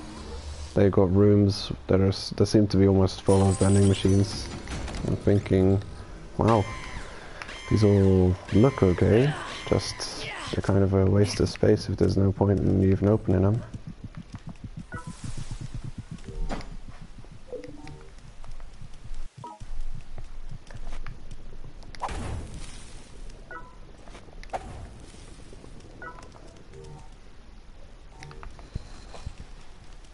I wonder if I can upgrade something. I can definitely go and visit the shop again.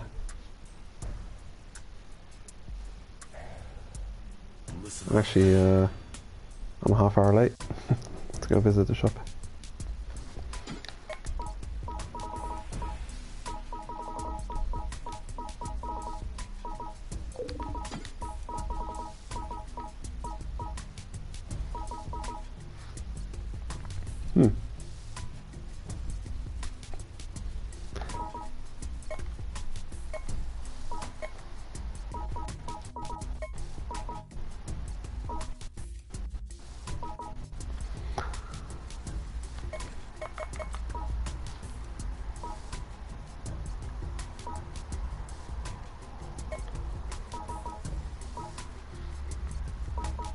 I think I'll upgrade the assault rifle. This one looks worthwhile.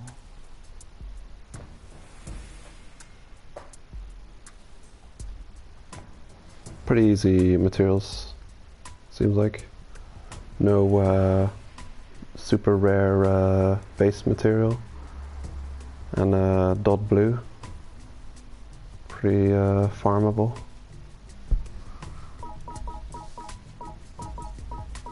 Be a bit weird going and fighting that first cone over and over again. It's been a long time since I've had to farm that boss.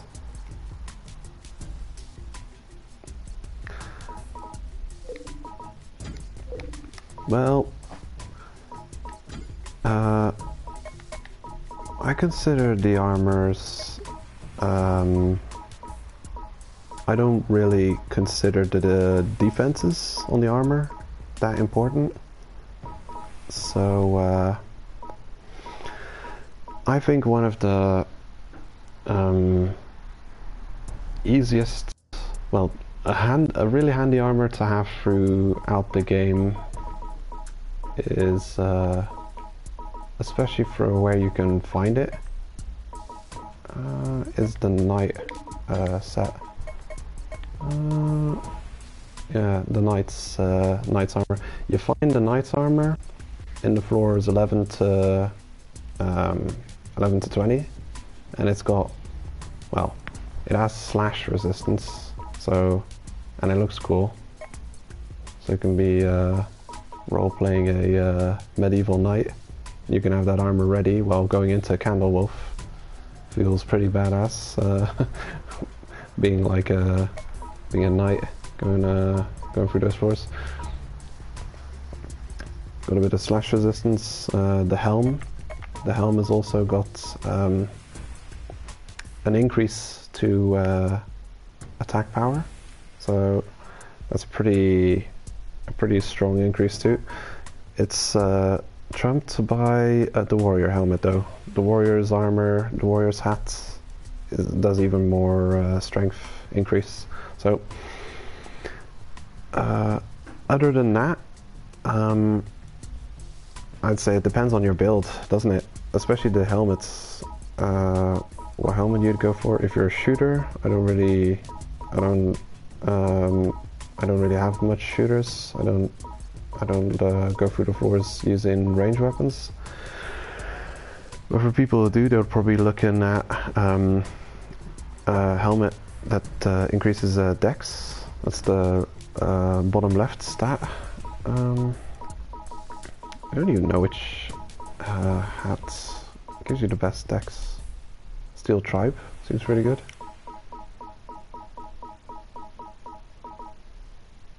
Night Scout.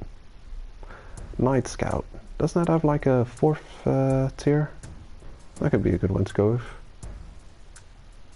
Doesn't seem to have too many detrimental effects, just a minus 5% to strength.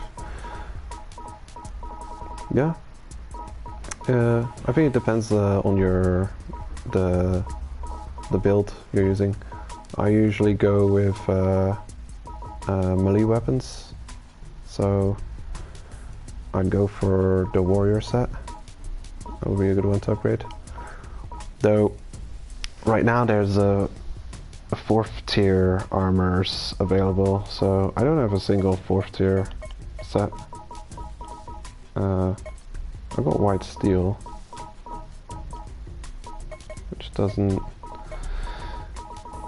you know, if you're wearing white steel armor, if you have 3 pieces of white steel armor equipped, I don't think you care much about the resistances and the weaknesses, because its base defense is just so high that it doesn't even matter if an enemy is using your weakness.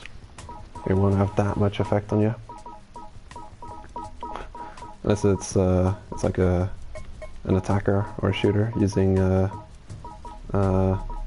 pitching machines fully upgraded.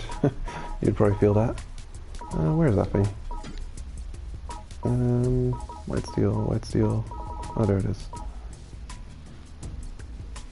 So that's already 800 armor. Then you've got the chest with minus 21% piercing resistance. So that's definitely its weakness, but yeah. An unbeatable base defense. Come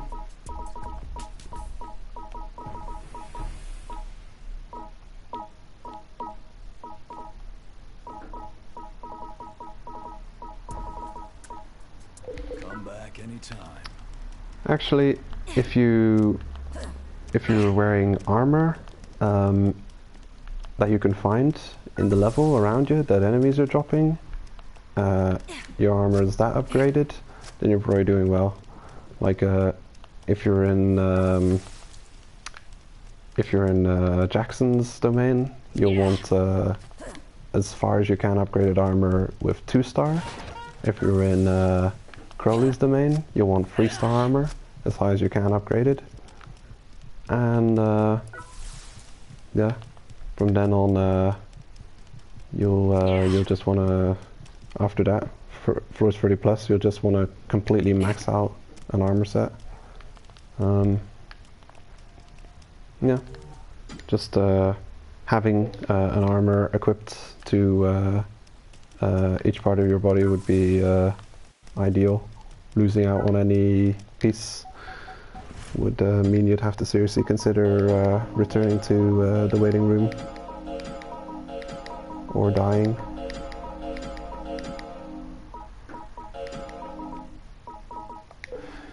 Well, you get the legs and the head armor from white steel. You can get everything. You can get all of his gear from actually I'll equip it.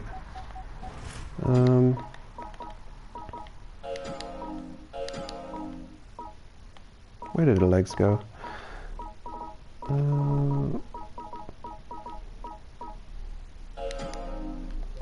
Can't equip the massager yet. I'll have to discount that. Basically, you can get his all set from defeating him on nightmare mode. On hard mode, he'll drop his legs and head armor. No weapons, unfortunately. But if I'd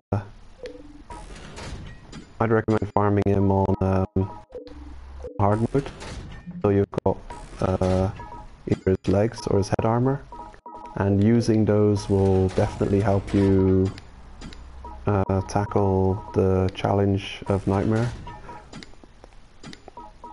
Ah, there they are.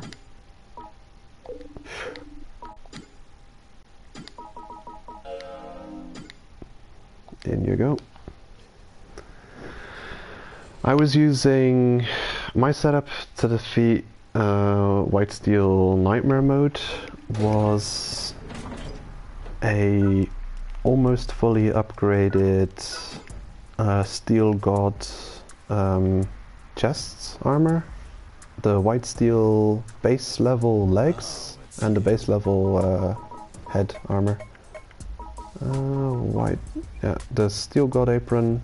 It wasn't this upgraded. I think it had like 1600 defense or 1700 defense value when I was farming White Steel. So you've got 1700 armor, add to that. I don't know how much this has on its base level. Like, I don't know, like 100 less or something, like 700. And then the legs for like 1800 or something. So Come back anytime. you can definitely get equivalent level of defense just wearing like a completely upgraded third tier armor. Oh, it's you. Like I've got a couple upgraded now. Got a Ghost Sniper head for 570. The chest for 2000. And legs, I guess it's a bit over half the defense you'd have if you were wearing full White Steel.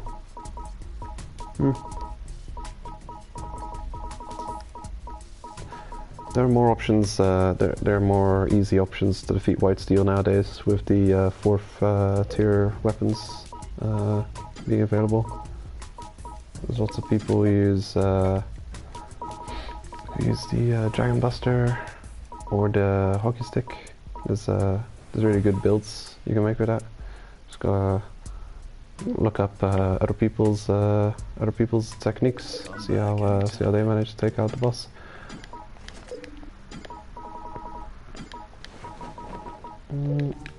I can't use that.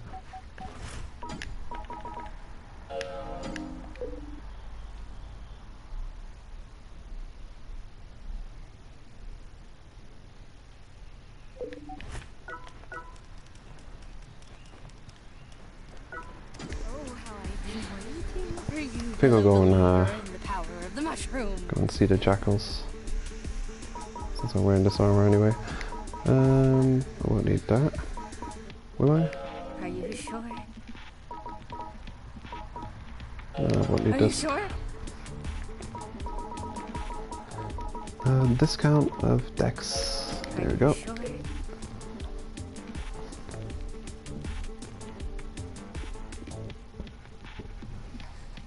Without mushrooms, there's no glory. There's nothing. There's no love. Nothing makes sense.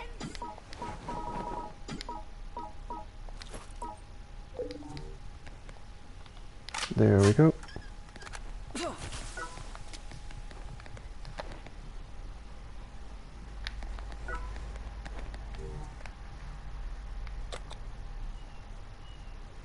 White Steel is available today, it seems.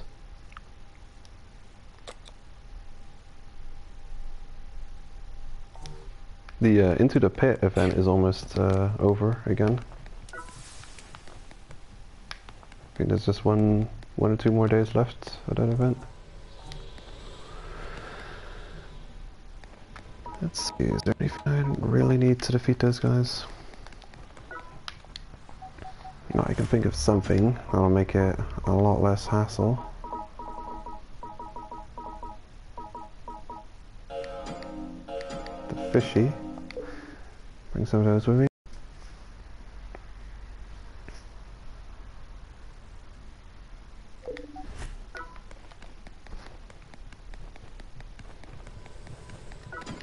Off we go to see the Jackals.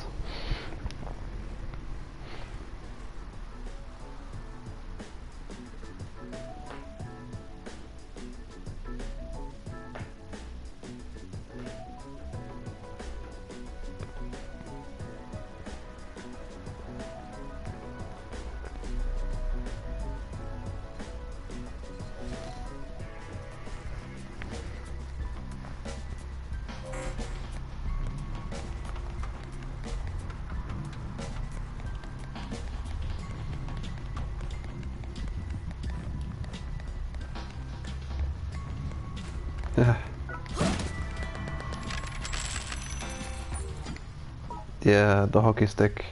This is the damage when you've fully upgraded it in its last form. Damage equivalent to the white steel's weapon, also fully upgraded. Almost the same damage. And since it's a two-handed weapon, it benefits from Barbarian. You can stack Barbarian for 40% increase damage.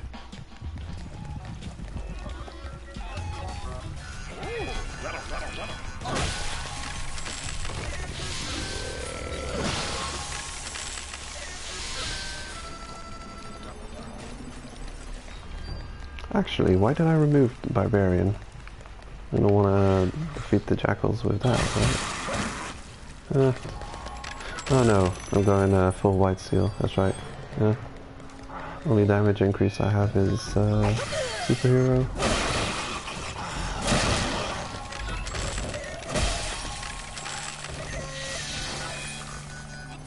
I used to have Treasure Hunter, and the Static Massager will be quite a good help getting through the Candle Wolf areas, going through the shop again.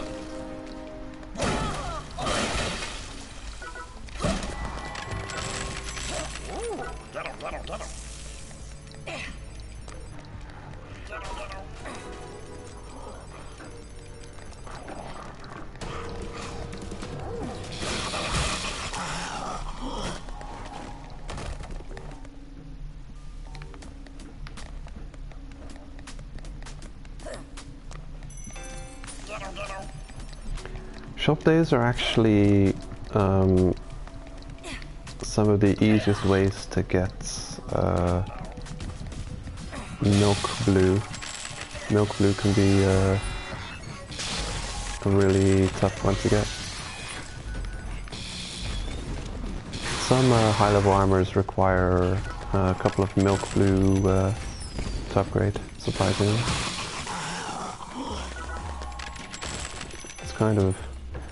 It's actually kind of annoying that the higher level armors still require you to use like random low level materials. So you really can never completely clear out your storage space. You'd think you'd upgrade, you push all of your armor and weapons through the lowest ranks, so you can just throw all of the blue rare metals away, or the green metals, so you don't have to keep hold of those anymore. But nope.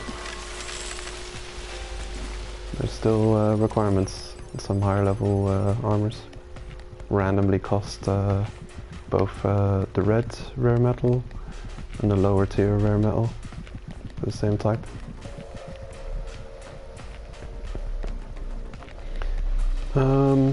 I think it's just one day left. Next Tuesday, I think it's the last day. It was this morning as well, but yeah. I don't know if you got time then, but yeah, gotta hurry.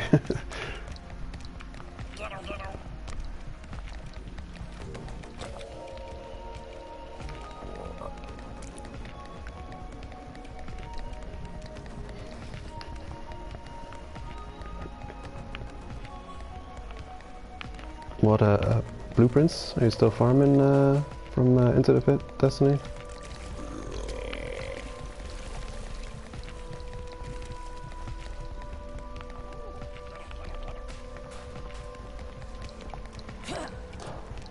Wouldn't be the weapon, would it?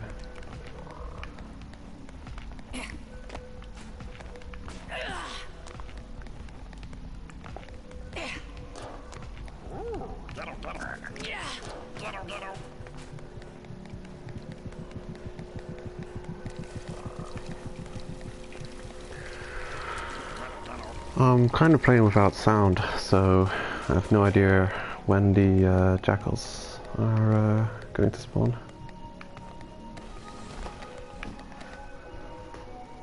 I could set a timer starting it now, but I think I'm already a few minutes late on that. They tend to spawn 6 minutes and onwards after clearing an entire floor.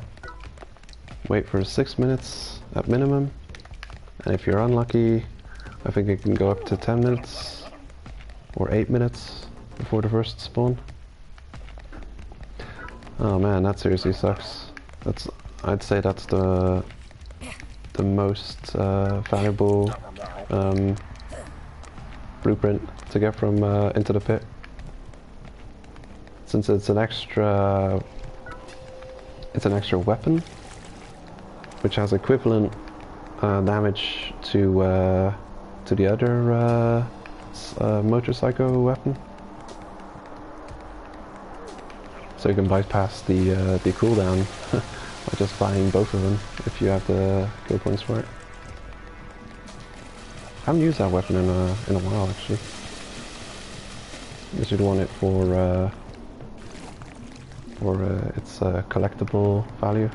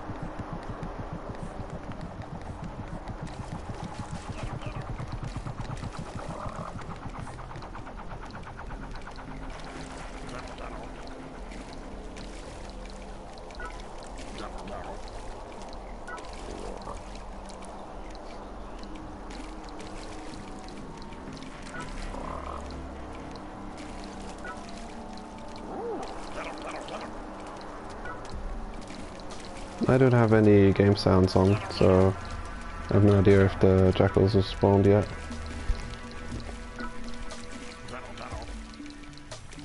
Just hanging out with the Gero Gero.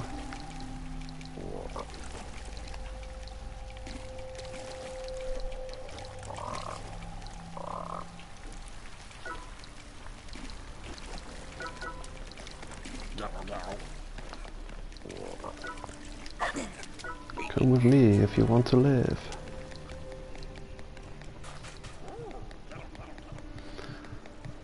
I wonder if the jackals are here yet. We're gonna have a look. Jackals!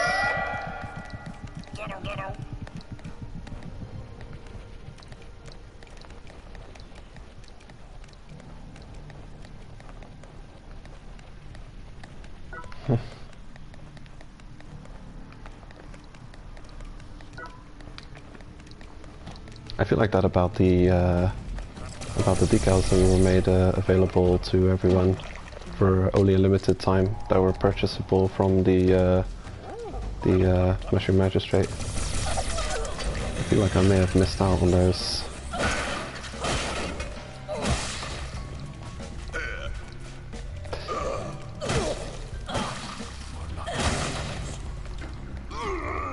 The delayed first hit on the Spike Crusher is pretty powerful. It's you sorted. Do I want it? It's kind of takes up bank space, doesn't it?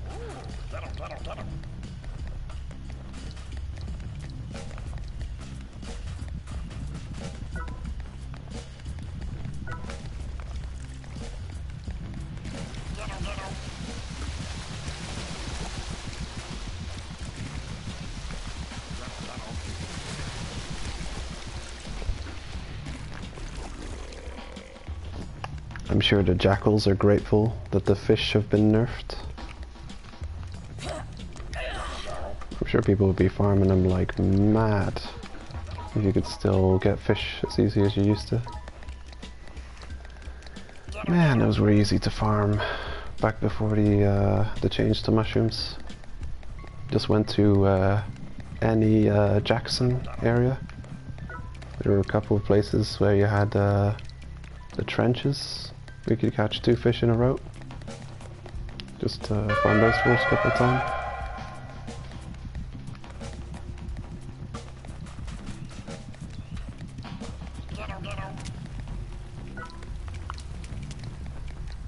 I'm pretty sure the mushroom, the decal drop mushrooms, decals, will become available over and over again. I don't think they'll ever lock those out completely.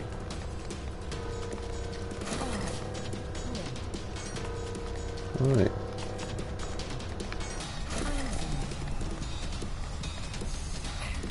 I think I should just like kite her with this static massager. She can't really do much against that.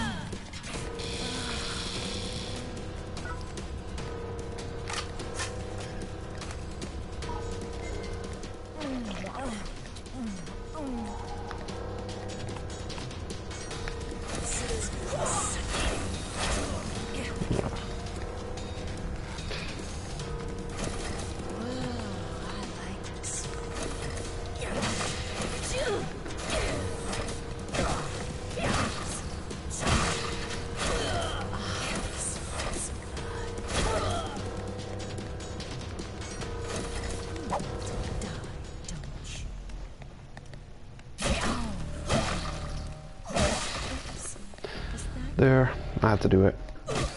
I would like to avoid the scenario of having to fight two of them at the same time.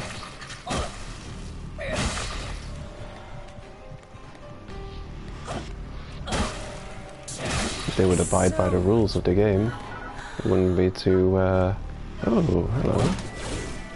What is this? Well, damn. That's unfortunate. Already got that one.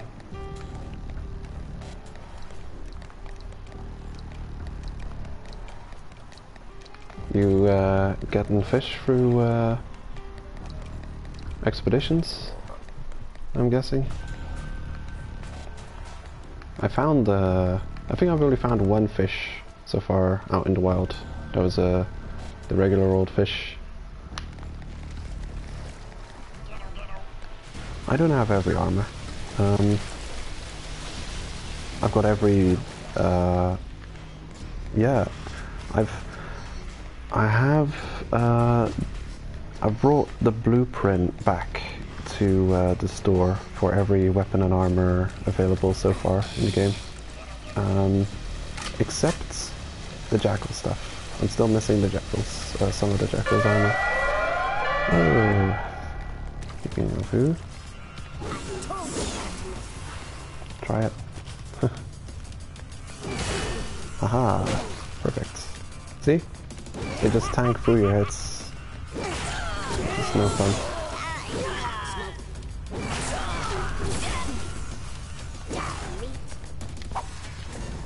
Massive cheaters. I'd use this without using the mushroom, this attack, but as you've seen, they just tank through your attacks, so I'd probably get 1 or 2 hits off of the rage move, and then you just like counter-attack me, you know, and break my attack, which would be a shame. Costs 3 rage bars. What, you're out?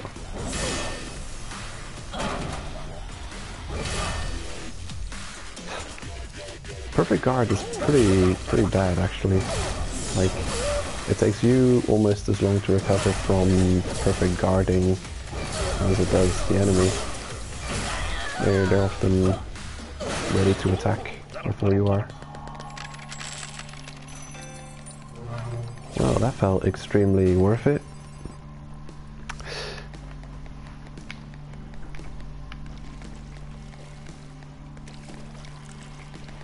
$13 to $15. Do you find them in the is that the floor with the building in the middle and the huge pool of water, like a swampy area where there's like 4 or 5, like 4 fish swimming around?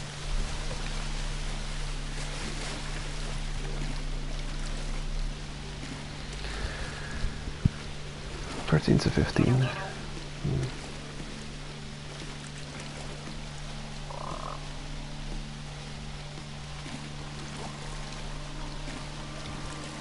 Komodo probably has a trench in it. Yamadai? Yeah? Ah. Yamadai and Usagaya. I may have to check that out. Yeah, I'd be open to any suggestions, any tips to find fish, because I keep on finding those frilly new types extremely worthless.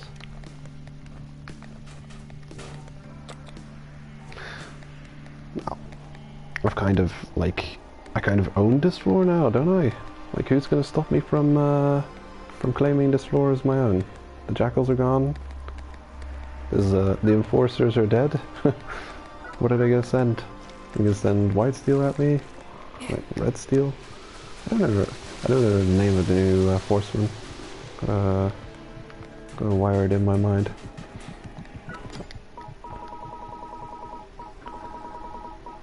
Well, I think a long overdue shop visit is in order.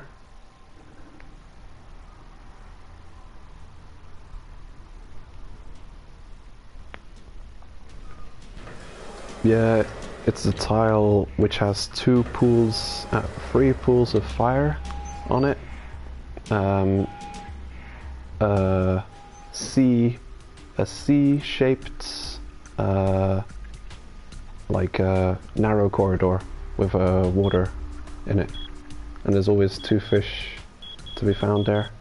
You've also got the other area, like that often has a bunch of tubers in it, like a little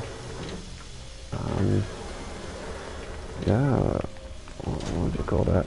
Like it's not a, you wouldn't call it a river. Well, maybe.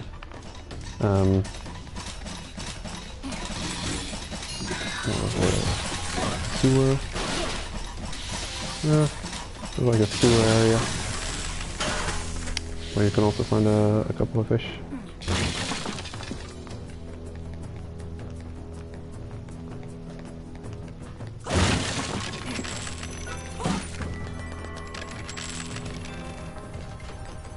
Hello.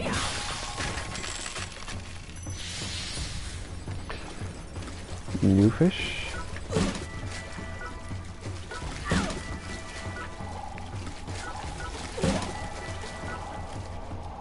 Motorcycle.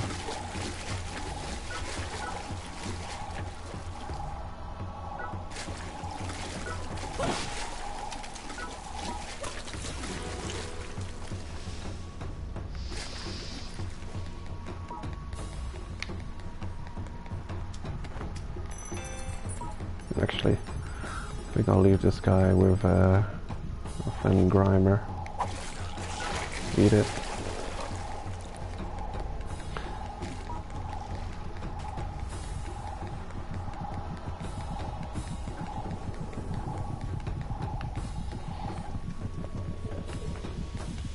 Off we go.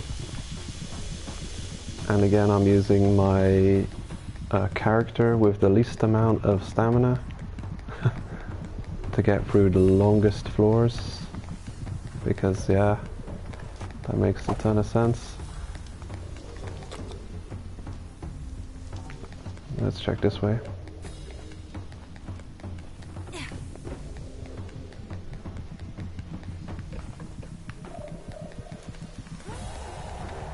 Alright, lucky.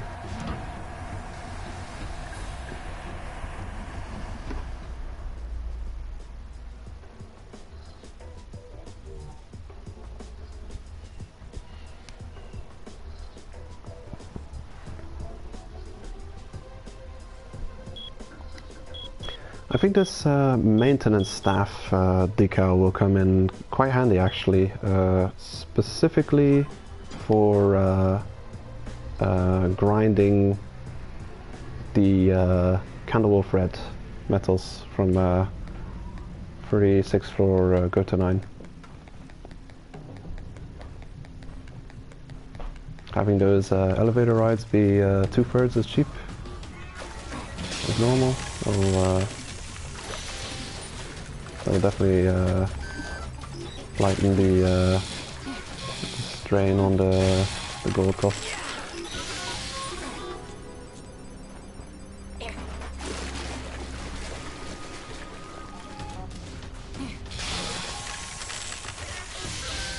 Be pretty easy. Go to gold farming floors.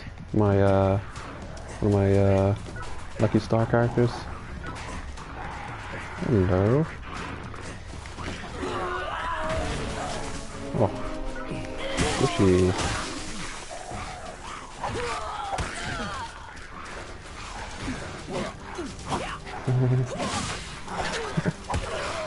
Oh, come on.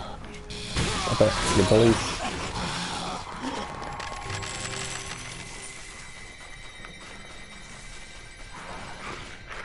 Actually, there's a trick to this this maze, getting through it easy.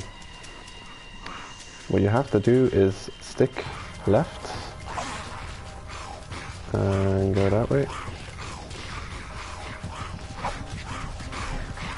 and then always look for like an opening on the left side. You can get through the right as well, but that's more difficult to remember.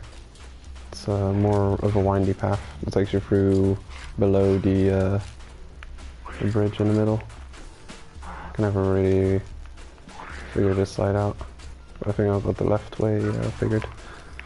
I think I need cotton.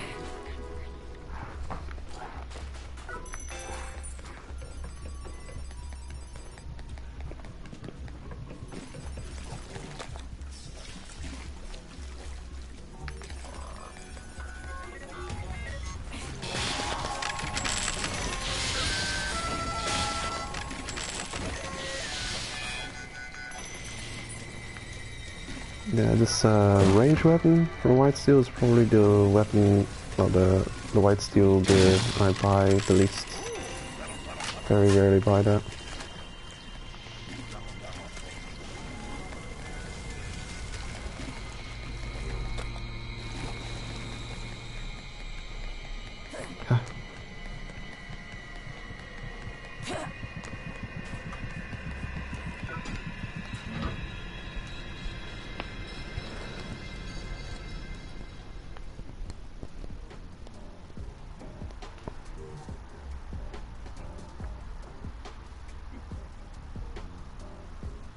Those mazes are still scary.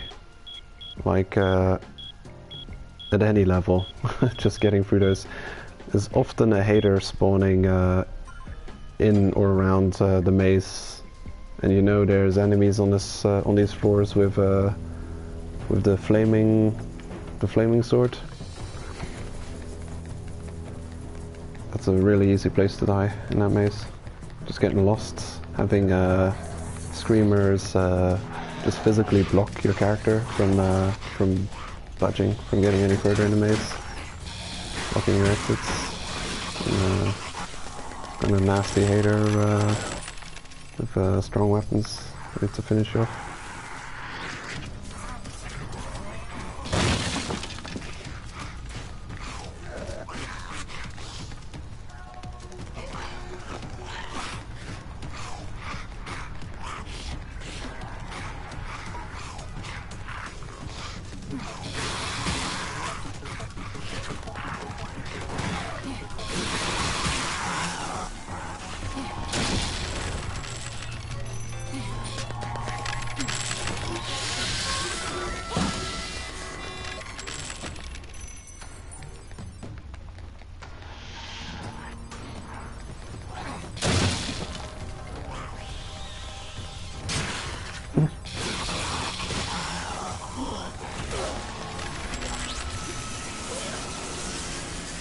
Yeah, I remember coming through these floors for the first time. Man, these enemies are... This is actually quite a leap in difficulty from the 10 to 20 floors. And then I'm breaking all of my weapons, just taking like one screamer out.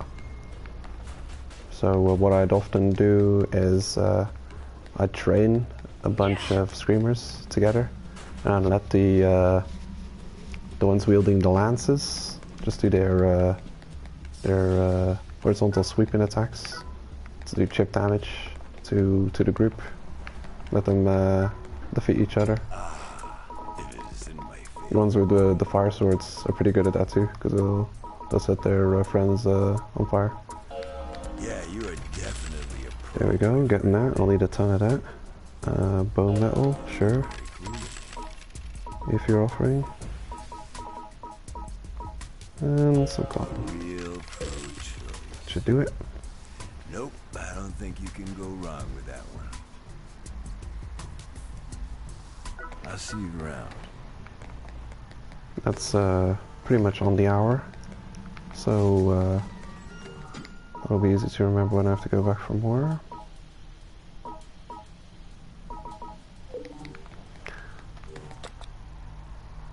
I'm gonna go and look for the hater on this floor. I'd like to try this mushroom on him.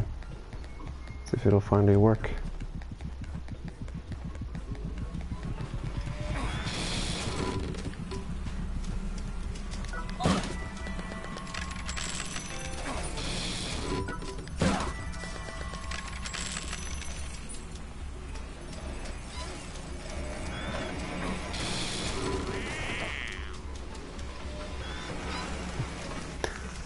It would be interesting to be able to experience this game like new again, having no progress, like no gear unlocked, seeing how quick you can reach the top floor. Like with as little leveling up armor and weapons as possible. I would like to experience that again, but then yeah, this game doesn't have like save slots, so I'd have to I'd have to get rid of all of my progress to try such a thing. Because you can never you can make a new character of like a low star, but you still have like +4 upgraded weapons of every type, which is pretty strong to just start out with, and all of the gates that you unlocked will still be open, so you'll start off really strong. You never really, it'd be extremely difficult to try and experience like the new player experience over again. So I sometimes wonder there's certain tough bosses that kind of that gave me a tough time. Were kind of blocking my progression for a while. And I know with the change to the mushroom spawning, the beasts, that experiencing Let It Die as a new game now will be slightly different from what it was when it first came out.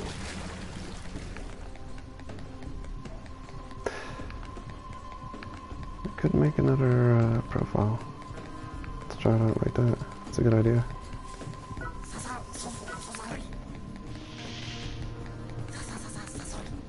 I might want to set up like cloud saving. Because my PS4 melts. And I'd have to start over again.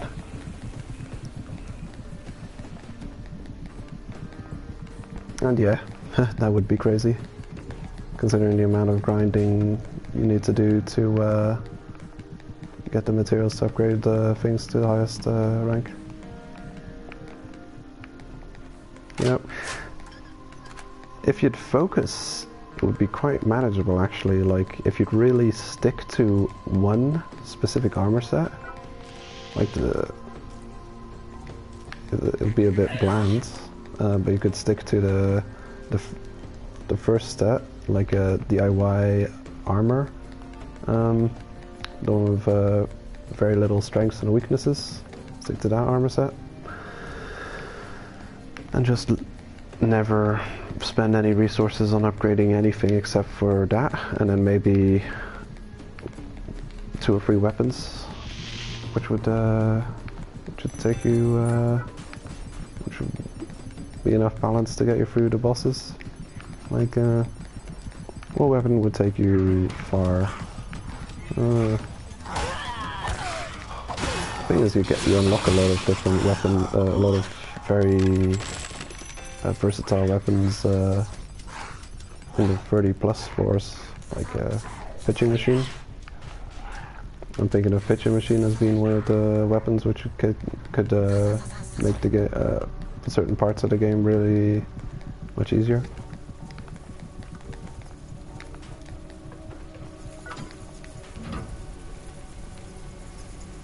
I guess the iron weapons would be pretty good. So I don't know if I don't know what the base form's called, but it ends with Death Burner Iron. That could be a weapon you could choose to stick with as your only weapon. So I could level like the first armor set, DIY set, and then I have just Death Burner Iron. Let's stick with just leveling that. I don't care about filling in the armor and weapons collection.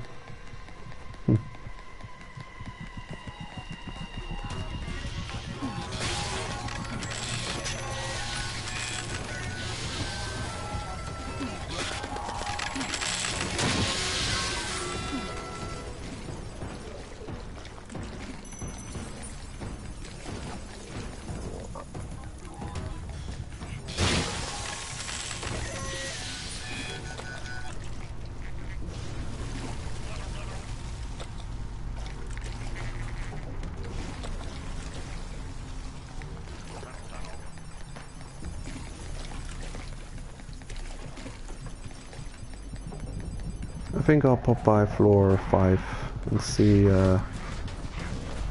Last time I went through there, it seemed to be a decent scratch farming floor. See if it's still got a bunch of scratch tubers in it.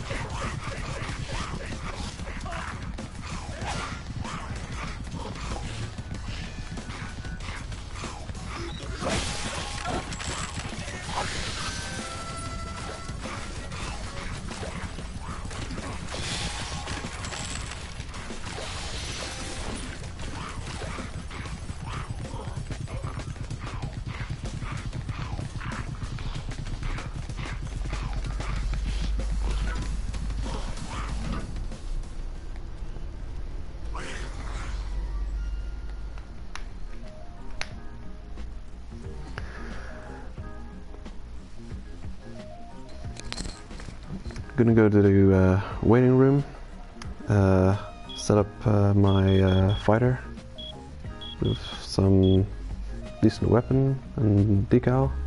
I'm gonna go and tackle the final boss, so easy I can take him out.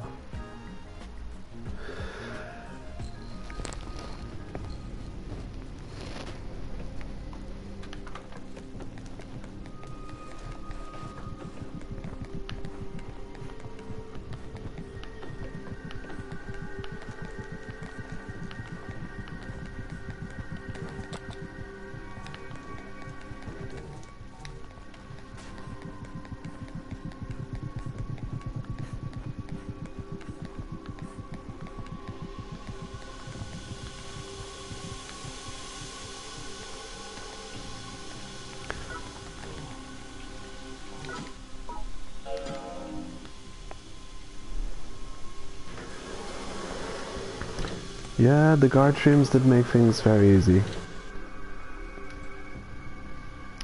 That was pretty much the progression tactic for just about anyone playing at the time.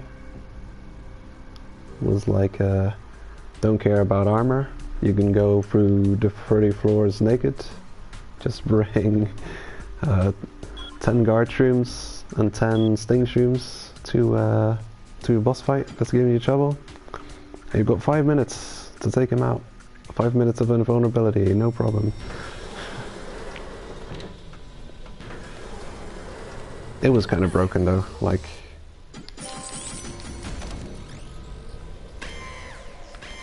I think a lot of people were getting...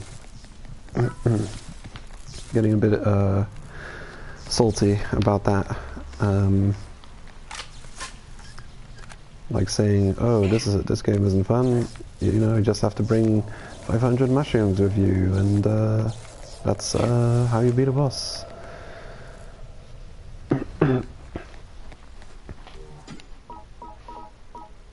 Of course, now they're complaining about different things. They're complaining about the recovery cost after inevitably not being able to beat a boss because they don't have they don't have the overpowered mushrooms to carry them through. Yeah, overall it is. Yeah, you can still get those mushrooms. You can still find them every now and then.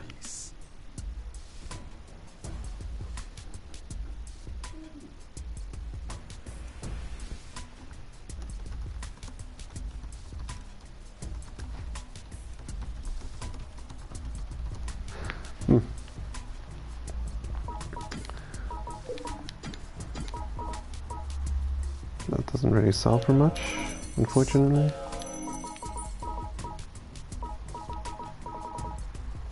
Accidentally selling a completely healthy white steel gear piece.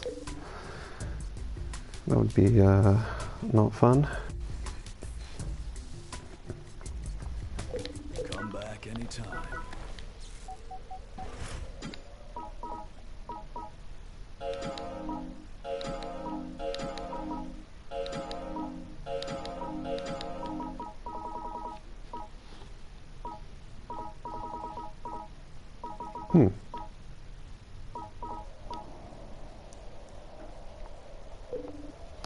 There's something I want to try out.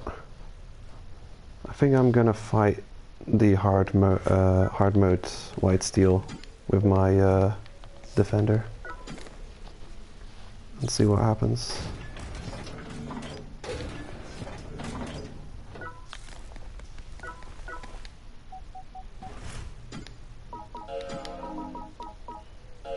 No, I was thinking about it though. Like, what if that happens? It's like, oh shit. Because you only get 10,000 back. So the resale value is like 5% or something. Okay. I don't know if I'll be able to defeat him, but I can challenge him.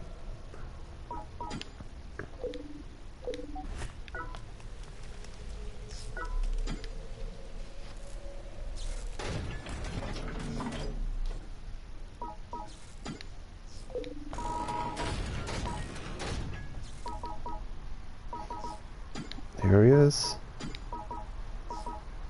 I actually had him set up for a test. I was gonna try fire damage, see how much of it can be resisted through either guarding or through perfect guarding. He's also got some fire resistant armor.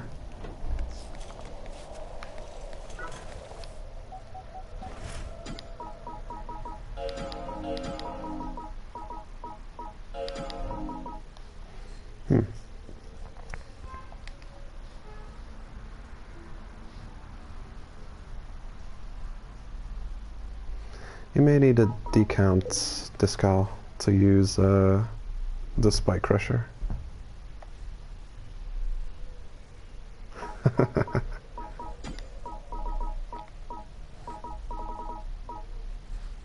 Murderous hockey stick? No. I think I'm gonna use the fire sword.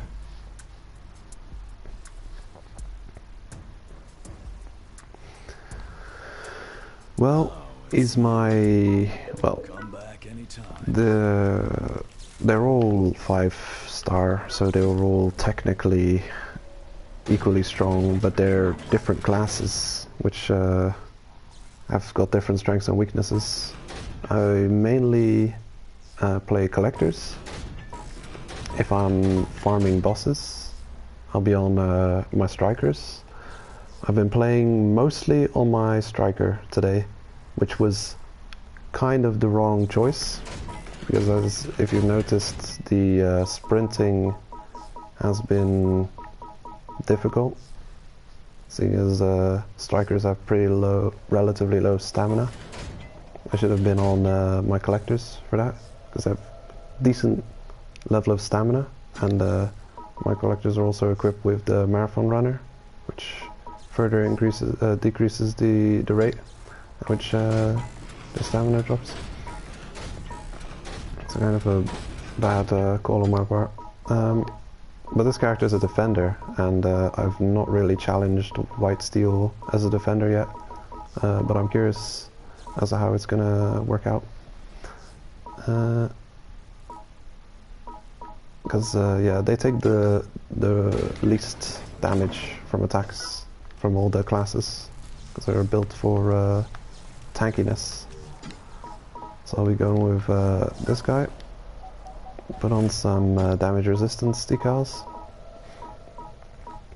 Take out yeah, I'll use that too. I'll buy him back when he dies.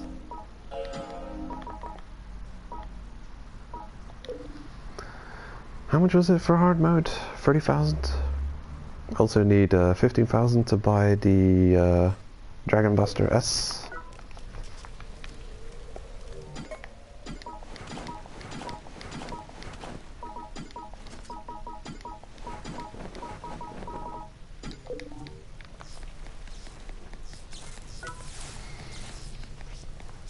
Now I think I'll get rid of one of those tank decals and swap it out for discount to be able to use the strength weapons. I used to keep weapons at a lower grade without upgrading them because I didn't want to not be able to equip them on characters which didn't have the stats. But I figured out pretty quick that that's just a silly idea. Because yeah, it takes a lot of time to farm, to just level the weapons up, so if you would decide to, or if you would need to level those up eventually, you'd have to wait hours until it's leveled. So, better just level it if you've got the ability to. Let's see, what am I after? Vampire. Vampire would probably be pretty helpful. Where did it go? There it is. Are you 100% Vampire. Discount. Strength discount. Are you sure? Tank. Tank is pretty pointless. I mean, if you're going to be losing a lot of health, it's already got more than enough health. I think I'll swap that out with another defense decal. Let's swap it for. Oh yeah, I actually have to buy it. There it is. DIY enthusiasts. Defense plus 20%. Dot. Yeah. Plus 6. Oh, already have one. Oh, never mind. So swap that out for. Actually, this one. No, where is it? There it is. Yep. Are you sure? Put vampire there. Is that the one? Are you sure? Perfect. So it's got discount to be able to wield the strength weapons, plus 20% defense, plus 20% defense, and plus 20% defense. So that's plus 60% defense on the highest defense character, well, class you can get in the game. Without mushrooms, there's no glory. There's nothing. There's no 13k health, which is not bad. Take out one of those. It's not easy to eat while you're fighting the boss. I don't think I want to waste any golden shrooms on the attempt. I'll take some crush shrooms. Okay. Some of these.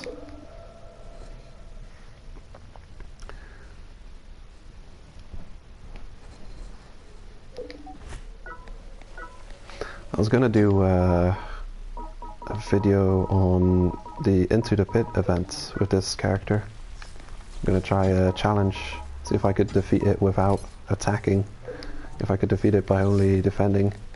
Because of the friendly fire, I'm thinking these enemies might be able to take each other out. Of course, I'd have to defeat the last man standing, but other than that, I may be able to just tank through everything. Of course, I may be completely overestimating this class. I haven't really got much experience using the defender type.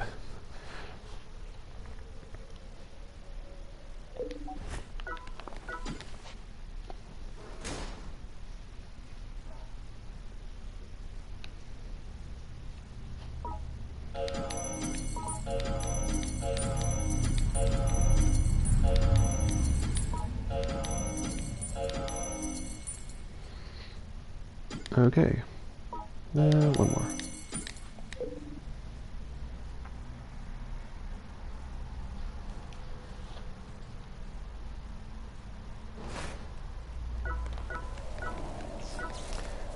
Here we go, just buying the Dragon Buster.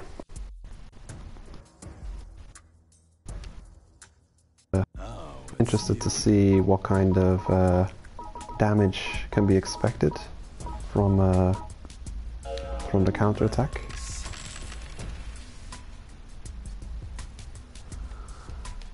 I do hope the cost is 30k to challenge, otherwise I won't have enough kill coins on me.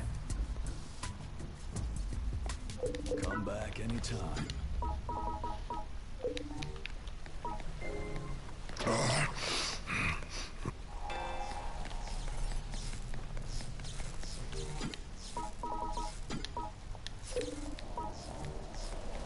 Okay. Ready? An interesting detail on the rage move is that you can see the arms. It's actually the arms that are glowing on your character. And they'll only glow if the weapon equipped in that arm is capable of doing a rage move with the amount of rage you've got in your rage meter. The small turquoise square on the top left of your weapon icon also shows you how much rage the rage move of your weapon is costing. So my Dragon Buster sword is going to cost 2 rage to use. Fists will cost 1 rage. The Spike Crusher costs 3 rage to use its rage move. And I've got 5, so that should be good. Can do the counter attack on the sword twice, if I must. Is it 5th floor that I need?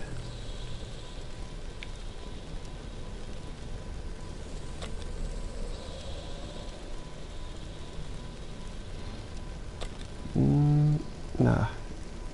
Yeah, that's the one. So I'll be going to the tomato.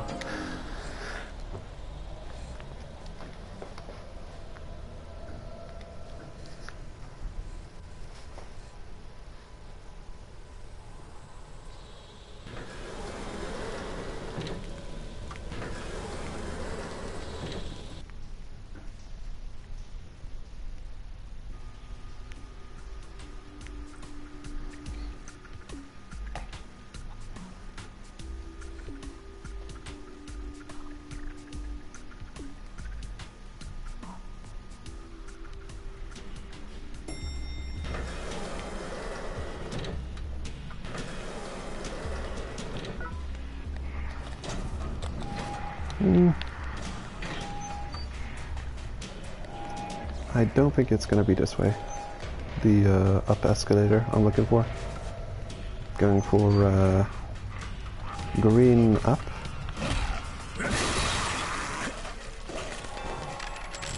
No. They're both light green actually. should be it.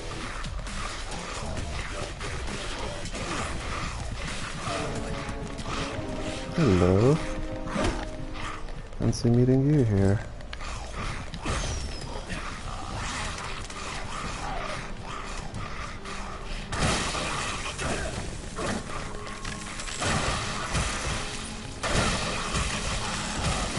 Okay. Good job.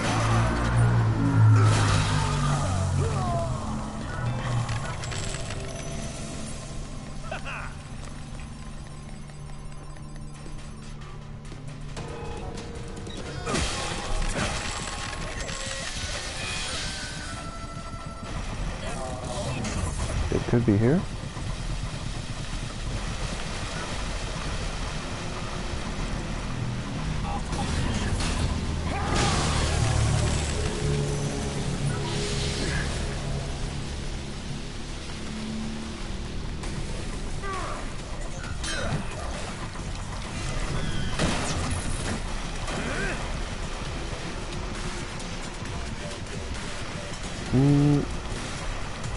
Nope.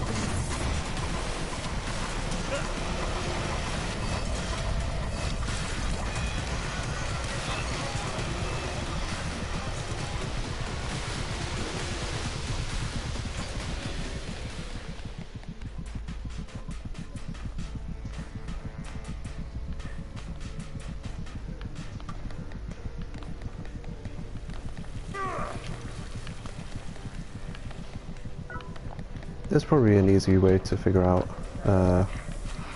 which direction to go to challenge this white seal. It's been a long time since I fought this difficulty level. Here it is. Yeah, exactly. Well, we got it.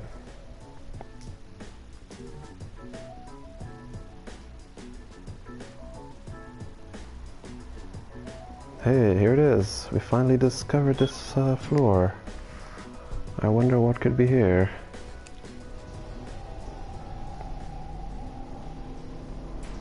Omeno Inari. Let's see what the cost is. 30k. Hard mode. So this is the mode you'll be farming if you're trying to get the head armor or the leg armor from white steel. Got a chance to drop on this difficulty level. I'll be jumping down a couple of attack shrooms because of the stacking buff duration. Probably won't be much chance to use this mid-fight. And I'll be ready to try a counter-attack to see what the counter damage is on a character with barely any attack. Yeah, it's hard mode. I'd like to try nightmare mode too, but I've got not the funds to do so. I'd have to farm some gold first. Oh, kill coins. Skip. See, that's the issue if you do that. Come on, hit me. Doesn't wanna. Well, damn. And you lose weapon durability when that happens.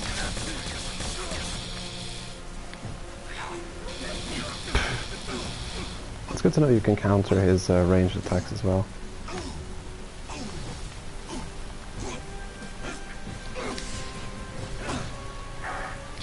$100. Not great.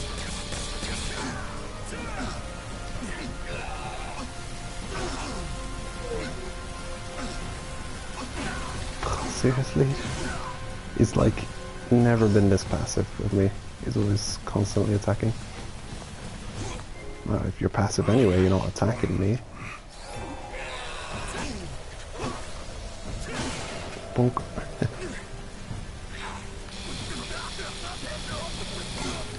Oh, you can counter that. Oh yeah. I definitely have very insufficient attack to deal with him.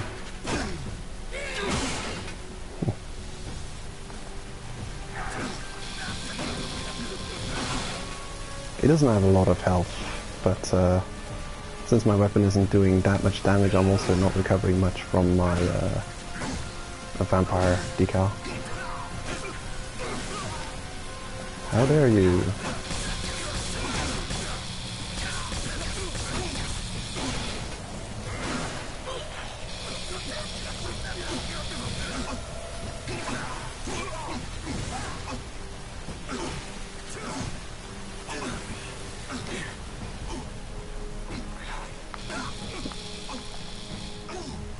This is going pretty well, all things considered. Taking a bunch of hits to the face and live to tell the tale. He doesn't seem to care about the knockdown effect anymore. He's like, I'm over it, man. Yeah, just tank through it, sure.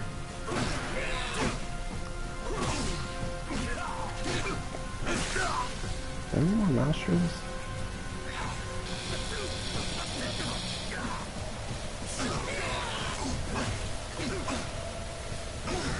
This is actually pretty good damage against the boss. On my killing builds, which I farmed them on, I was usually doing like 300 or 400 damage per hit. So getting that level of damage with this sword without proper offensive decals, pretty good.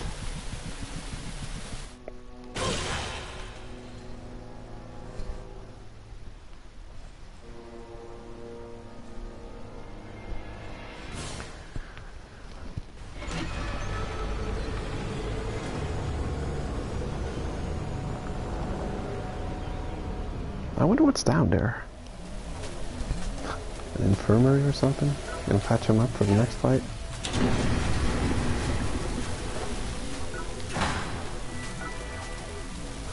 Well, not great.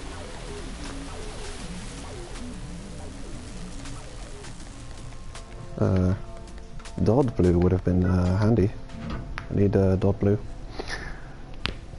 Yeah, I think this boss can drop either kill coins, a random metal, a random boss metal, up until black quality, possibly. I don't think I can drop red. Not sure. Maybe I can. And of course the blueprint for the leg and head armor. So I definitely recommend farming this to get those armor bits. They really help you on the next tier of difficulty. Having those. What the hell is this? That's broken lighting effect.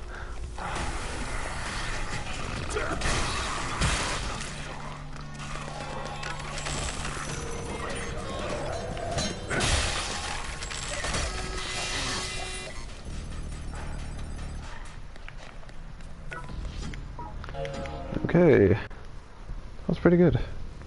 Didn't necessarily expect a win from that. My attack wouldn't be as much as it was. Kind of disappointed with the counter attack damage from the Dragon Buster sword.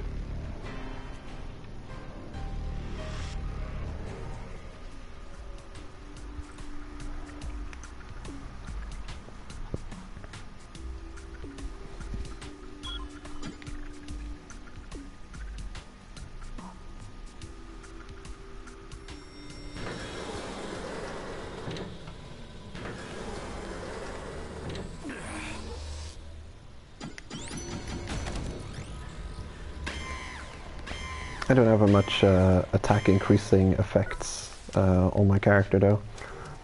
I've got a pretty low amount of strength, like 90, that's very low actually. I was using plus 50% attack shrooms, and yeah, you'll probably have a lot more attack on another class, like having more than double this strength on a striker class, using yellow sting shrooms and oak shroom for another plus 120, 150 attack power, and of course bull setup, or how much is it? I hear people saying the bulls have been nerfed, but I've not. I'd be surprised because the tooltip still reads the same. Like it says plus 30%, plus 30%, 60%, 60%. So if it's been nerfed to be less than that, then it should they should really change the tooltips. But yeah, it says plus 30%, 30%, 60, 60. So yeah, it's like another almost 200% increase damage. All of that stacked will probably make the counter attack hit a lot harder.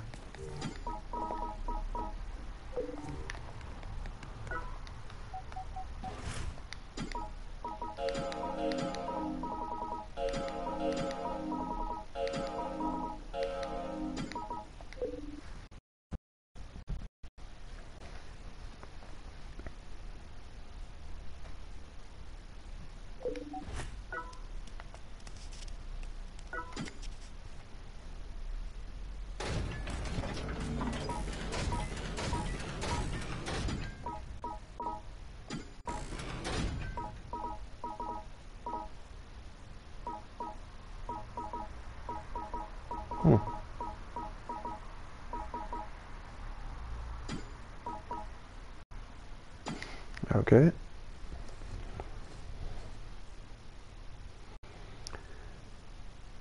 Gonna give the final boss a shot.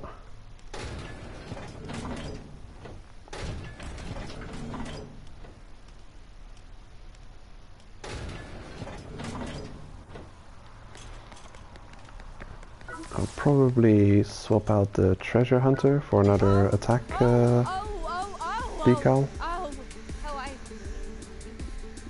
Fellow believer, the power of mushrooms.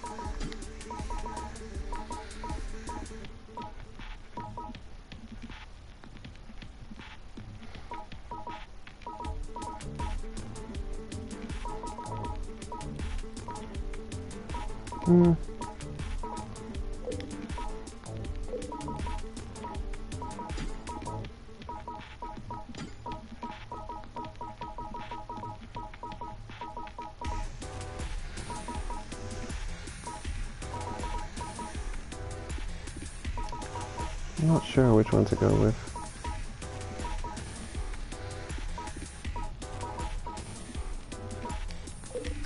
I think I'll get superhero. Yep. Are you 100% sure? My regular superhero. Last time I took on the boss, I had superhero attack decal, but I couldn't make use of it because I wasn't wearing strong enough armor, and the first hit I took away so much damage that I couldn't recover maximum HP through vampire anymore. So I missed out on that attack buff. So there's no point in using superheroes if you're not able to stay at max health. You become kind of useless then.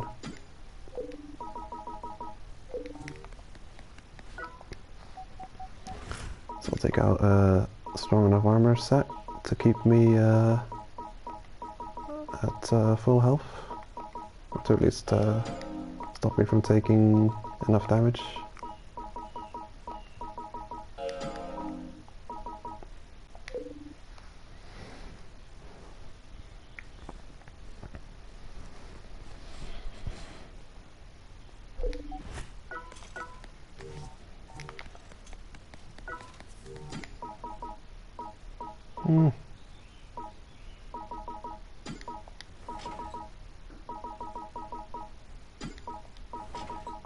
Okay. I'd love to use that, but it's like just got a sliver of health left, so I'll have to buy a new one.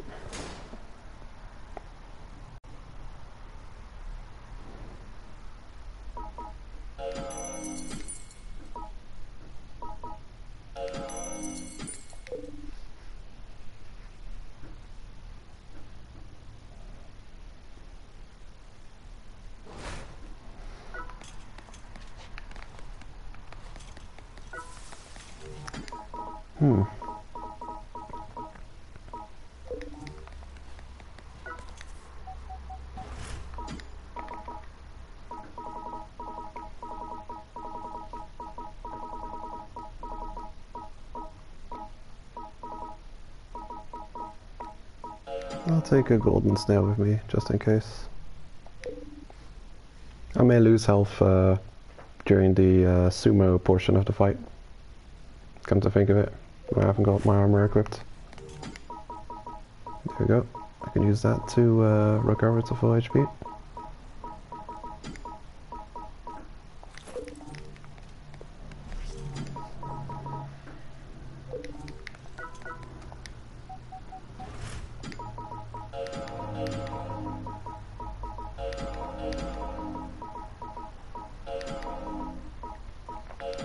You've got to take the fight somewhat seriously. It is the final boss so far.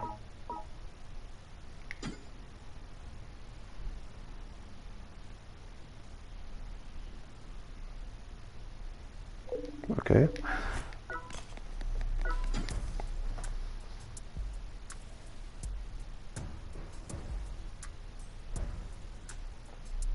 Oh, it's you. Thanks.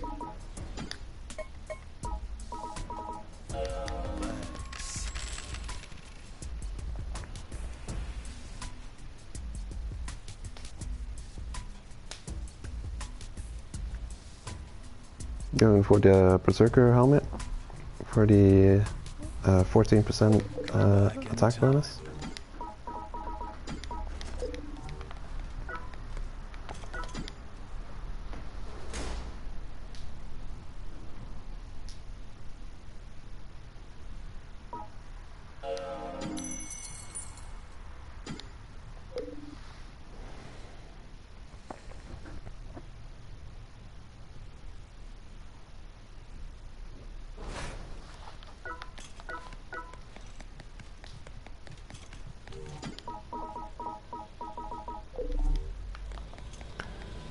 Okay, do I have everything on me to take on the last boss? Got attack buff, healing, vampire, damage, weapons, armor. I think the only thing I'm missing is a live stream buff. Well, I'd say the best armor is situational for the most part,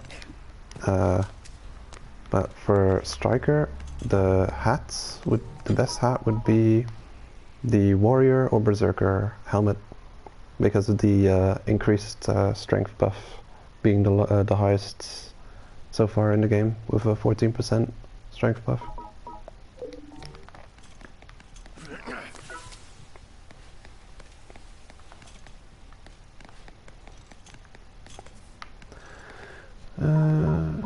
Oh yeah, I was looking for it in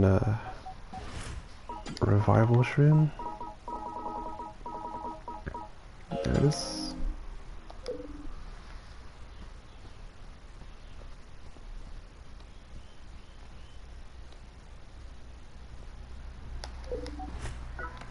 So the best armor starts off as the warrior set, which you get from the charger, Welcome back. the chargers from floor 20 to 30. Oh. Well, it could be 22 to 30. I don't know exactly where.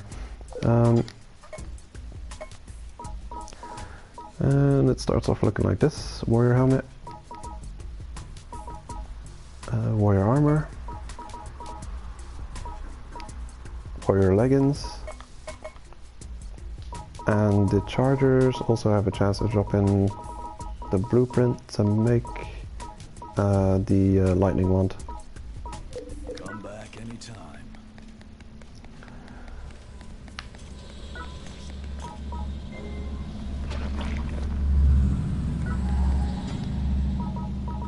Okay, here we go.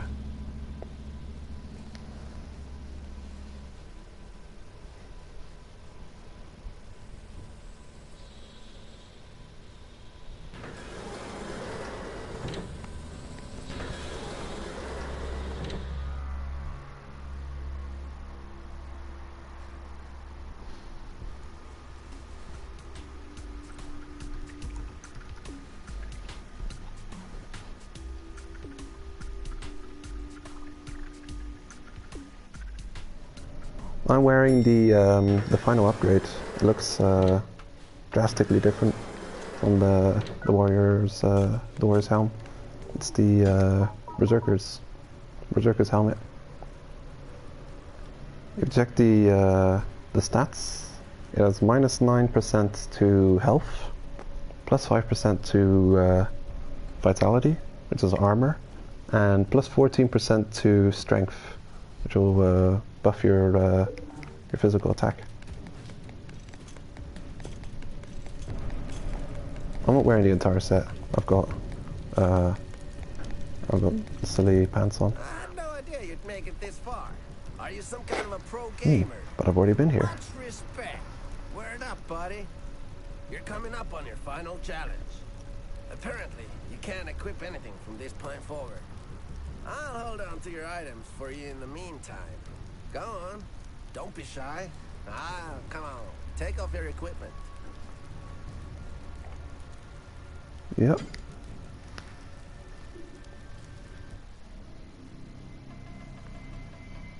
Don't worry. I'll give everything back later.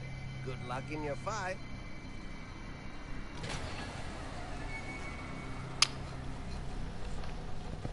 Here we go.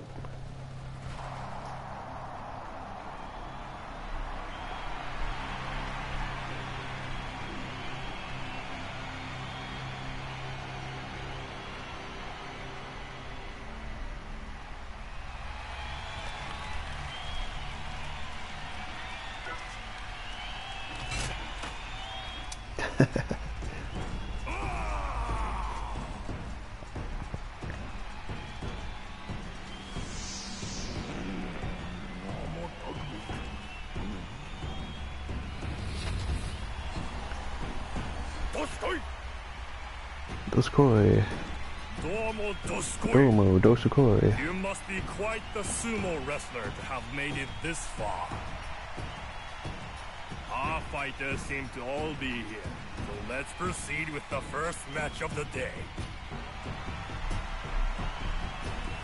Domo Doskoi.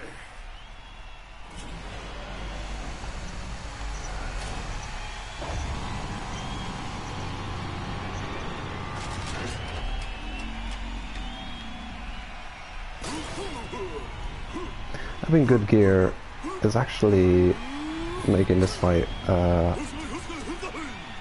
quite a lot harder in the first phase, because I have to be able to survive fighting against my the weapons I brought.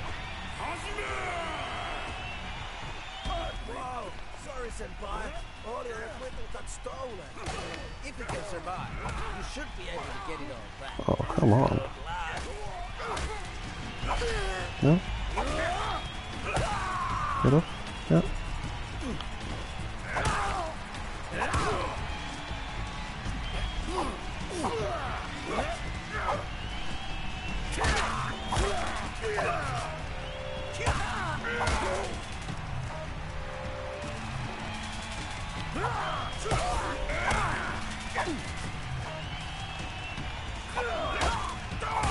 There you go.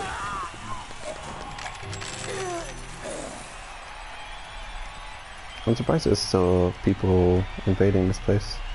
Was it an invader? It could have been a hater-fied fighter. Oh god.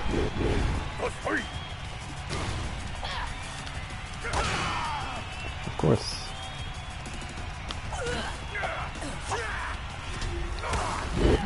Pop. Now I hope that finishes you off.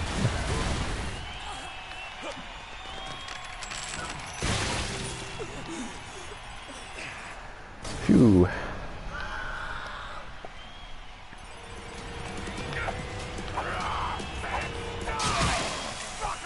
That's you sorted.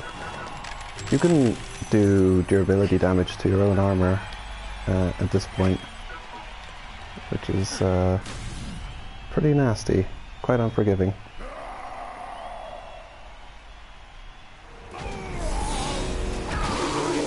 Look. Okay.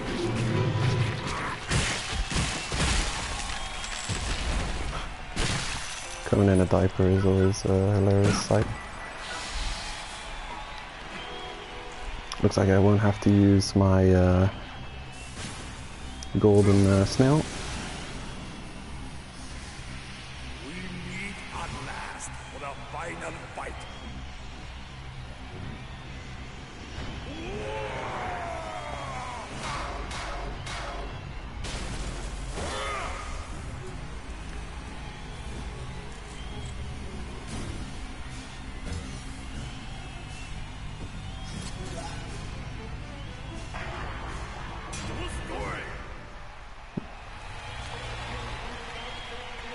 I want Yokozuna. Oh, bugger. Ah, warriors! No mercy! Well, Ah! so far so bad. Where did you go? Oh, there you go. It's probably one of the fights that I've done that I've got the least experience with. You only really have to defeat him once, don't you? You look oishiso.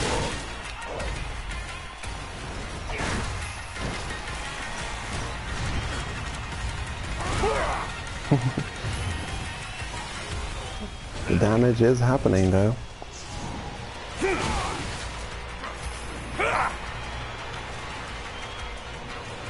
What are you up to? No mercy!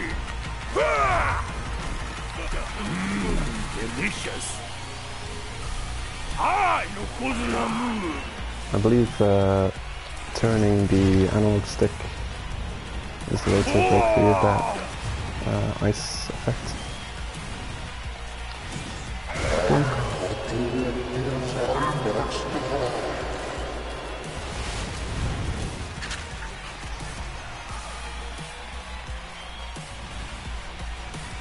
Yeah, U-10's definitely in there. Is he decapitated? Is it a headless U-10?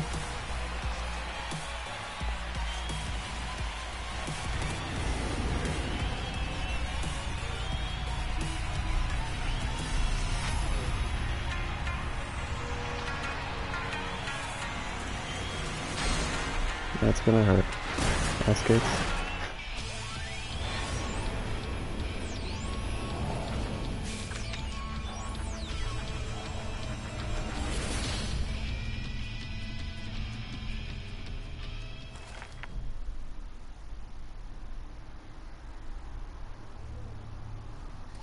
Your body and soul are that of Yokozuna. I wonder if you'll be able to go straight to floor 42 if you're gonna have to get past this boss when the new content arrives.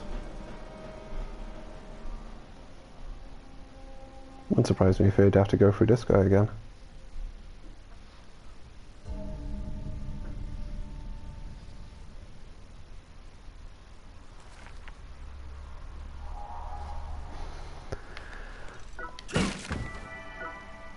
Hey. He doesn't always drop that.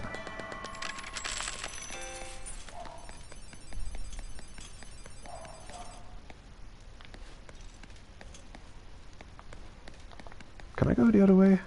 I don't want to go this way. Let me out. Nope.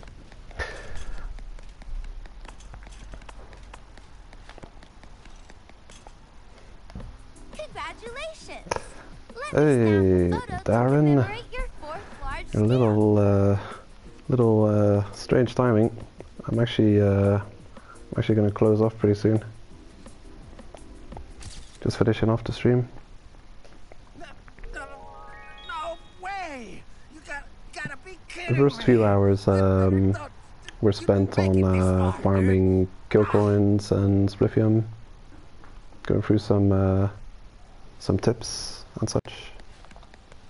Then farming soups, and a bunch of random farming some random things, red metals, high floors, shop, checking stuff out.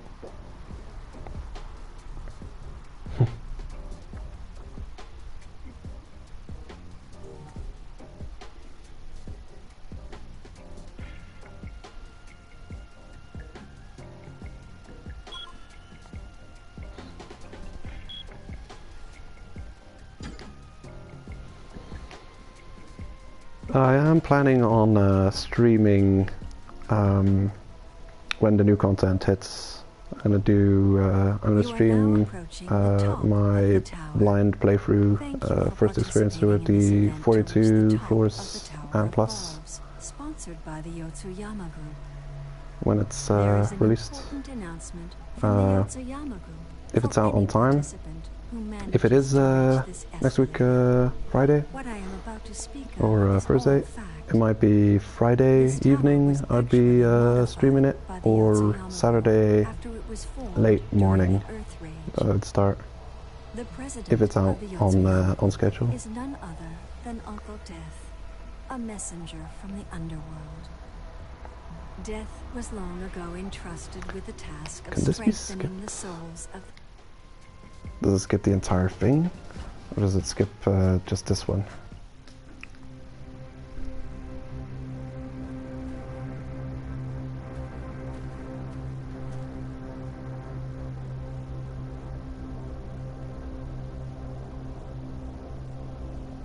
Huh. Well... Didn't you just miss Snail Day? You should have a couple of snails stored in your bank, Darren, to like quickly level new fighters. This comes in handy. You heard is true. My goal is to destroy all of humankind. Why? Good question. Last word. It's gonna be. It's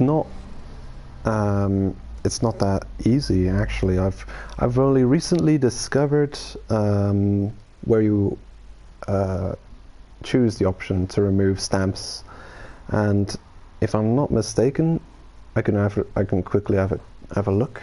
But it seems to me that you remove all of the stamps on a certain tier of floors. So yeah, I want to skip that. Yeah, okay. Oh shit.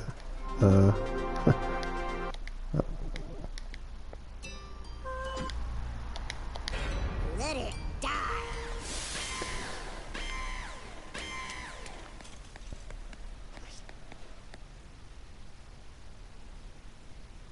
Okay.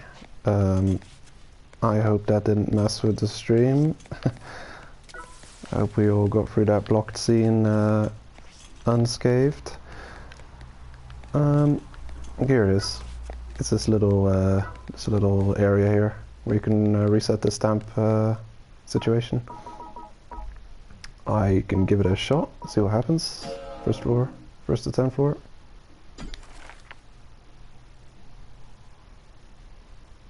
Clean slate. So, if you ask me, it's still pretty difficult to do if that's how it works. Like if you could remove individual stamps, it would be less difficult. But it looks like you have to do all 10 perfectly to get that sorted out. So if you even get one slightly wrong, you have to do the whole thing over again. And at the start, they're pretty simple, but the higher level stamps are really tough to get the timing right. So, yeah. Honestly, I don't think the reward is going to be worth the effort.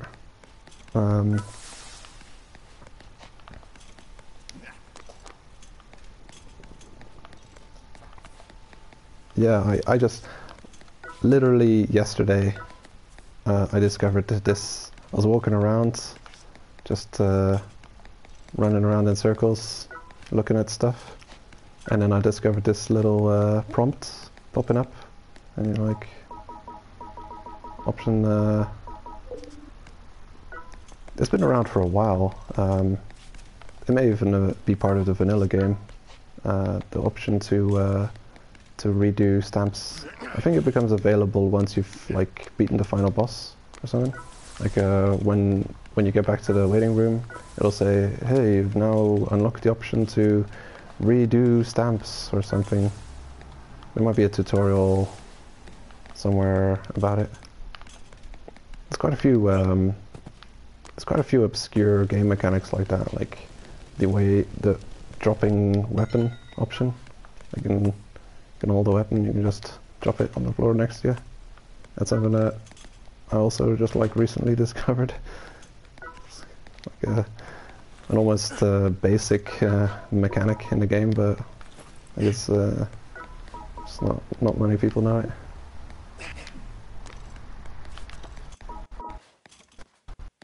Alright. Well, to everyone who joined late, I'll probably be streaming again end of next week when the content hits. Thanks everyone for joining, and the whole thing will probably be up on YouTube, so you can see the start if you missed it, where I'm actually on point doing stuff like related to the title of the stream. So thanks for joining, and see you next time, everyone.